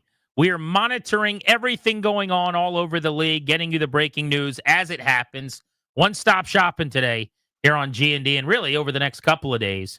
This will be your home for the news as it breaks and analysis right in the moment. But there's been one move for the Commanders that we're digging deep on, and that's Javon Kinlaw, the defensive tackle, at $15 million per, 3 and 45. 30 guaranteed. And this is a deal that has surprised a lot of people around the NFL. I want to go back to the Rude Guest Hotline, Rude, the most reliable heating and air conditioning products in the DMV, because we've been trying to get insight from folks who covered Javon Kinlaw with the Jets and who have some insight analysis on what kind of player he had become and what kind of player he had been. And let's get some more info from Connor Rogers, who is with NBC Sports, NFL Draft, and Fantasy Football Happy Hour, but he's Jets pre and post, and saw a lot of Javon. So, Connor, thanks for the time. We appreciate you. How are you? No problem, guys. I'm doing good. It's always a fun day on the NFL calendar. How are you? Good, man. It's hard to beat this one, man. Fast and Furious. Long been one of my favorites. What do you think of Kinlaw to Washington at 3 and 45? I'm not going to lie. It surprised me a little bit. Kinlaw was an interesting name when the Jets brought him in because he was a first-round pick of the Niners that had a relationship with Robert Saleh. So I remember when they signed him on a one-year flyer, it was like, okay, this makes sense. The Jets previous regime, loved collecting former first-rounders that played on the defensive side of the ball that hadn't really tapped into that first-round ability. And you felt like, and then you saw the number, and it was like, oh, wow, $7.5 million is a pretty good number for Kinlaw's career. And that deal didn't end up working out ultimately. Even before they fired Saleh, Kinlaw it was weird. He was one of the storylines of training camp. He had a really good summer. His sheer size was really impressive, and you felt like it's what the Jets needed next to Quinnen Williams because they went through a lot of transformation on their defensive line. They lost Bryce Huff to free agency. They had to trade John Franklin Myers to the Broncos, which was a terrible move. They had moved on from Al Woods, who was the big beef in the middle of their run defense. And they were kind of hoping Kinlaw can fill that void. And, he's a guy that he just lost contain a lot. He kind of rushed with his head down and didn't always defend it. Well, quite often the biggest issue for me was just not defending the run responsibly. I think there's flashes with his hand usage as a pass rusher in terms of pure power, like that raw power. I actually was more impressed by the pass rush ability with that power than the lack of consistency on a rundown basis. So, yeah, Kinlaw was a disappointment for the Jets, and that's a really, really great deal for him, and hopefully a new environment, kind of brings out the best in him under a great coach in Dan Quinn. Connor, as things are kind of, steering towards the iceberg there in New York last year, did a lot of guys start freelancing? Did a lot of guys kind of do what maybe you saw for Kinlaw? I guess I'm trying to think of a positive spin on it where it's not like anybody's going to send that highlight tape around as a great way to get paid, you wouldn't think, right? Yeah, no, I think that's a really fair point. It was notable when, notably the things had kind of spiraled with the team, and then you see guys chasing numbers, especially when they got Hassan Reddick back in the building, which was just an absolute disaster of a move. Obviously a pretty selfish player in terms of, I never have a problem with guys holding out for money or getting what they're due. But I thought Kinlaw played a pretty not Kinlaw, but Kinlaw, this had a trickle effect on him. I thought Reddick, kind of played a selfish brand of football at times and wasn't ready for prime time when he finally got back to the team. But, the honest truth is, guys, Quinnen Williams saw the double teams, right? Like, there was a lot of room for these guys to feast. Will McDonald's a great example. Will McDonald, in his second year, had double-digit sacks because of the attention Quinnen Williams got, where Will McDonald, really got to some tackles on an island. And they lost Jermaine Johnson in the second week of the season. He was a big cornerstone on the edge for them as a run defender, and that hurt. But to be honest, watching the tape every week for Jets pre and post, Kinlaw's run defense was a problem from, like I said, before Saleh was fired, before things went down in the tubes. They got absolutely run on by the Niners week one and never really got that much better from there. It was almost every week teams just ran the ball right down their throat, and they ran right at Kinlaw. They ran at McDonald, and when Reddick came back, they ran at Reddick. It was just outside of Quinnen Williams, and once Jermaine got hurt, the run defense, the problem to me wasn't the team going in the tank. The problem to me was how they transformed the unit. They let, in my opinion, 3 or 4 really, really good players walk out the door when they were a great defense in 2023, and the replacements, Kinlaw being one of them, not the only problem, were a disaster in 2024. Let's say he breaks out and Washington's right. What does that look like? What kind of player does he become? Well, somebody that you're going to rotate. Let me make a caveat. He didn't play, an overwhelming amount of snaps because going back to college, and I've been on talking draft with you guys before. I remember this with Kinlaw coming out, and really with San Francisco, he's had some lower body injuries that have lingered throughout his career. So to keep him on the field, you really need to keep his snap count in check. Once again, I like his ability as a power rusher. I mean, if this is a defense that with a couple more additions can get these teams into third and longs, he could stay on the field for you, which a lot of defensive tackles his size, they don't always stay on the field in those NASCAR packages to kind of let them pin their ears back and get off the ball. I thought when the Jets ran some stunts and twists, he looked pretty good there considering the movement for his size as well. But the biggest thing you just have to stay on him about, I have no doubt that he can be a capable pocket pushing pass rusher. The thing that you just have to stay on him about is playing team defense, right? Like not shooting gaps. And when you're, like you guys will probably be at camp at some point, the sheer size of this guy is unbelievable, where the play style and how he was trying to play didn't really make sense. Where if you can get kind of in his head, like, hey, can you two gap a little bit? Can you hold the point of attack? Rather than trying to shoot lanes and teams know they can run by you. And of course the penalties as well, kind of keep things in check after the whistle. He was someone as well that got a little frustrated with how things were going, and there was a couple post-whistle penalties that were an issue. I don't really think those are something that just carry over year to year. That can be more an environment situation. But, yeah, if you can get him to be an average run defender and continue on the build off of the flashes he's had as a pass rusher, that would be the breakout situation for me. What I'm stunned by is just the fit for Washington, I guess, then, because they were 28th in yards per play against the run, and now they don't have John Allen. And so I was kind of banking on them trying to bring in a big body D tackle to help them stop the run. But it sounds like you're saying that is not Javon Kinlaw. No, it's not. And to be honest with you guys, I felt like I feel like deja vu, like identical to the chair you're sitting in right now. I remember when the Jets made the move, I was sitting there thinking like, okay, they think with his size and power that they can develop him into being this dirty down player next to Quinnen Williams. They rotate so much in Saleh and Ulbricht's defense to get him off the field and, let some of the, bigger edges kick into rush and get your lighter edges on the actual edge, wide 9 for those passing downs. And that would be the best pathway for Kinlaw. And he had a pretty good camp. He had some big, powerful moments. And then when the season went on, he's not really going to hold the point of attack against double teams. I think when he has them one-on-one, he kind of licks his chops and knows, like, okay, can I try to shoot this? And when you guess wrong, run defense, you're a unit. That's as simple as that. When you guess wrong, that means the guy behind you is in big trouble, because that could mean a 315-pound guard gets hands on your linebackers because your defensive lineman shot the play 5 yards past the line of scrimmage. So it's really a mental aspect to me. It's not physical. It was a mental aspect to me. And if the staff can get on him, they can, and everybody overpays in free agency. Like it's none of these deals today we've seen are, you pay average players to be great players in free agency, I think a little often. And sometimes you pay, below average players to be average players, and coaching can get those guys to punch above their weight class. And I like Washington's coaching on both sides of the ball a lot. So I'm curious to see how this one goes. But I'm like you guys, where the player I thought he was, it was actually a bit of the opposite. Yeah, Connor, you mentioned weight class. We had someone on earlier who said the Jets wanted Kinlaw to bulk up a little bit to maybe, be a better fit for what they needed. Do you think that served him well, or is he better served at maybe a lighter weight like he was in San Francisco? And how might he might be best deployed there for Washington? It's tough to answer because both teams have tried both now, right? It never really, the green light never came on in San Francisco. I think across a couple of seasons, he had one that was solid. And then with the Jets last year, you were kind of hoping like, okay, now that the health issues maybe are behind them and we ask him to put on a little weight and play heavier. But to be honest with you, the Jets front is the way they were playing under Ulbrich and Saleh was, a defensive lineman's dream. Whether you gained weight or not, you didn't really have a lot of containment rules to follow. You had the green light to pin your ears back and go. You forced offensive linemen to often be on an island. It was set up, especially when you play next to Quinton Williams, who's a really, really good player. You're in a situation where you should be getting the advantageous matchup. So maybe that helps him. I would say the lesser weight you think would be something that keeps the pressure off his lower body, which is where he's had a lot of these significant injuries going back to San Francisco.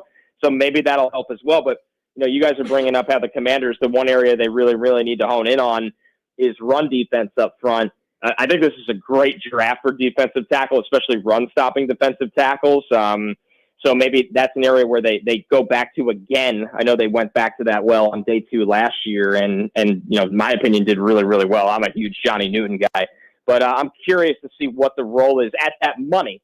Like if Kinlaw was on a 1-year, $10 million deal, I'd be like, take the flyer the Jets took and see if you get a better version. But they obviously have big plans for him. Connor, thank you, buddy. Really appreciate the time on short notice. No problem, guys. Enjoy the rest of the day. You too. Be good. That is great insight and analysis from Connor Rogers, pre and post for the Jets on Grant and Danny. Are you guys surprised that this was the first big move? And I don't mean Kinlaw specifically, but D-tackle. You let John Allen walk by releasing him, saving $16 million. Then you agree to a deal for $15 million per at that position.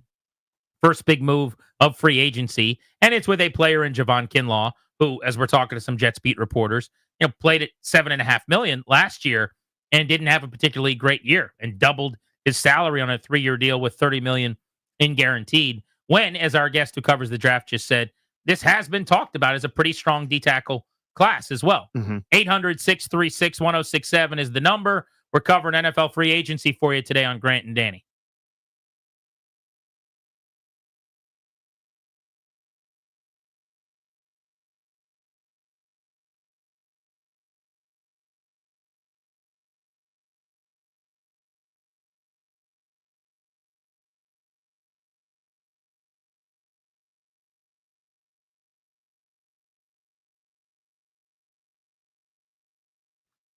Hey guys, it's GP. Metropolitan Moving and Storage is the official unofficial moving and storage company of 1067 The Fan.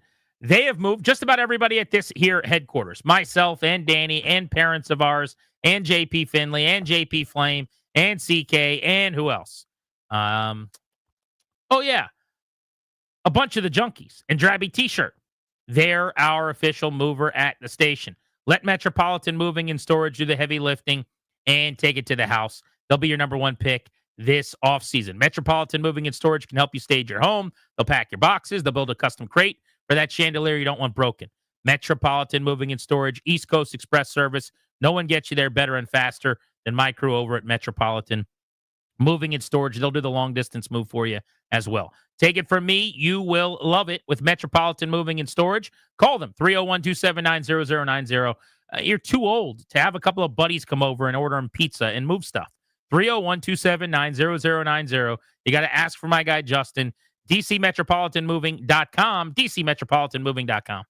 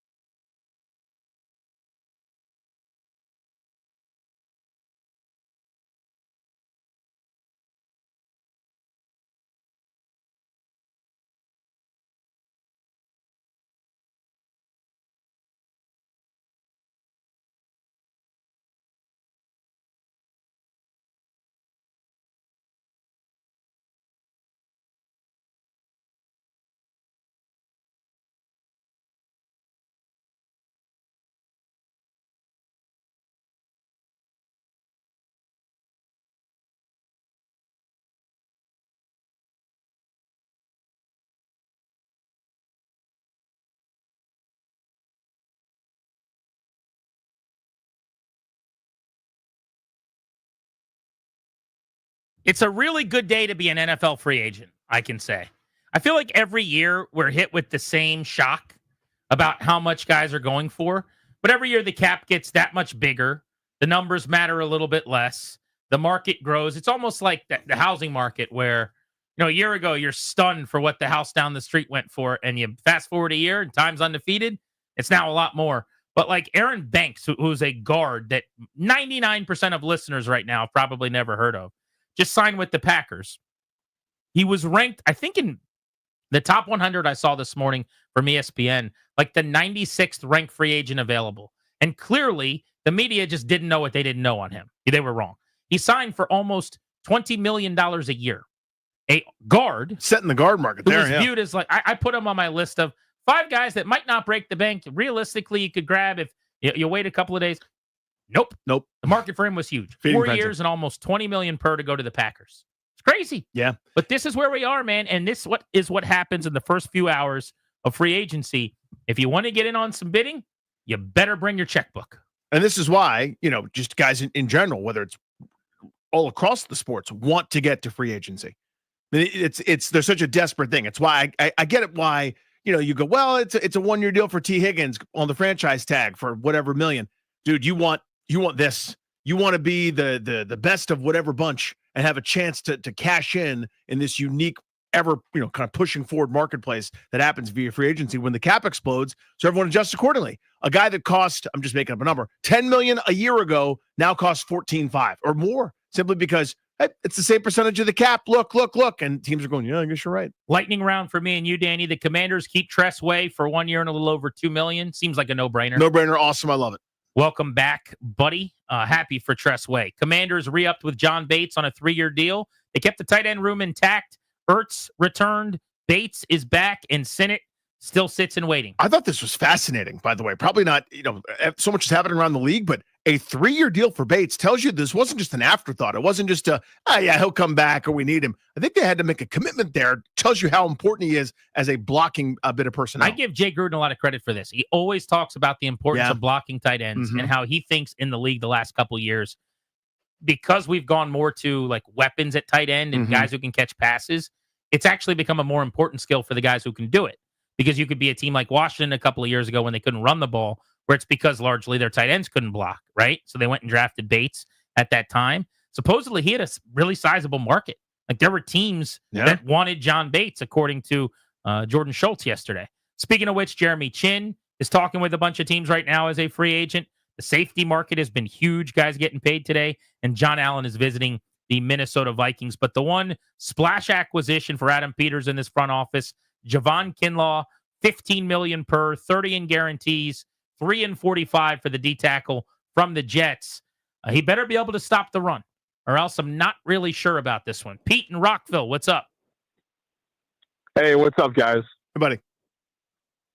Kinlaw, man, I don't know. I've been a big proponent of Adam Peters this whole time. It's tough to sort of wrap my head around a 3-year, $45 million deal with 30 guaranteed. Given what he did in New York last year, I would totally understand like a 1-year deal, like another prove it deal, I guess, for him. But them bringing him in on a 3-year deal tells me that they must see something. So I'll go ahead and trust it, I guess. I know that the market spiked exponentially, but that is hard to square for me. 1 year, $7.5 million flyer. Even if it went great, maybe you could make the case to double your salary. 4.5 sacks and like 5 hits on the quarterback and a bad run stopping grade at a couple of different sites I look at. Now, I'm not pretending like that's the whole story. I've seen that there's some good tape you can find.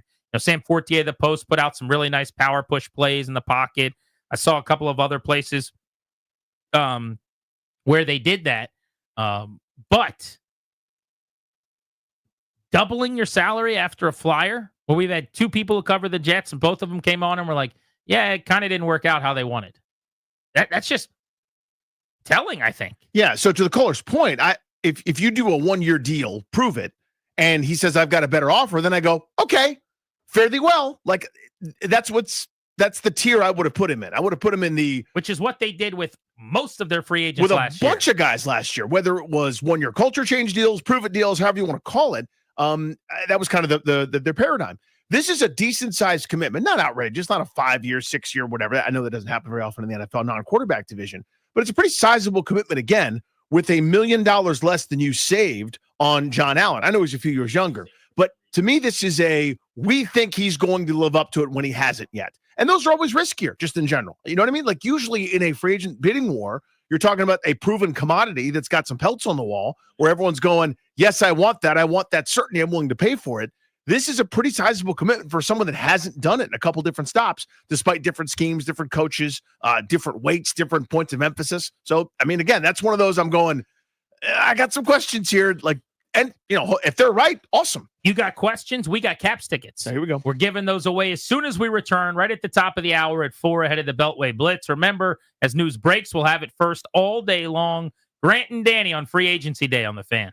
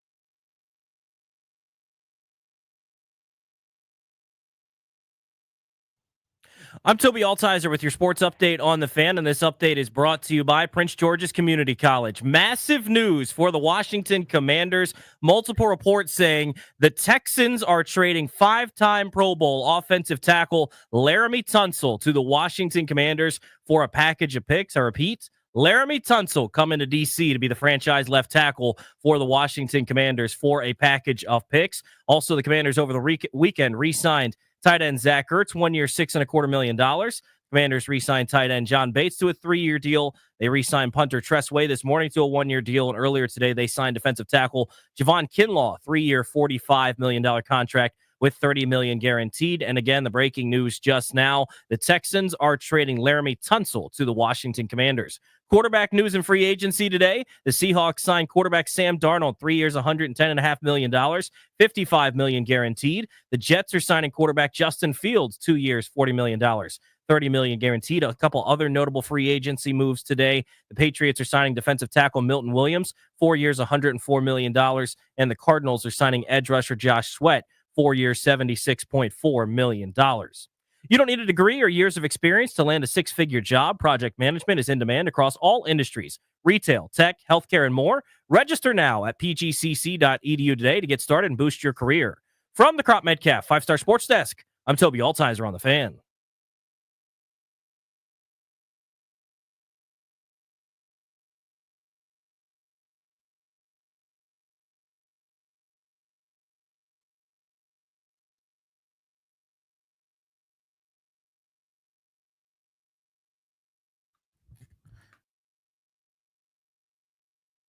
Wow, absolutely massive breaking news.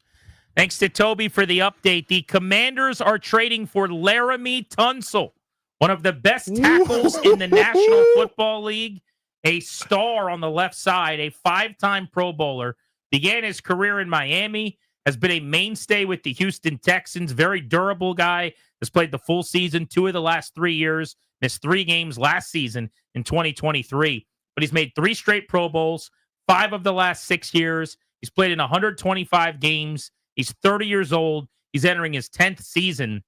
Laramie Tunsil, who was drafted way back in 2016, 13th overall. He was actually supposed to go way earlier than he did. Gas mask bit. Yeah, he was the guy that got screwed over by the gas mask video. Would have been a top 3, top 5 pick.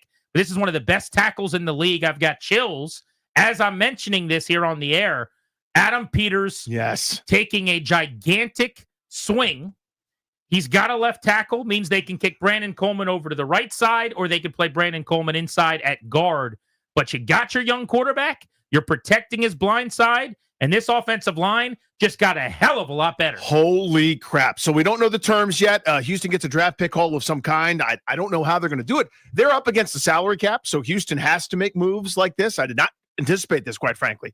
Left tackles, who are excellent, do not become available. So this one just did. I cannot believe this. I didn't see this coming. I never saw anything, no rumor mill, no even like fake fan account that said this might be possible. I'll say Holy this for crap, Peters dude. in Washington. They don't really do leaking. Yeah. You know, here are the terms from the Commanders to the Texans. A 2nd and 4th rounder next year to the Texans, plus a 3rd rounder this year. So this year's 3rd, 2nd, and 4th next year. I would set a record for how fast I sign up for that. Oh, hell yeah. The Commanders will also be getting a 4th round pick back from the Texans. Now, I wonder if that's this year or next year. I'd have to imagine it's probably next year. So the next year would be a 4th round swap then, because Washington's sending a 4th rounder next year. Possibly, unless it's this year's 4th round pick. He did not specify, but this is Ian Rappaport saying Washington is sending a 2 next year and a 4 and a 3, a 2 and a 4 next year, but the 3rd round pick this year to the Texans for Laramie Tunsil, the starting left tackle. We have said, Danny, they've got to find a way to upgrade this offensive line. One of the paths to doing that was to get better on the left tackle spot, to improve from Brandon Coleman, who gave up a lot of pressures and sacks as a rookie. Now, I was on record as saying I would just roll with Coleman because I didn't think there was a left tackle on the market. It was a pretty bleak market. You normally cannot trade for standout left tackles. It doesn't really happen. But Washington was able to find a dance partner. Now, by trading a third round pick for him, it means that now you've got pick 29 in the first round, pick 29 in the second round, which is 61 overall, and then pick 207, 238, and 250. So they're now down to just 5 draft picks and only 2 before the 6th round. Because that third round pick that they got from Miami at 79, presumably is the pick going for Laramie Tunsil. So, but they're solving needs with those picks. It's just, not the way we're used to doing it, right? You're used to using that pick on a young player who then you signed to that 4-year deal with a 5th round option and blah, blah, blah. This is we're using that 3rd round pick on a Pro Bowl left tackle. We're using the 5th round pick on, weapon Deebo Samuel. We used last year's 3rd and 4th and whatever the other terms were for hopefully an upgraded quarterback and Marshawn Lattimore. So they are filling out the roster. They're looking at voids and looking at under sort of valued commodities to use the currency at their disposal, whether that's salary cap money, whether it's draft picks. Because there was a time, remember, not that long ago, when people were treating draft picks like they were solid gold, like you couldn't possibly part with any draft pick just because it was such a commodity. And then the Rams are going, well, everybody's overvaluing them. We'll just say bleep those picks and go, stars and scrubs and win a Super Bowl. Now it's kind of balancing back out a little bit. They're using the means at their disposal to capitalize on their window right now. They just got a lot better, dude. Like, I did not see that coming at all. You just said it. The versatility of having Coleman, either now you upgrade at left guard massively. Maybe you kick Coleman to the right side. Maybe Wiley's still on the roster as the right guard while Sam Cosmi gets himself healthy. You've got options now because you just got your most talented, best offensive lineman, with all due respect to those other guys, now at left tackle, the most important spot. Maximizing and protecting Jaden Daniels is mission number 1 for me, and it looks like it's important to them too. Hell yes. So I need to know if this 4th round pick is for this year or next year, which is not to say, by the way, that I really care necessarily in terms of making the trade worth it or not, because the trade is absolutely worth it to me regardless, if we're being honest. But I need to know, just for my own clarification, of like how to feel about this year's draft, because if the 4th round pick is next year, then again, they're down to a 1, a 2, and 6, and 2 7ths, 5 picks this year. If they have a 4th round pick, it does make you feel a little bit different, because now you could trade back from 29, get 2 or 3 picks in the 2nd or the 3rd round or whatever, and then have multiple 2s, a 3, a 4. It looks very, very different all of a sudden with a trade back. Whereas without that 4th rounder, no matter what, almost, it's going to be pretty bleak in the early going. But look, I am never going to fault a executive for going out and taking big swings. I'm never going to get upset at Adam Peters for adding super talent. This is one of the better left tackles in the league. This is one of the better players at one of the most important positions in all of football. Okay, this is a 5-time Pro Bowl, 30-year-old stud who's got years left at a high level. But also, let's stop saying it's all about draft picks. It's all about the draft. No, you're in win now mode pretty clearly. Yeah. You went and got Deebo for a year. You have now paid a bunch of money to a defensive tackle who you think is going to be pretty good the next couple of seasons, and you're going to get a 30-year-old left tackle and moving off of the plan, which was the guy that you had just drafted in Brandon Coleman, yeah? So I say all that to say, man, A, I love this, and B, I want to know about this 4th round pick. Looks like cap numbers 2025, $21.3 million with $10 million guaranteed. Next year, it's not guaranteed, but still a bargain, 21.3 for, imagine going in free agency and trying to sign Laramie Tunsil. So it would be north of 30, and it probably might end up being there if they end up extending him, so there's wanting only a new 2 contract. years left at $42 million? Only 2 years left at $42.6 million. That's ridiculous. That's precisely. I don't know anything, so I shouldn't say this. I've never talked to the guy. He'd be insane if he's not looking for an extension. Now, also, why would the Texans have traded him if he doesn't want an extension? I would have to imagine he wants to get paid. So I think so. They know they can't. I mean, they're up against it now. I think they're $4 million under the cap as it stands right now today before a flurry of activity. That's according to over the cap.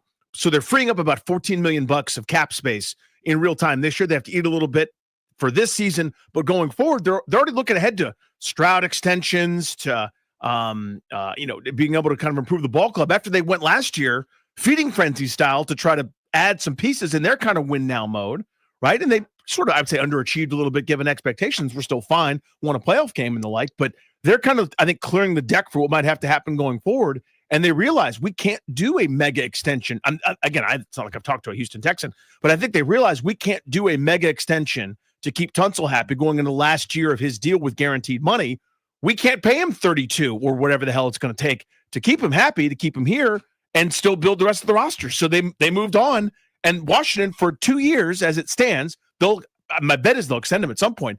They're getting him basically for what one of these guards just got in free agency.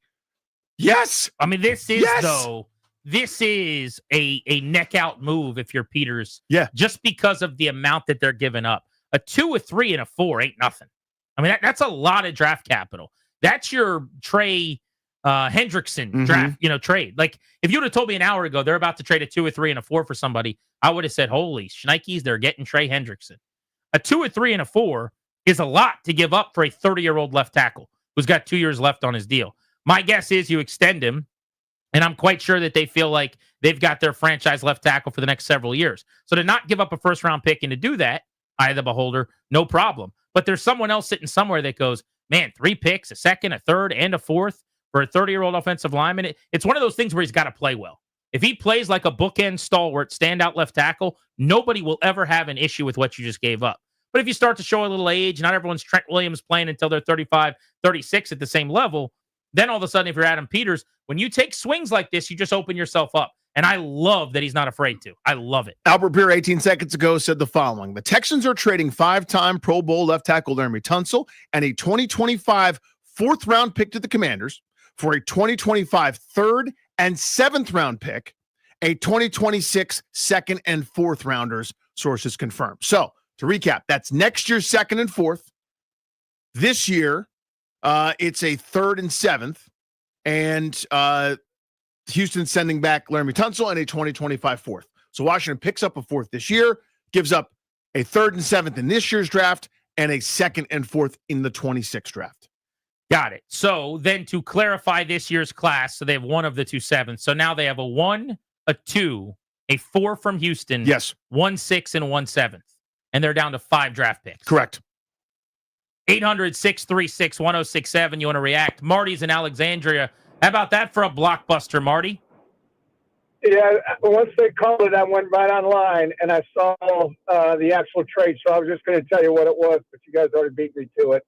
Honestly, I was a little concerned when I heard the 2, 3, and 4. But since it's a 4 swap and we have a 4 this year, to me it's the second, third, and the 7th. I don't care about the 7th. I do care about the second and third. It's a little pricey, but look, I'm unlike you guys. I'm in Adams we trust. So whatever. Appreciate you, Thank you, buddy. Guys. In Devontae Adams, the Commanders trust. And John Quincy Adams. Yes. Good phone call. Thank you. You can react to Laramie Tunsil to Washington at 800-636-1067. You can tweet us at Grant H. Paulson, at Funny Danny. I think 2 things can be true. This is very pricey. Giving up a 2, a 3, and a 4. You've already depleted this year's draft class to the point where you're really going to have to get creative and hit on some picks. And now you've started to do it with next year's class, which adds to the conversation about building through the draft and pushing your chips in. But you've got a finite window here with Jaden Daniels on a rookie deal. And what have we all been saying for weeks? Upgrade the offensive line. Give this kid the best chance at superstardom. You want to compete with the Eagles in your division? You want to compete with the teams that you're not quite on the level of right now? The best path to that is upgrading the trenches. Yep. And Adam Peters has now signed a D tackle, even though it was a little rich for me. $15 million for Kinlaw, not my favorite move of the day. But went out and got a big D tackle up the middle to replace Allen, and has now signed a starting left tackle. I wonder what they do with Brandon Coleman. Do you kick him inside to guard, where a lot of people felt he was going to play when he got drafted? I think he'd be a really, really good guard. This could be Cosme 2.0, by the way, where you draft a guy, try him at tackle, he's okay, you kick him inside and he becomes really, really good. Or might they kick him over to right tackle? Mm-hmm. That allows you to either cut Wiley or move Wiley inside, where he once started in Kansas City. And then that would be for Sam Cosme, who's recovering from a very late season knee injury, right? Well, so you could need also something. start him at left guard over Allegretti. You could do that too. The point is now you've got Cosme options. will not be available at the beginning of the year because of the ACL. Precisely. So to me, my dream, the point that I made, I want 3 new starters along the offensive line, but 2 new players. Coleman was going to start somewhere for me. I don't know if that was left tackle, right tackle, left guard, whatever. He was going to move for me if it was up to me, and I was going to hopefully upgrade, whether it was in the draft, or maybe there's a right tackle late in the first round. Maybe it's you trade back at the end of the first round, or early second round, something like that. You have to move around the board to find somebody. I did not see this coming. Obviously, I had no idea that a 5-time Pro Bowler and left tackles, a lot of guys will tend to play into their mid-30s, upper 30s really, really well. See Trent Williams and a bunch of other guys at this stage. So to me, this is a price that I would pay every time and twice on Sunday. Like, I understand it's steep with the number of draft picks going in the next year, but you look at the tackle market at the end of the first round, really hard to find one. You need to be usually 10, 11, 12 if you want one of the second or third best guys in the draft. Marquee spot, free agent, huge position premium spot. You're not finding one in free agency. You got to pull the lever somehow, and that's what it costs. Well, you got to keep Jaden Daniels healthy, period. The whole goal of the organization right now is to keep this guy who is not particularly thick, and if he gets crunched in the pocket when he's not expecting it, could get hurt. We saw him basically play mediocre football for a month last year after he got dinged in the ribs. You have to keep him healthy. He looks like he could be one of the great players in the league if he's healthy. That's right. Upgrade your offensive line. And there's only so many ways to do that. And they just got one of the best left tackles in football. By the way, PFF graded out Laramie Tunsil as the 4th best Texan overall last year, behind Collins, Stroud, and Diggs, although it was a limited number of snaps. So I would say the 3rd best full-timer for the Texans. And his pass blocking grade of 89 is elite. I mean, as good as it gets around the league this past season from PFF. Speaking of which, Nick Ackridge covers the Commanders for Pro Football Focus, and he joins us now. Nick, what do you think about a 2, a 3, and a 4? It's a lot, but Laramie Tunsil's a really good left tackle. Yeah, it's a lot, but these left tackles you don't really get an opportunity to get someone like Laramie Tunsil. I'm shocked that the Texans are willing to make that trade. But yeah, you just got yourself an elite left tackle who's just constantly been elite throughout his entire career. I mean, there hasn't really been a season that he has performed anything less than elite. So again, confused as to why the Texans were willing to move on with that, but ecstatic that he's here in Washington. How does he fit scheme-wise? I mean, I imagine you could put him anywhere, Nick, but just in terms of Kingsbury, fit, design, thinking run, pass game, etc. I imagine he'd be a pretty good fit, but specifically to this scheme, how does he work for you? Yeah, I mean, plug him in instantly left tackle, and I think he doesn't skip a beat. I think, there were some times last year where left tackle was a bit of an issue with Brandon Coleman. He had a decent year, but you have someone like Laramie Tunsil that can step in right away, tons of experience in the NFL, and I think he can step in right away. He's an athletic player as well, so he can get out the screen game, but you really don't want to use him for that. He's going to be the protector of Jaden Daniels, and he's going to be very, very good at it. Laramie Tunsil for a 2, a 3, and a 4 to Washington, their new starting left tackle. It is a lot, but as Nick Ackridge of PFF is saying, you're getting a potential elite player at left tackle. How did you guys grade him out? I mentioned the pass blocking grade was amazing. How is he graded out over the years from a run standpoint? Yeah, from a run standpoint, it's around above average for his entire career. And that's kind of perfectly fine for left tackles. You would rather have them be much better pass blockers than run blockers. But yeah, just kind of above average throughout his whole career, which again is really kind of where you want someone who's going to excel this much in pass blocking. You don't want a huge drop off in the run game, but he's been just above average, which is more than enough.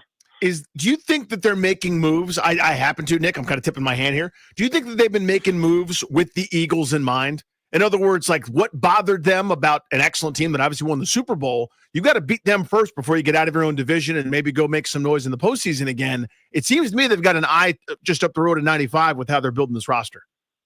Yeah, no, I agree. I think it also kind of coincides with this is kind of where they were weak in general. I think the trenches were where they were kind of the weakest. But yeah, you've seen exactly what Philly's done. Philly's had an incredible offensive line for almost as long as I can remember. And trying to match that is a good strategy. Trying to match that offensive line strength, trying to match their defensive line strength is a great way to kind of attack your team, especially when you've already figured out that quarterback position. We saw what Jaden could do with, somewhat lackluster group of receivers. And I think you just really needed to solidify what you have in the trenches. And I think with this Laramie Tunsil trade, they're definitely doing that. Nick, my last one is I know a lot of Washington fans are kind of conditioned to quote unquote build through the draft, right? Where you select a bunch of players and they grow and develop and you keep them and it's this nice young core. My point is they're using draft picks, but just in a different, maybe less traditional way Laramie to swing. Tunsil is third and fourth and second round pick. It's not exactly the Ernie Grunfeld methodology, but it's maybe closer to that than some folks are used to. They're bringing in difference makers and using their draft picks as currency. I'm cool with it, but I wonder about sustainability. I wonder, maybe how folks are going to react. Just give me your thoughts there. Yeah, that's a fair point. But we saw a team that was one game away from the Super Bowl. I think they realized that they can go and attack right now, and they're not too concerned about building that stability out. I think you have a window right now, and you do everything that you possibly can to succeed in that window. And I think Laramie Tunsil is the key to that. And, it's not the worst thing in the world to kind of have a quiet draft day. Typically Washington is very heavily involved in the draft, especially early on. But it's for me, it's going to be kind of nice to just kind of sit back and relax and kind of not really stress too much about the draft. I think that what they're doing right now with free agency is where I would kind of lean towards. I know Danny asked you this in passing, but just to drill you down a little bit here. So what's your best guess? Brandon Coleman starts where? I think left guard. He played a lot of left guard there at TCU. And I thought he was really good at left guard at TCU.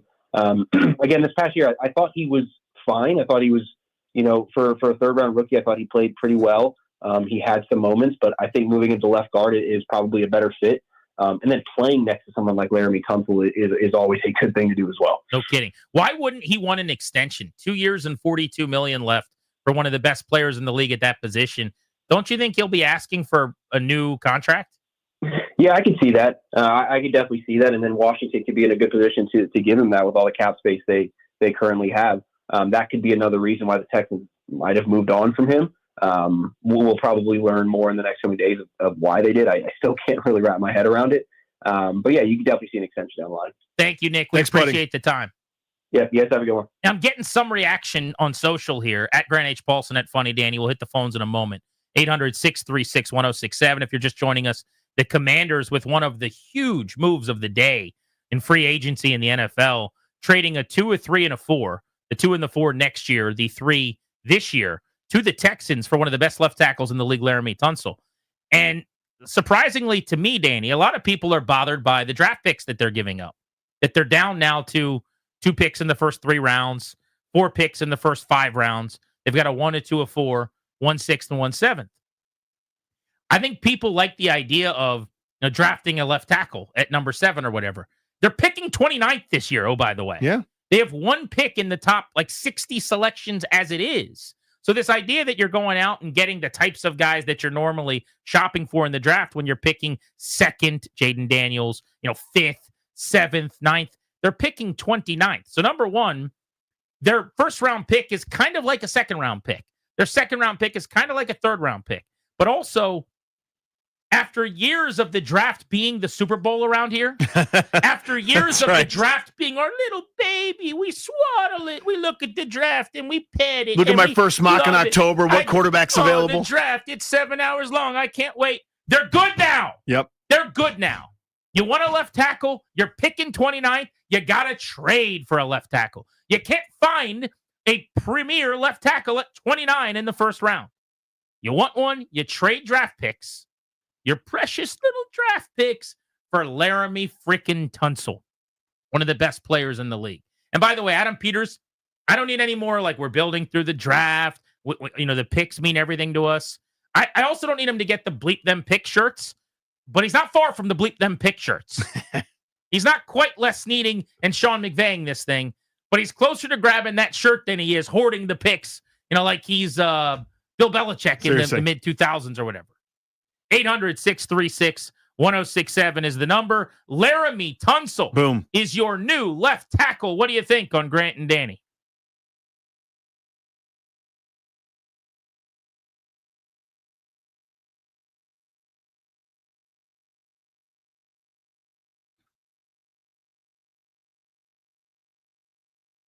The good people at Co-Pair are taking care of me, and they're taking care of Danny. My coach over there is Kurt. Had a weigh-in on Friday, I think it was. Get on the scale, I'm up a pound. I'm like, what's going on, man?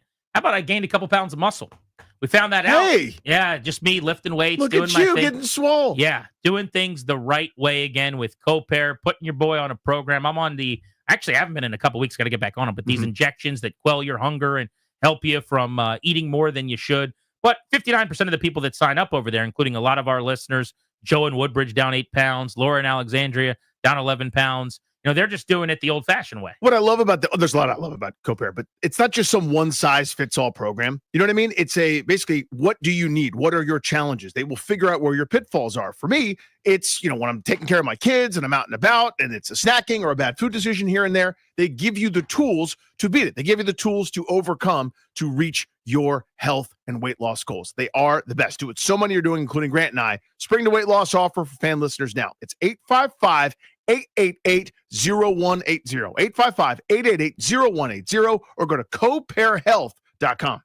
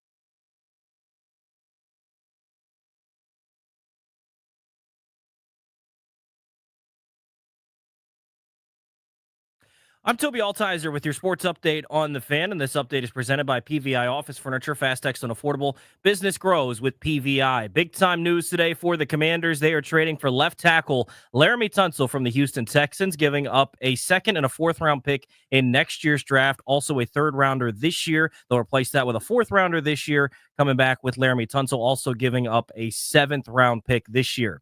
Commanders signed defensive tackle Javon Kinlaw to a 3-year deal worth $45 million. $30 million guaranteed. Taking a look at some of the other action in the NFL free agency today, the Seahawks signed quarterback Sam Darnold. The Jets signed quarterback Justin Fields. A couple of former Commanders on the move. The Raiders signed safety Jeremy Chin to a 2-year deal worth $16 million. The Jaguars signed wide receiver De'Ami Brown to a 1-year deal worth $10 million. Can be worth up to 12. Looking to upgrade your office game? Swing by PVI Office Furniture, where we've got everything you need to take your workspace from the bench to the big leagues. Mention The Fan to score 15% off your in-store purchase. PVI Office Furniture, where productivity gets a hat trick. Visit PVI.com because business grows with PVI. From the Crop Metcalf 5-Star Sports Desk, I'm Toby Altizer on The Fan.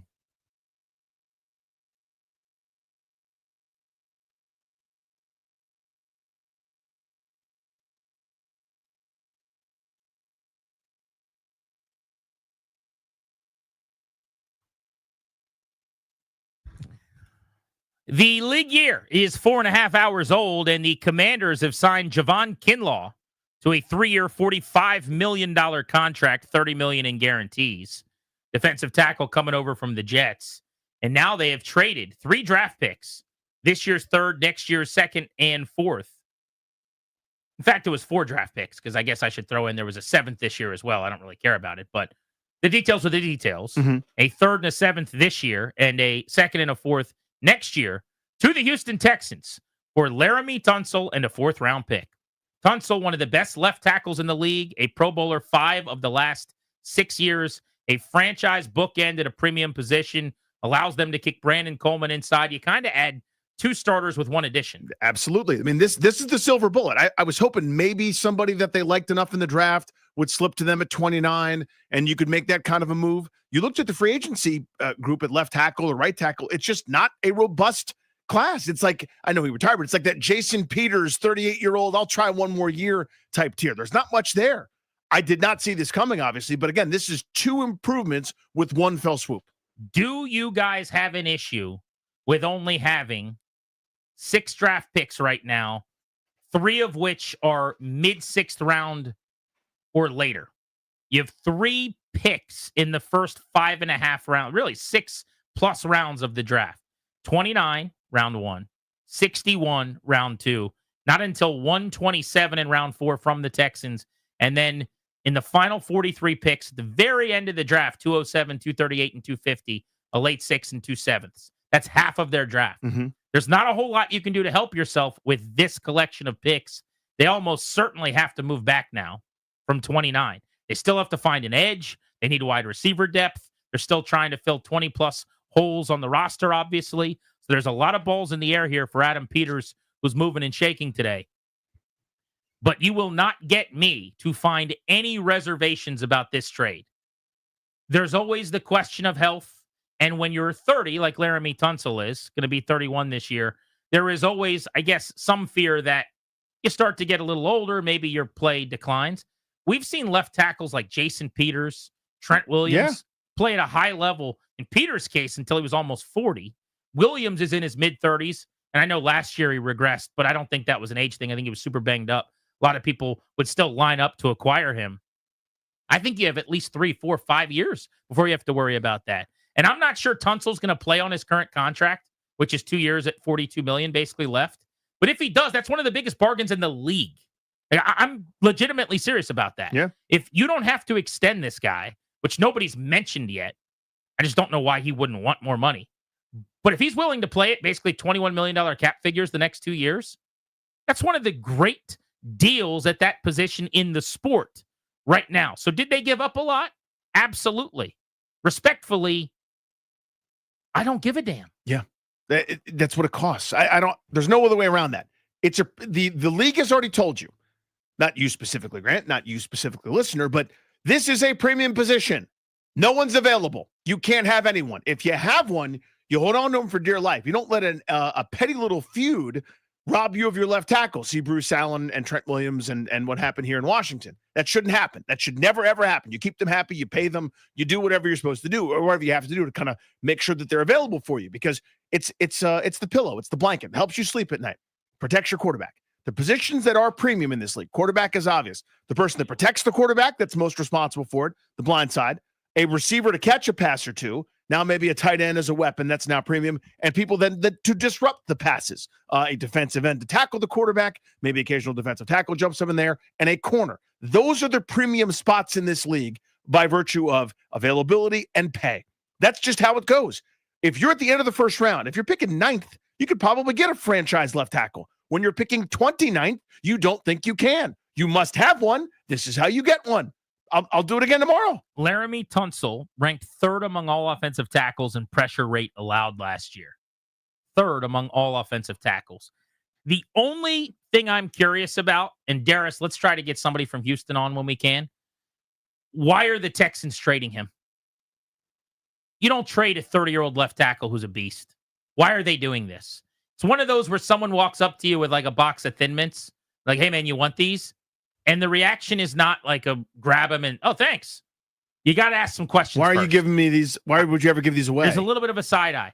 You're giving me Laramie Tunsil. I know I'm giving you a 2, a 3, and a 4. I got to imagine with Stroud getting unbelievable money soon. Did Nico Collins get paid yet? I mean, they've got all these guys. They already paid him that are coming up. Will Anderson, their pass rusher. Maybe they're just getting ahead of it going. If we trade them now, we'll get the most back possible. They're tight against the cap now, and they've got a bunch of big-ticket items on the way, I think. Let's go to Kevin in Arlington. Kevin, you've been begging for more help for the offensive line. You just got it, buddy. Oh, I am so pumped. But let me just take a quick step back. For those crying about the draft picks being sent out, thanks, Ron. Okay, when you draft that horribly for 4 years, you have so many holes. The good news is because you drafted so horribly, the number 1 premier position quarterback is filled with Daniels. But let's talk about those picks. Okay, so we have a first and a second. A first can easily become a second and a third. A second can easily become a third and a fourth. Relax, people. You got to fix your team through the draft, through free agency, and through trades. And one other thing. Sandersville and Coleman saved their bacon last year because Sandersville was supposed to be a slot corner and Coleman wasn't supposed to be starting left tackle. They were more than admirable in the jobs. And now the trades for Lattimore and Tunsil, yes, there's risk reward there. Will Lattimore ever be healthy again? Well, is there something there that we don't know with Tunsil? There's always going to be an issue. But, God, they have gone about surgically, and now they've addressed whether it works or not, quarterback, cornerback, left tackle. Those are the 3 hardest positions on any team to fill, okay? I am pumped. I am a left tackle guy. That's my favorite position on the field. And you have had so many good ones in Washington, and I think we, again, have another good one. I am psyched. Thank you, buddy. Love it. Someone get CK on the horn. Can we get with Breaking Tea to get a Bleep Them Pick shirt made? I'm ready to wear one of those. Get me there's some shtick about building through the draft, and then it's like list of picks. It's like 1. Get me a Bleep Them Pick shirt. I'll rock it around. I mean, this whole, like, I love the draft. It's one of my favorite things. Picks are valuable. Hoarding them is great. Putting together as many of them as possible. You know what's better? Laramie Tunsil at left tackle. He's a really, really good player. Yeah, Kevin said what I've been saying for years. Like, everybody starts with the same allotment. And once everybody starts to overvalue a certain thing, for example, you're hoarding picks where you can use some of your picks to get something that's undervalued in your mind, or the opposite. People overvalue salary cap space. Then you can use different mechanisms to improve your team. The whole point is to build the best roster possible. Use whatever channels. If you're sitting there scared going, I've got to make sure my second rounder in 2026 is still here. Okay, congratulations. Now you have a 2026 second rounder. Or you could have a Pro Bowl starting caliber left tackle. I'll do that. You know what I mean? Like, the whole point is to use every lever that you have to improve the football team, and they're doing exactly that this offseason. Love it. It's so funny. I just got this tweet from somebody who said, elite, Tunsil elite. Why? Because of the assets we gave up? Because Adam said so? And he screen grabs a tweet from random people, just dudes talking about Laramie Tunsil. One of them says, Tunsil is on the decline. Good player, but he gets penalized a lot. With all due respect to what Hot Luigi Virgin said. Wait, what was that? Hot Luigi still a virgin? Any or something? any dashes or ampersands in there, underscore? With all due respect to his take on Twitter, here's a pebble. There's a parking lot. Okay. Head on out there and tap it for a little while. You see where it goes. I'm going to just stick with the football that I've been watching. And the PFF grade that said not only that he was elite, but that he was their third best tackle that they watched against the pass rush last year. Let's go to Carlos in Savannah Park. What's up, Carlos? Yo. Hey, listen, I love the trade. Forget them picks. I'm not saying forget them picks like they're undervalued, but everyone's saying that this is such a low draft class that's coming in that there's really not that much value maybe on the defensive tackle positions that are coming in from the college. This is a blockbuster trade. They're making a statement this offseason. They're just going to focus on, maybe getting a safety now because Jeremy Chin is gone. And, in Adam Peters, we trust. That's all I got to say, guys. Thanks for taking my call. You bet. Appreciate you. Someone here saying you can't keep trading or signing 30-plus-year-old players. Every position's different, right? Every position ages differently. If you sign a tight end like Zach Ertz at 34, you should not expect him to be the same player. But a tackle at 30, really? That's the end of his career? Have you seen that position? Remember Ray Brown coming out of retirement to play left tackle at 40? I mean, Trent Williams this year was 36 years old. He was a first-team All-Pro at 33, 34, and 35. That's 3 years away from Laremy Tunsil, 4 years away, and 5 years away from right now. Let's go to Paul in D.C. What's up, Paul? Man, look, and guess who was on that team that got Trent Williams 3 or 4 years ago? So at the end of the day, Adam Peters just did a 49ers move on the Houston Texans because I think your phone's breaking up. His point was, I think, is that Peters saw and knows the value. Yeah. Right? Where you go, guys, we can get Trent Williams for less than, we don't have to give up a first-round pick for it. Let's go. Two questions. One, are you guys bothered by the draft picks that they're giving up, yes or no? 800-636-1067. And then also, just what do you think this does for Jaden Daniels to go get one of the premium left tackles in the league? We're also monitoring everything coming out in the NFL. If news breaks, we'll have it here first. We'll react to it. The Commanders have signed Javon Kinlaw, $15 million per year. I gave that a C-. They have traded for Laremy Tunsil. They gave up a lot, so I'll give it probably a B+, but it's hard not to give it an A. It's a franchise left tackle, man. I want to go A-. You know what? I'm going to go A-. That's good because I went A. Just there's a little letter right at the beginning, right at the start of the alphabet. You don't have to go too far down. When in doubt, throw an asset at your offensive line. Let's go. You just can't go wrong getting better up front. Grant and Danny on the Fan.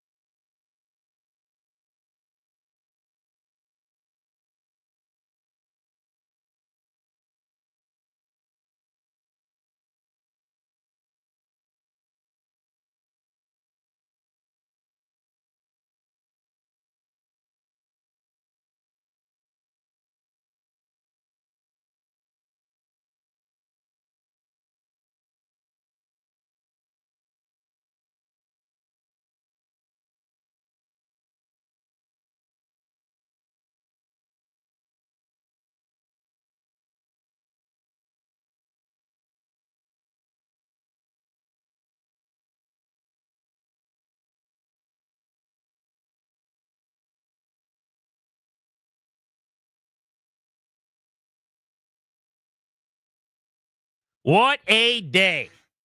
Grant and Danny on the Fan.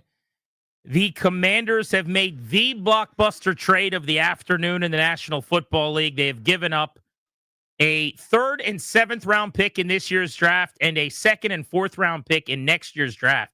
Danny, that is a lot. It's 4 picks. It's 2 in the top 3 rounds. The 3 this year is basically a pick swap because they get a 4th back this year. But a 2 and a 4 next year, you're now denting into the 2026 setup as well. But man, did they just solve a problem. They went from hoping Brandon Coleman could be their long-term left tackle and make a big leap in his sophomore year, to bringing in Laramie Tunsil, who's made 5 Pro Bowls in the last 6 years, coming over from the Texans, going into his 10th year at age 30. A stalwart, elite level, one of the highest graded players at his position, special player at left tackle, and on a great contract. He signed a 3-year, $75 million extension last year. And because it was somewhat front-loaded, they get it at a really reasonable rate in terms of cap numbers. So I would imagine he'd want to get a new deal, but because he got paid last year, you might have to wait a year. So you have him this year. You're probably going to have to pay him before next season if you're going to keep him around. He would need an extension, and I'm sure he would hold out or whatever. But you might have a year before that to have to worry about all of that. Totally. And in a light year in terms of the draft, where clearly teams around the league are going, I'm just not so sure about this class. Yes, you have to give up another pick, but you now also have solved another offensive line spot because you don't have to go out and sign a guard if Coleman's going to start there. You don't have to go out and sign a right tackle if that's where you're kicking Coleman. And this was the beauty to me. And this is my silver bullet that I was advocating for. Easier said than done. I keep beating this drum. The free agency is not going to provide you with a really good defensive end or a really good left tackle. You had to go through some kind of trade market or, move up in the draft or do some kind of mechanism to fill one of these premium spots. And they did that. This is what it costs to me. I have no issue with the cost at all. I will sleep so soundly tonight. As soon as I'm done pumping my fist, by the way, once I'm all exhausted from that, I will never think about those picks again. I don't care. I will do that 1,000 times out of 1,000. For folks that are talking about age, listen to some of the left tackle ages among starters and guys that were ranked very high this past year. Trent Williams, 37. Garrett Bowles, 33. Deion Dawkins, 31. Taylor Decker, 32. Ronnie Stanley, 31. Jake Matthews, 33. Colton Miller, 30. Cam Robinson, 30. You see the theme here. Oh, yeah. There's some 26-year-olds because they'll be 30-year-olds on their teams because they're not going to shake free. If you're good, you just do this until you're 36, 37, 38. For whatever reason, I don't know why left tackle has more lifespan than some of these other spots where you're ramming your head against someone else's, a million times a game. But that dude is excellent, and he is here now, and I am thrilled. All right, let's go lightning round. Be quick, but we'll get to as many of you as you can rapid fire here. Zach in Gainesville, your thoughts on the trade? Man, I just want to say that I think that there's no way that you could ever overpay for Jaden's safety, especially when it's his blind side. And this doesn't mean that AP is done. He's pretty much done everything at this point, and he can make moves at any time he wants for picks, players, whatever. So thank you guys. Appreciate you, dude. Jaden Daniels' protection should be priority number 1. They just got a left tackle. Start your argument against what they did there for me. See how that ages. Colin Clinton, you're up. Yeah, thanks, guys. I think you're doing a great job with the position value there, Danny. The one thing I would add would be I think they're more likely to spend more than the cap space. If they were to spend up to like the limit that the Eagles spent last year, it would be like $200 million and instead of like $100 million that everyone's talking about. So I just think that the news of today is pushing that number closer to the higher end, like let's say 150. Let's say you're talking about cash. So, correct, not cap. Yeah. Fair. I like what this means for ownership and their willingness to shell out bonuses and cash and to have that available and ready to go. Rapid fire here. Let's go to Michael in DC. Go ahead. So if we think that the Super Bowl window is open now, then here we go. I think it's a great trade. I think it's perfect. Let's go for it. If it fails, then it is what it is. Yeah, take a big swing. Yep. You're knocking on the door and you think you got the quarterback you can win with. Like win something actually meaningful, not be in every game, but possibly win a championship. You just got to the NFC title game. And by the way, I think there's something to that call as far as we got our answer as to what they think of themselves. Going into the offseason, I keep saying it's going to be really hard to repeat what they did last year. The schedule's harder. They got a little lucky. They went on the magical run. You're going to get everyone's best shot. You're not going to surprise anybody. Well, you know how you make sure you get back to where you did? To be more talented. Yeah. To go get more stars. To go get more studs. And they think they got one in Deebo Samuel. I'm not sure they got one in Javon Kinlaw, and I don't know that they would say that they got a star, but they certainly got one in Tunsil now. They're swinging big. Let's go to Jackson Landover. What's up? Hey, good afternoon, guys.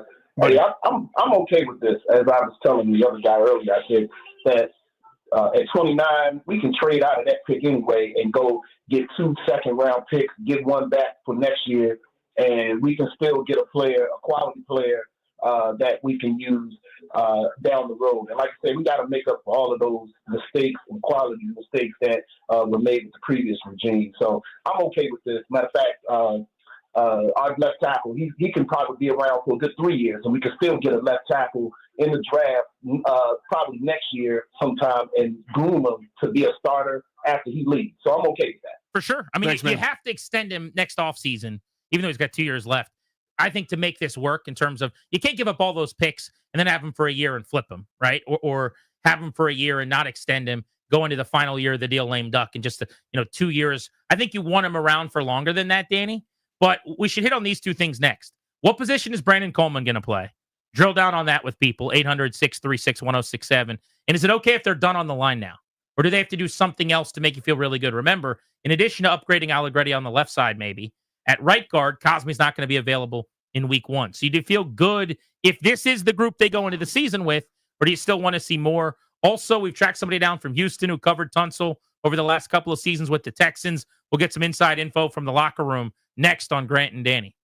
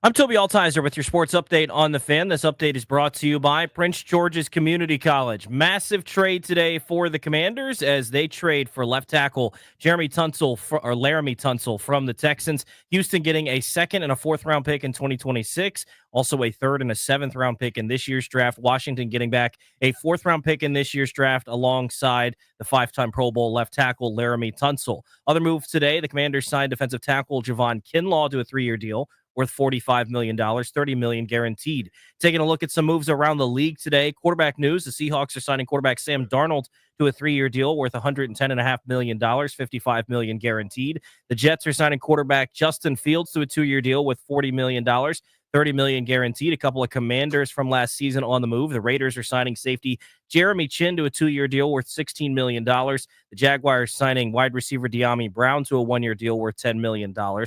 A couple of Eagles on the move. The Patriots signed defensive tackle Milton Williams, 4 years, $104 million. Cardinals signed edge rusher Josh Sweat, 4 years, $76.4 million. Tonight in baseball, the Nats taking on the Marlins at 6 o'clock. You know that game right here on The Fan. Wizards taking on the Raptors in Toronto, looking for their second straight win. They beat the Raptors 118-117 on Saturday. 7:30 tip-off in Toronto on the Team 980 tonight. Power up your future. Enroll tuition free in the Sustainable Energy Program at PGCC. Start your career in renewable energy today. Visit www.pgcc.edu to get started. From the Crop Metcalf 5-Star Sports Desk, I'm Toby Altizer on The Fan.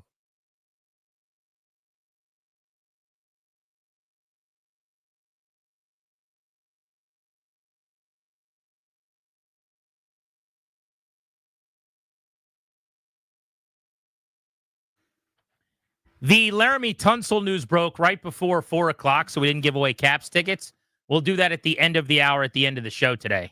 Make sure you're listening just before 6 when we sign off at 5:53 or so. Welcome back, Grant and Danny on The Fan. We're brought to you today and every day by our friends, the law firm of Kanduri and Murad. As Washington prepares this offseason to protect its star quarterback by adding Laramie Tunsil, what are you doing to protect your family's assets? That's an exclusive sponsor of our show. The law firm of Kanduri and Murad can help you draft your last will and testament, set up a living trust, or put together a medical power of attorney. Schedule a free consultation with their attorneys today by visiting kmlawyers.com. Be sure to let them know that we sent you. That's kmlawyers.com. Let's go to the Rude Guest Hotline. Rude, the most reliable heating and air conditioning products in the DMV. And talk to Jonathan Alexander of the Houston Chronicle, covers the Texans. Jonathan, I'd like to give you a boatload of draft picks for your elite left tackle. How do you feel about it? I think you were crazy. Teams rarely trade left tackles, and then somebody as successful as Laramie Tunsil. That's what the Texans ultimately did. They thought that they'd be in a good position, and ultimately, didn't want to pay Laramie. So calm our nerves a little bit to that point. There is some, why are you giving me this for? Why are you handing me this side-eye thing going on here? Should we be nervous, or is Laramie Tunsil still a stud? Laramie Tunsil is still a stud. He was one of their top 5 best players in 2024. I think the only issue you have with Laramie Tunsil last year was the fact that he committed a bunch of false starts, and that's primarily because he likes to get an early jump on defensive linemen. That's his thing. But you take the good with the bad. He doesn't give up sacks. Only gave up 2 sacks last year. But the Texans, ultimately, he was going to be up for an extension after 2026. Well, he was up for an extension now, but his contract expires in 2026. And the Texans just have a ton of players that they have to pay money to. And, they value the younger talent right now over the veteran talent. So what I was guessing, just looking at Houston's salary cap, last year they had a big offseason. It didn't really work out the way a lot of people thought. They were still pretty good, obviously. It wasn't if they fell off completely. But a lot of people thought they'd be a Super Bowl contender. And now they've got a lot of big ticket items due, not a ton of cap space. I just looked at this as if to say, they said, we have to make some sacrifices here. We can't pay everybody. And maybe that's why he's available when usually guys like this are not. Your thoughts there? Yeah, I think that's exactly what it is. I mean, you look at who they have to pay. They don't have a ton of cap space this year, and won't have a ton next year. But next year they're going to have to probably pay. They're going to have to pay Derek Stingley this year, who will become the highest paid cornerback in the league. Next year, C.J. Stroud eligible for extension. If he has a great year, he could be the highest paid quarterback. Will Anderson Jr. is going to be eligible for extension. If he plays well, he could be one of the highest paid defensive linemen. I don't think anybody's going to pass Myles Garrett next year. But Will Anderson could creep up there. And then you would have had Larry Tunsil would have been asking for a contract as well. And they're right now they're prioritizing their young talent and their core pieces. And unfortunately, Larry Tunsil was the odd man out. But trading for him, they could still get decent value, which they were able to get through those draft picks from the Commanders. How good a player is he for Commanders fans who either aren't familiar with his game over the last couple of years or wonder, what level of play he can provide if he's playing at a high level and everything checks out here? I mean, he hasn't had any bad seasons. I would say Larry Tunsil is a top 5 offensive tackle in the league right now. He got some votes for All-Pro, and he was just outside of that. I think he's an All-Pro type of player, definitely a Pro Bowler, and has made the Pro Bowl each of the last 2 years. And I don't see him slowing down. He didn't look like he was slowing down. I think he'll continue to be good. And premier left tackle that's athletic as Larry Tunsil can play late in their careers. I think he's just turned 30. So I think he has a few more prime years, at least 3 more prime years. And the Commanders have him for the majority of that contract, where he'll still be in this prime. So I think the Commanders got a good pick, and to me, it shows that they're trying to win right now and trying to figure out the best way to protect Jaden Daniels moving forward. Jonathan, where is he special? Like, there's a lot of guys that are pretty good in the run game, et cetera, but it seems like he may be set apart in a couple areas. Where is Laremy Tunsil different than everybody else? Where's he special in your mind? Yeah, I think he's top 3 in the league in pass protection. He doesn't give up a lot of sacks. He only gave up 2 all season. And this was an offensive line that gave up 54 sacks all season. So Tunsil was responsible for only 2 of those.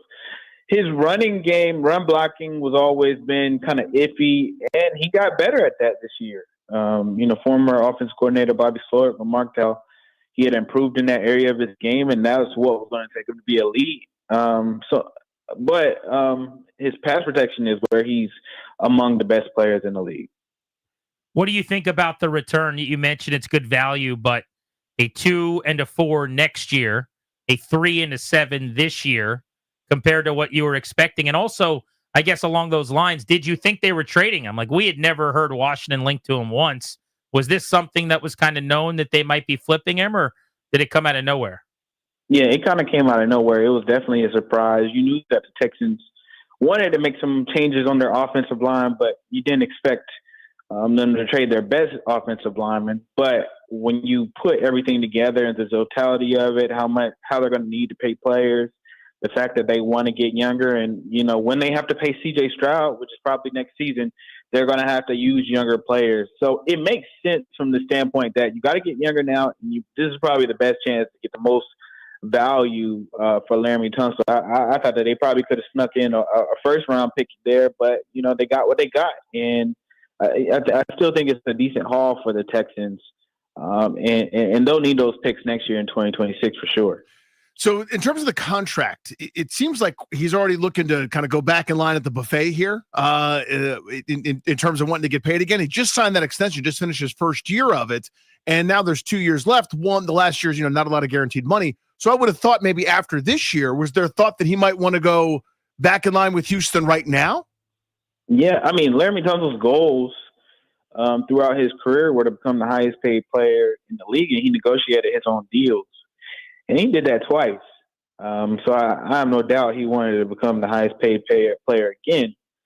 And really more so that's about him proving to the rest of the league that he's among the best.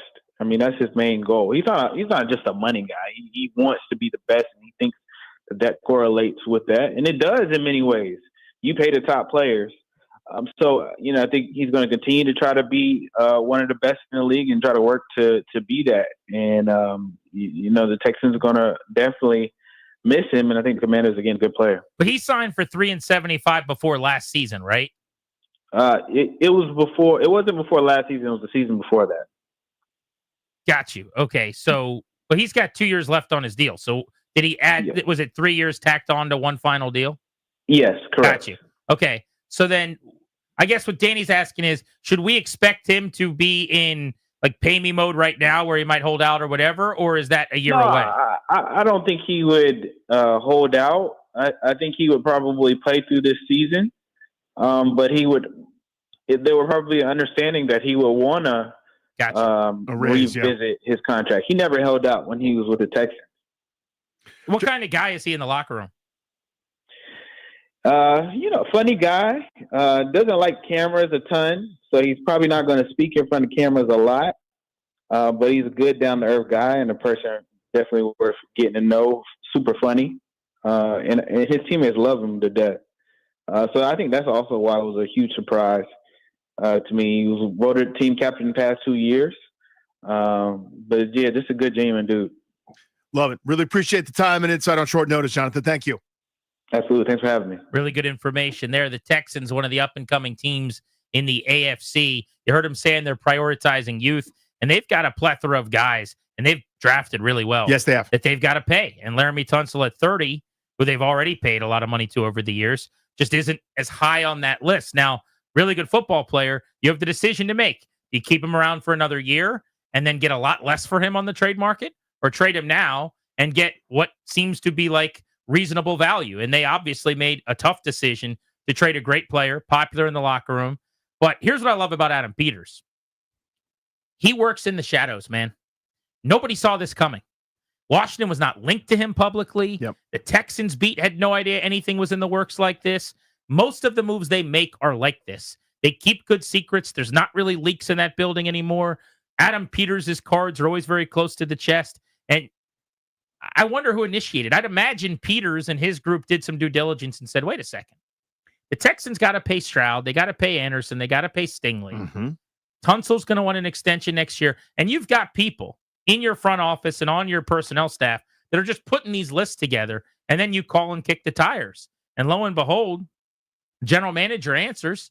And Nick says, actually, there might be something we could work out here for the right pick package. Yeah, I wonder how it happened. I can imagine they well, who knows who said what when, but you don't go around letting people know. Caserio called Peters, and or vice versa? And that's the point. I can't imagine Nick Caserio's going, left tackle for sale, left tackle, highest bidder. Like, that doesn't happen very often. Now, once maybe the idea is broached, and you're obviously going to take as many offers as you can for a commodity like that, for a player as good as Tunsil is, on a pretty affordable deal, given especially what's happened here the first 5+ hours of free agency. That's what I would want to know. I'd bet on Peters calling first. I think so, Wouldn't too. you? But good on them. Because that's one of those things most of the time you're like, Laramie Tunsil would cost a lot, too much. You got to make every phone call. My mom always says, and she has like the funniest ideas where she'll still to this day, like the other day when Ovi scored 885, I think it was, and then he came out with his charity thing. My mom texted me and she's like, Ovi's starting this new charity to raise money. You should get him on the show. And I texted her back. I'm like, great idea. Yeah. And she's like, that is a great idea. She's like, reach out and get Ovi on the show. So just for S's and giggles, I texted the Caps PR guy, Sergey, over there. And I'm like, hey, man, with Ovi's new, just like deadpan. Yeah. And I was like, hey, with Ovi's new, attempt to, raise some money for charity, just wanted to let you know we'd love to have him on the show to talk about it. And he was like, thanks a lot, man. Really appreciate it. And Sergey's like a nice guy. He's the best. But like, all he was, thanks a lot. So I screen grabbed it and sent it to my mom. I'm like, ask the Caps. We'll see what happens. Yeah, see if it goes anywhere. So then she texted me yesterday. It was like, any update on Ovi? I was like, not yet. Just that he's a goal closer to Gretzky. I am pretty sure they'll be getting back to me any moment with our big interview on Grant and Danny. That's great. Let's go to Naveed in New York on G&D. Laramie Tunsil's a commander. What do you think? Hey, Grant and Danny. Long-time listener, first-time caller. Appreciate you, that man. Is Welcome awesome. aboard. Welcome. Hip hip hooray, hip hip hooray. Dude, I'm stoked about this trade. Listen, the thing about draft picks is that they're valuable because you get players at a cheap contract. Right now we have Jaden. We're paying him nothing for a quarterback. And this is the time to go out and win something and get the best players that you can. I have no problem with spending right now for the best guys in the league. And, I think that 3 years from now, we can worry about the draft picks and getting players on cheap deals. But right now is the time to spend and to get the best guys you can and go for it. Well said. Absolutely. Do you guys want to make another playoff run this year more than you want to have a chance at building something to be better 3-4 years from now? I mean, that would be a question that I would ask. Like, I would always have said B, not A. But it does feel like A is worthwhile right now.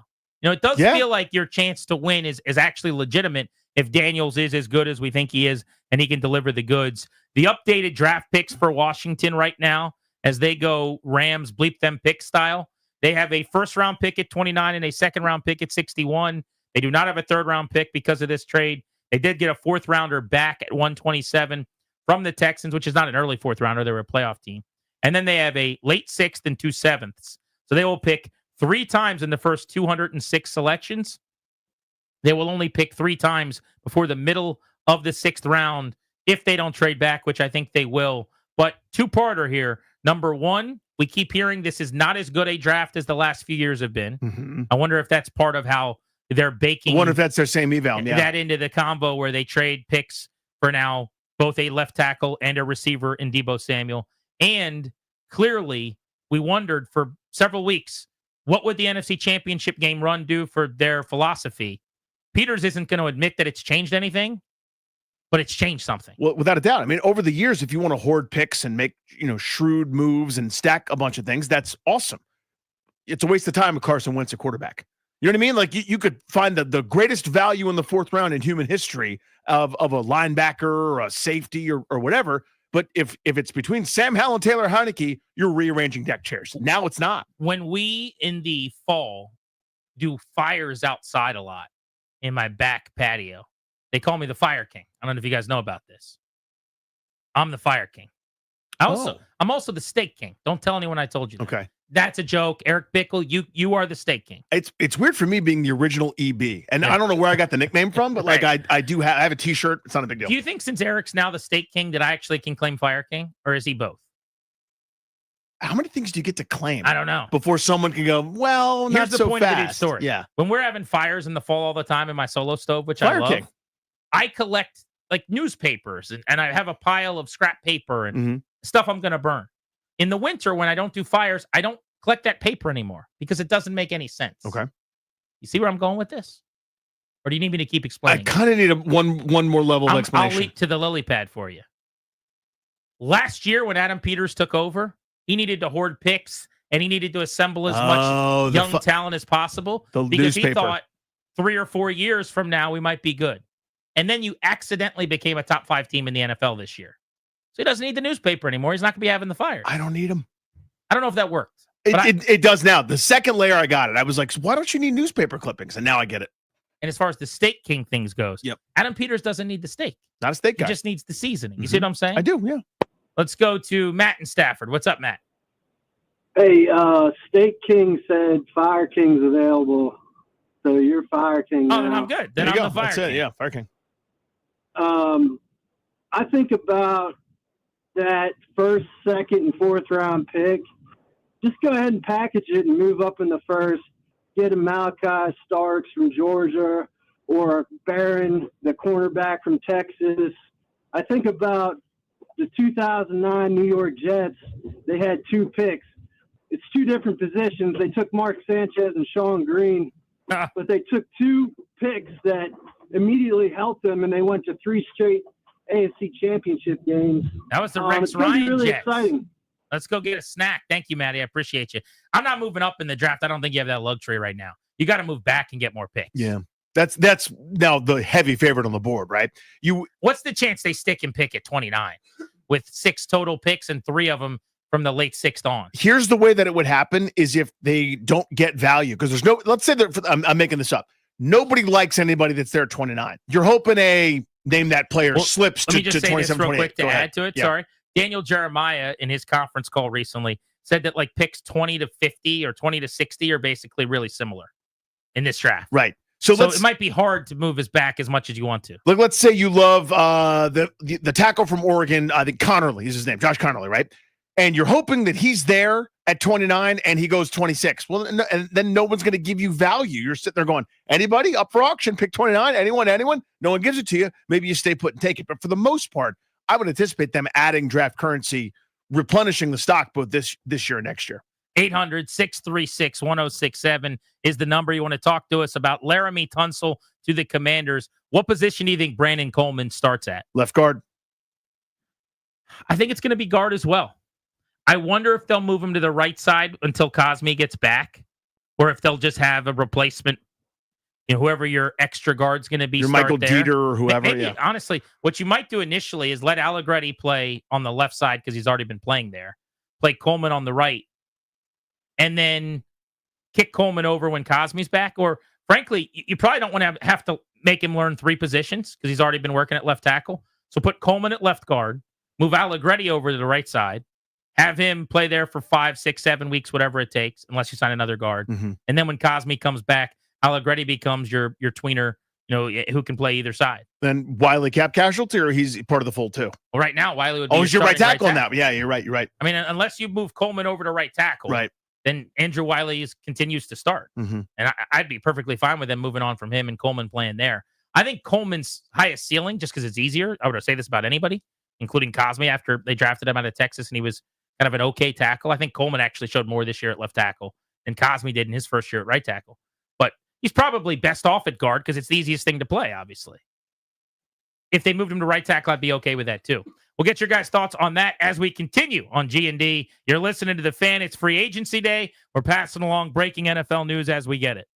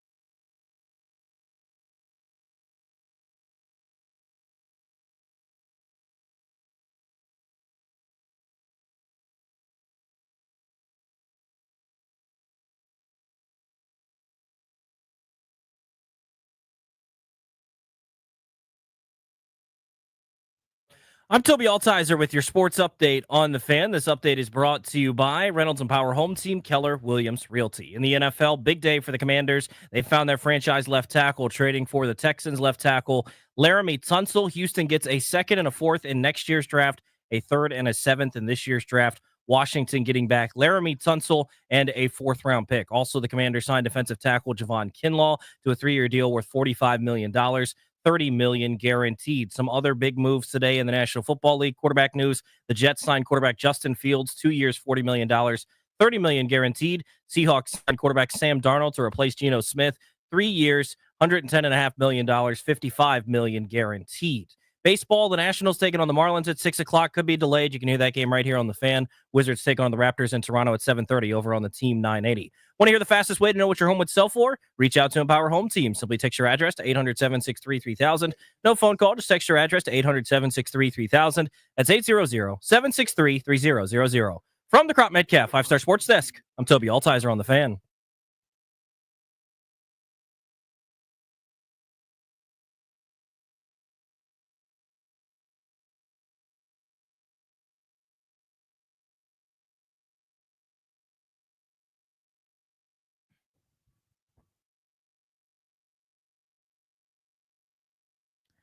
So I don't really understand this trade. I'm just going to level with you guys, but I will pass it along anyway because it's about a quarterback. And the NFL is a TV show about quarterbacks where they are the main character. The Eagles and the Browns just made a quarterback trade. Kenny Pickett to Cleveland for a 2025 fifth-round pick and quarterback Dorian Thompson-Robinson. So maybe the Eagles, who have Jalen Hurts as a dual threat, get a backup who's a little bit like Jalen Hurts in the event that he's out, I guess, because he can run some of their read option stuff. But Kenny Pickett, all of a sudden, with Deshaun Watson down for the count this year, has a chance maybe to start for the Cleveland Browns until they do something else. That's right. I can't imagine that's plan A for them, life without Deshaun Watson. You would hope it's not plan A, but maybe part of a competition. Certainly a guy you can put on the field and feel better about than DTR, I guess, right? I guess that's the theory, yeah. This is, again, when you don't have one, you are stuck.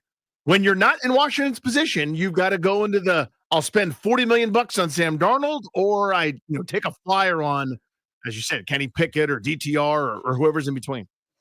All right, let's get more insight on the splash move of the day by the Commanders. We thought 3 years and $45 million for Javon Kinlaw, which didn't go over all that well nationally or with the local fan base because it's a lot of money for a guy who hadn't been overly productive. Was going to be the big move of the day, but it is certainly the Robin to the Batman that has been the trade with the Houston Texans for Laramie Tunsil and a fourth-round pick in this year's draft for a third-rounder this year, a seventh-rounder this year, and then a second and fourth-round pick package next year. We have DJ Bieneme of ESPN who covers the Texans on our Rude Guest hotline right now. So, DJ, when was the first time you heard about Tunsil possibly being traded and Washington possibly being in that destination? Yeah, I mean, this was kind of, it happened pretty fast. And it's still not pretty, I'm sure they talked over it a few days, but in terms of it getting to the finish line, it happened fairly quickly, within a couple of hours. I think that, Laramie's camp and whatnot, they had a feeling that the trade could have come down the pipe, but they weren't necessarily too sure. And then obviously we saw now he's a Commander.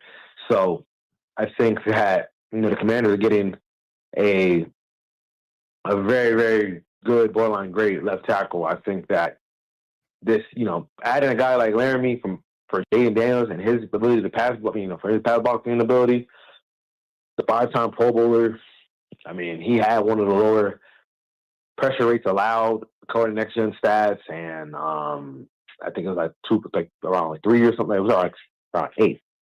He was one of the lowest ones in the NFL last year amongst all left tackles with at least 500 pass block snaps. I'm still kind of shocked that Houston got rid of a guy that, was their best offensive lineman on the O-line that stunk.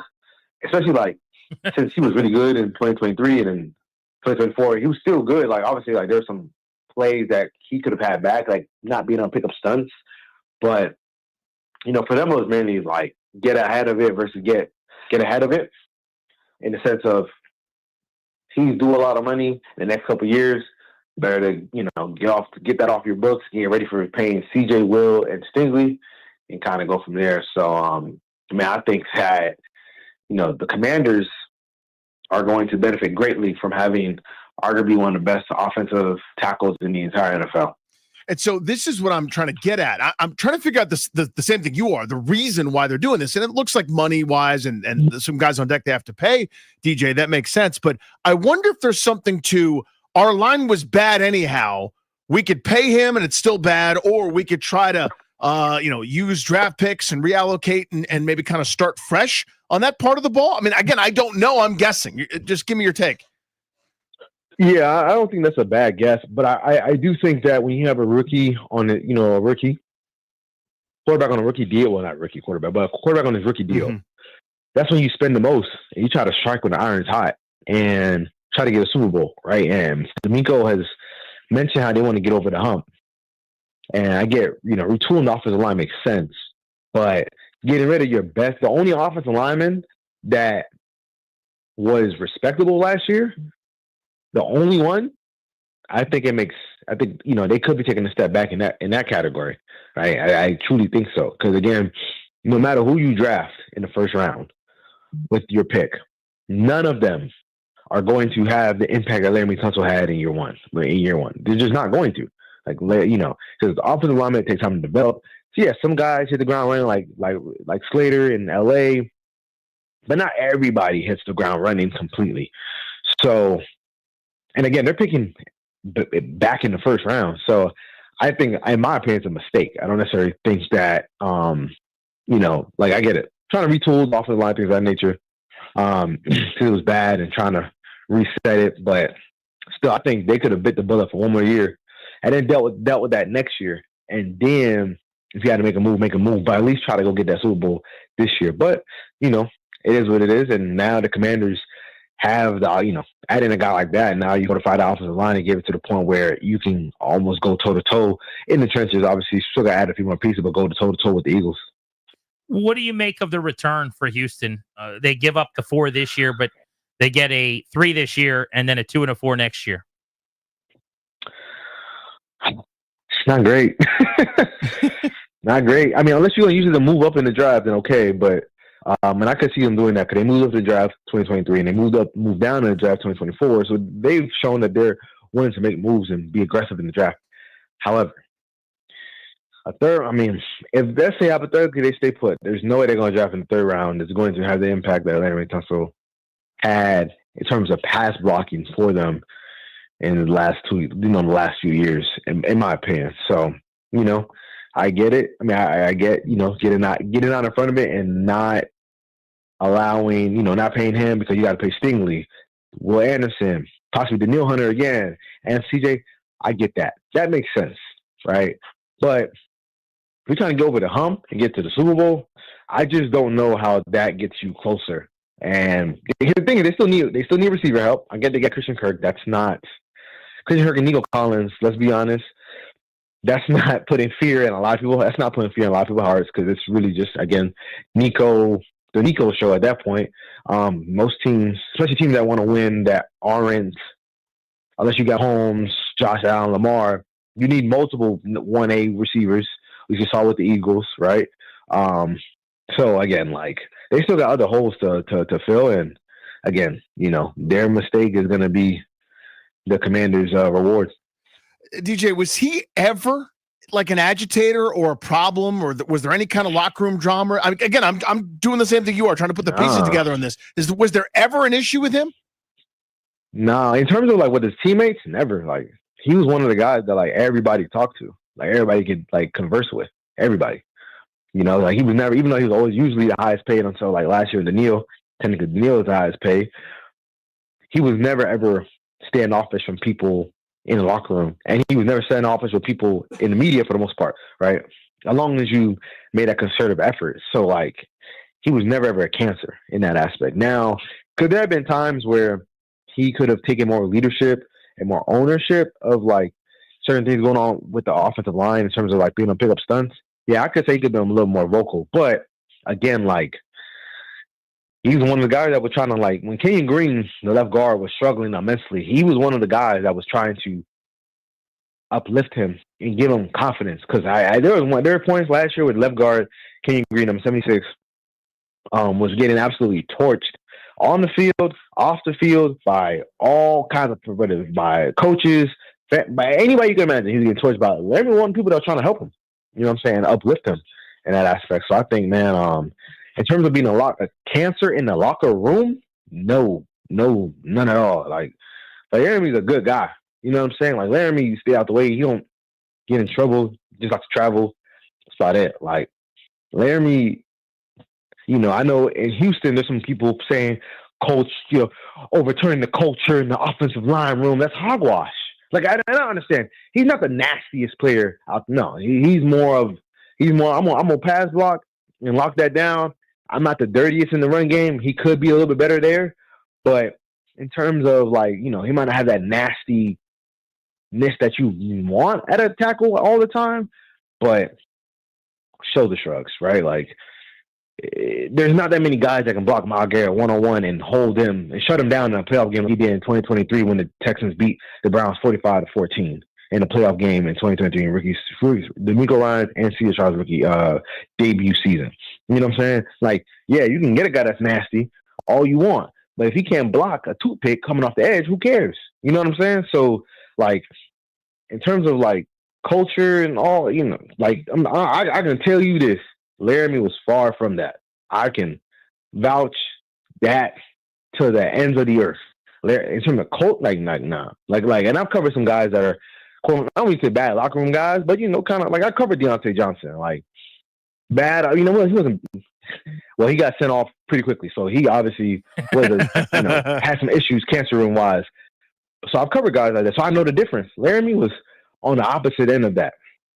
On the complete opposite end of that. You know what I mean? Like giving guys advice about their money, giving them advice about what to do off the field and who you should mingle with and who you shouldn't mingle with, all that. Like bad locker room guy, absolutely far from it. Yeah, it's just confounding that he was available. Guys like him for non-first round picks, you just don't see it very often. DJ, it's really good info and insight. Thank you so much. Thanks, DJ. No problem. Much appreciated. Covering the Texans. Great insight on the locker room. And Laramie Tunsil, the new left tackle for the Washington Commanders. Laramie Tunsil in a 4 this year for the Commanders. A 3 and a 7 this year and a 2 and a 4 next year. So they gave up a lot in terms of the draft, but they got their starting left tackle. They can move Brandon Coleman. Are they done on the O-line? Let's get into that next. 800-636-1067. You guys want to hop in. Plus, I just mentioned some quarterback news. Kenny Pickett traded from the Eagles to the Browns. Maybe a chance for him to start.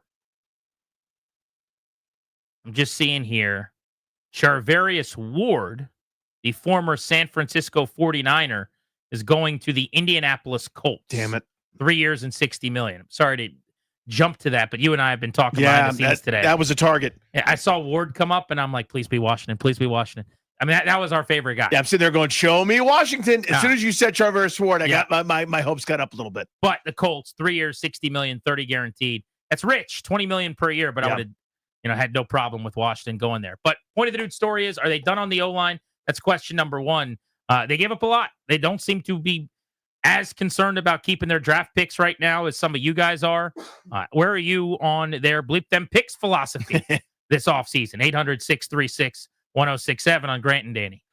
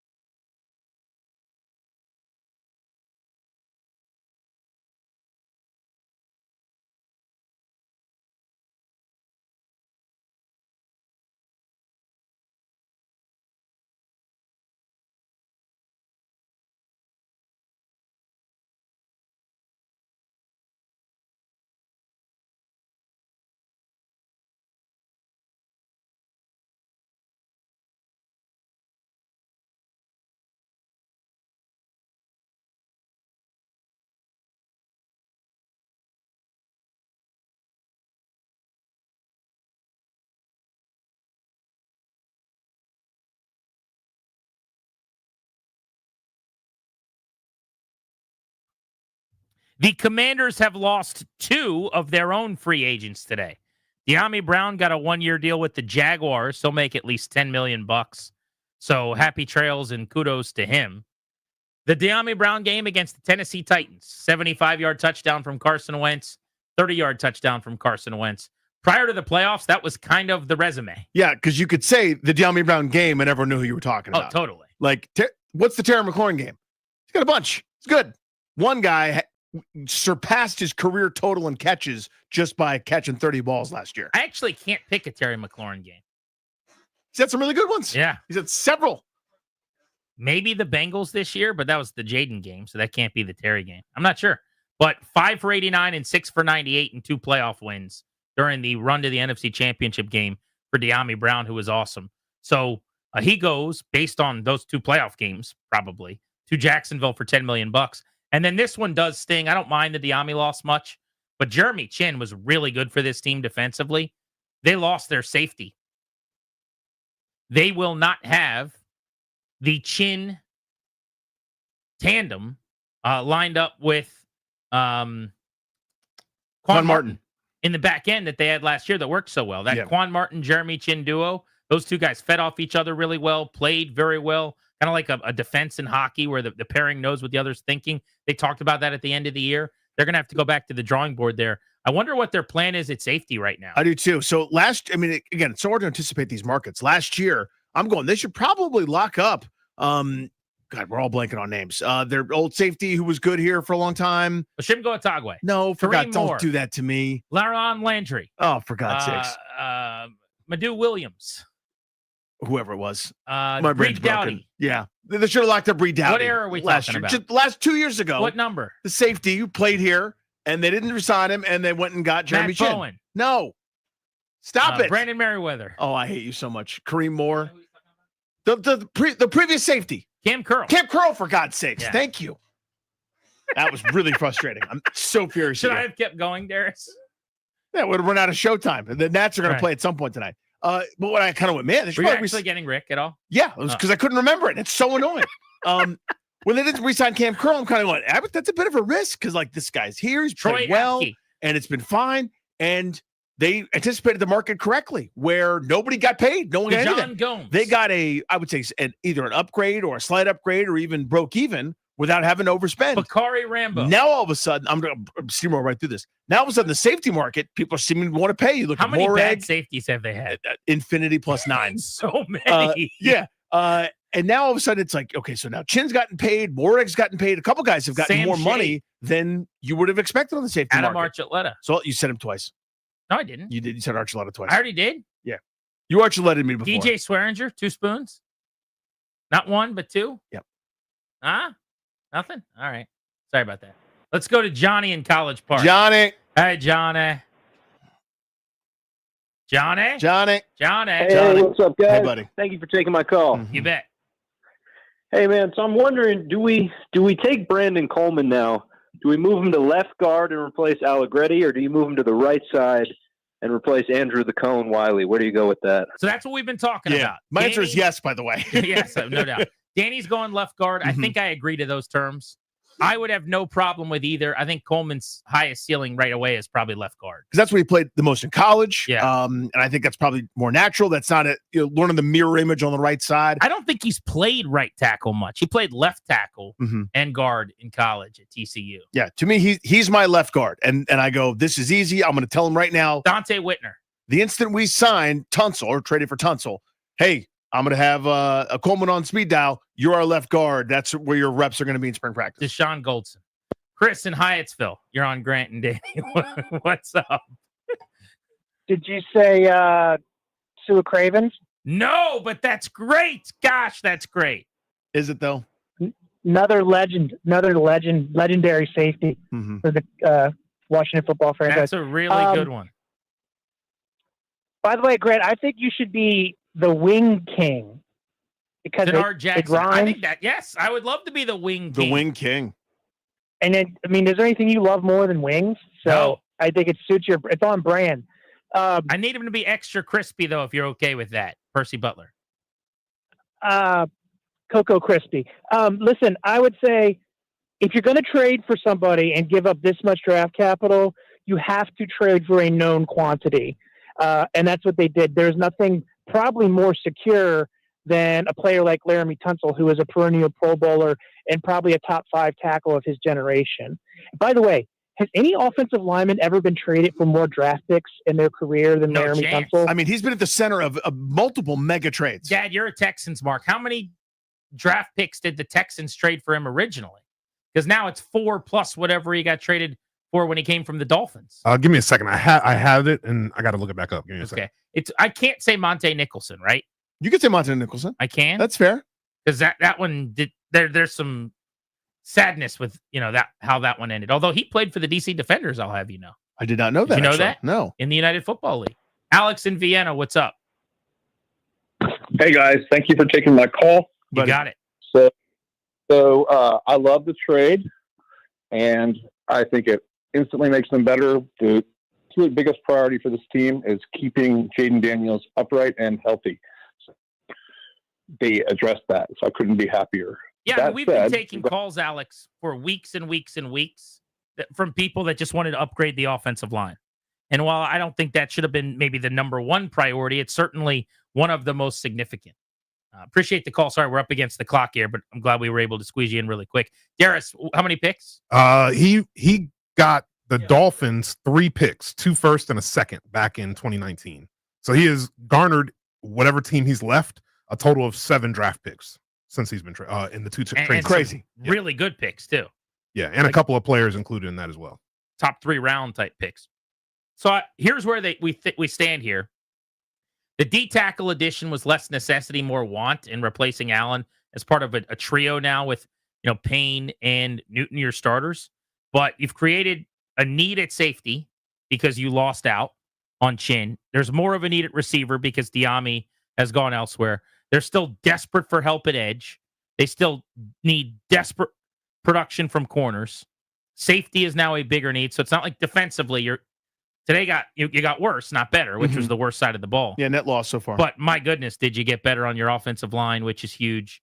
And I'm not convinced that Kinlaw's going to help him stop the run a whole lot, but at least you have more defensive tackle depth than you did, which at $45 million, you better. Yeah. That reminds me of Clinton Dix. I just wanted to throw that out there. Just want to throw that out there for everybody. Dookie and Nacho. Yeah. Good for you. Jordan Bernstein. I thought of that one too. Wow. Remember Jordan Bernstein? 7th round pick from Maryland? I think Iowa, actually. I'm pretty sure. I can't confirm that. Jordan Bernstein. Remember Jordan Bernstein? If that's Iowa, I don't know what I want, but I want something. Darius, look that up for me. Show me Iowa. I'm waiting to go to break until I find out if he went to Iowa. That's a poll if it's true. It's probably wrong. Maybe it feels right to me. Iowa? Grant Paulson. Huh? Iowa. Grant Paulson from Darnell Wilds. Grant and Danny on the Fan.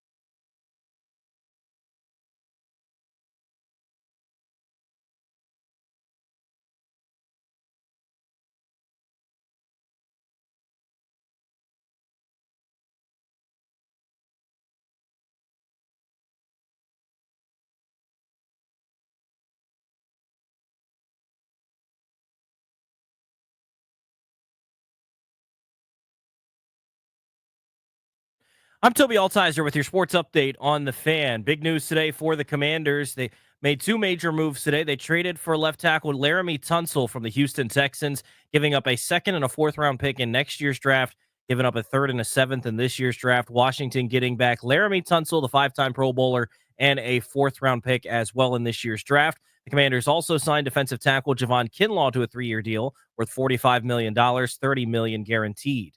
Other NFL news, the Seahawks signed quarterback Sam Darnold to a 3-year deal worth $110.5 million, $55 million of that guaranteed.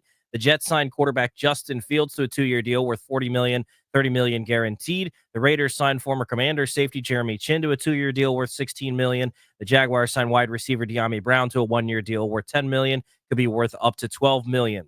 In baseball, the Nationals getting set to take on the Marlins. Was slated for a 6:05 first pitch, been pushed back to 6:15. You can hear it right here on the Fan. In the NBA, the Wizards looking for back-to-back wins in Toronto as they won on Saturday, 118-117. They take on the Raptors once again tonight at 7:30. You can hear that game over on the Team 980.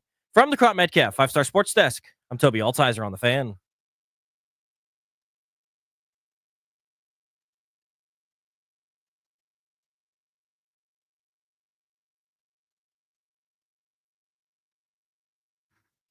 Grant and Danny, brought to you by Kandori and Murad.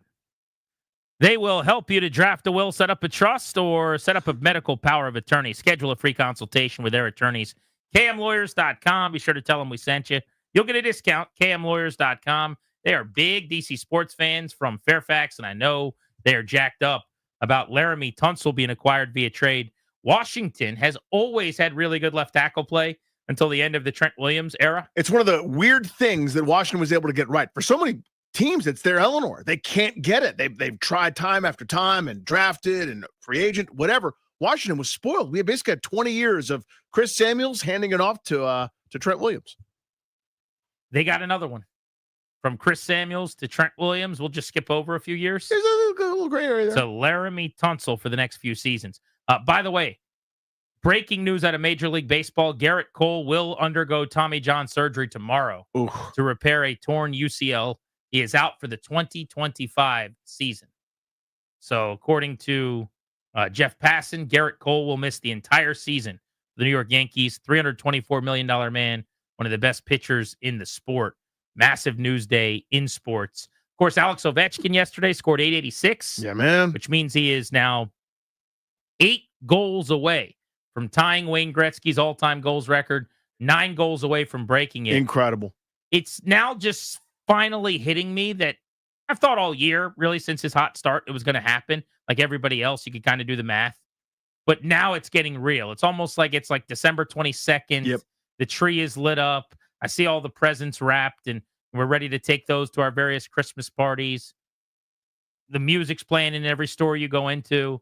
Like, this is not a drill. I just wish there were better words, because every night is something more incredible. And the fact that this record, which is just so astounding and stupid, because Wayne Gretzky, when he retired, had more assists than anyone else had points. Like, he was doing laps around everybody else a millionfold. And the idea that someone could walk down his goal record when it's harder to score than when Wayne played is insane. And again, I just need better words. We need a whole new set of dictionary-defined words to talk about miraculous and incredible, because it's happening on a nightly basis. Highlights of the day for the Commanders. On the D-line, Javon Kinlaw, 3 years, $45 million, $30 guaranteed. D-tackle, spent 4 years in San Fran, one with the Jets, 27 years old. He was drafted by a San Francisco staff, partially led on the scouting side by Adam Peters at that time, and Peters reunites with him here in D.C. Played last year for $7.5 million, even though he had a career high 4.5 sacks and a career high 5 hits on the quarterback. Now, this has long been a guy that doesn't really put up counting stats as a pass rusher at D-tackle and hasn't been great against the run. The Commanders obviously like something about him that everybody else may not be seeing, and they're projecting big-time production. That move was not viewed nearly as favorably as the monster addition they made just a couple of hours ago now, trading for left tackle Laramie Tunsil, who has made 5 Pro Bowls in the last 6 seasons, including 3 straight years in Houston. He allowed the 5th lowest pressure rate and the 2nd lowest sack rate among left tackles over the last 3 years, according to Next Gen Stats. He was one of the highest graded tackles in all of football, according to PFF last year. This is one of the best linemen in the league and a team that wanted to get better up front to help not only play the Eagles twice a year, but keep their young quarterback Jaden Daniels upright. Absolutely did that today. It was costly. Washington gave up 2nd and 4th round picks next year, 3rd and 7th round picks this year, and got Tunsil in a 4th back. But they now have their left tackle. Premium player at a premium position. Sorry, it costs a lot. This is what happens. This is the course of things. You're probably going to have to give him a contract after this year. No problem. Happy to do it. If he plays at a similar level to what he's done for the majority of his career, you just got yourself an enormous win here. This is one of the – it's Jaden Daniels 1 in terms of Peters' shopping list and things that they've accomplished.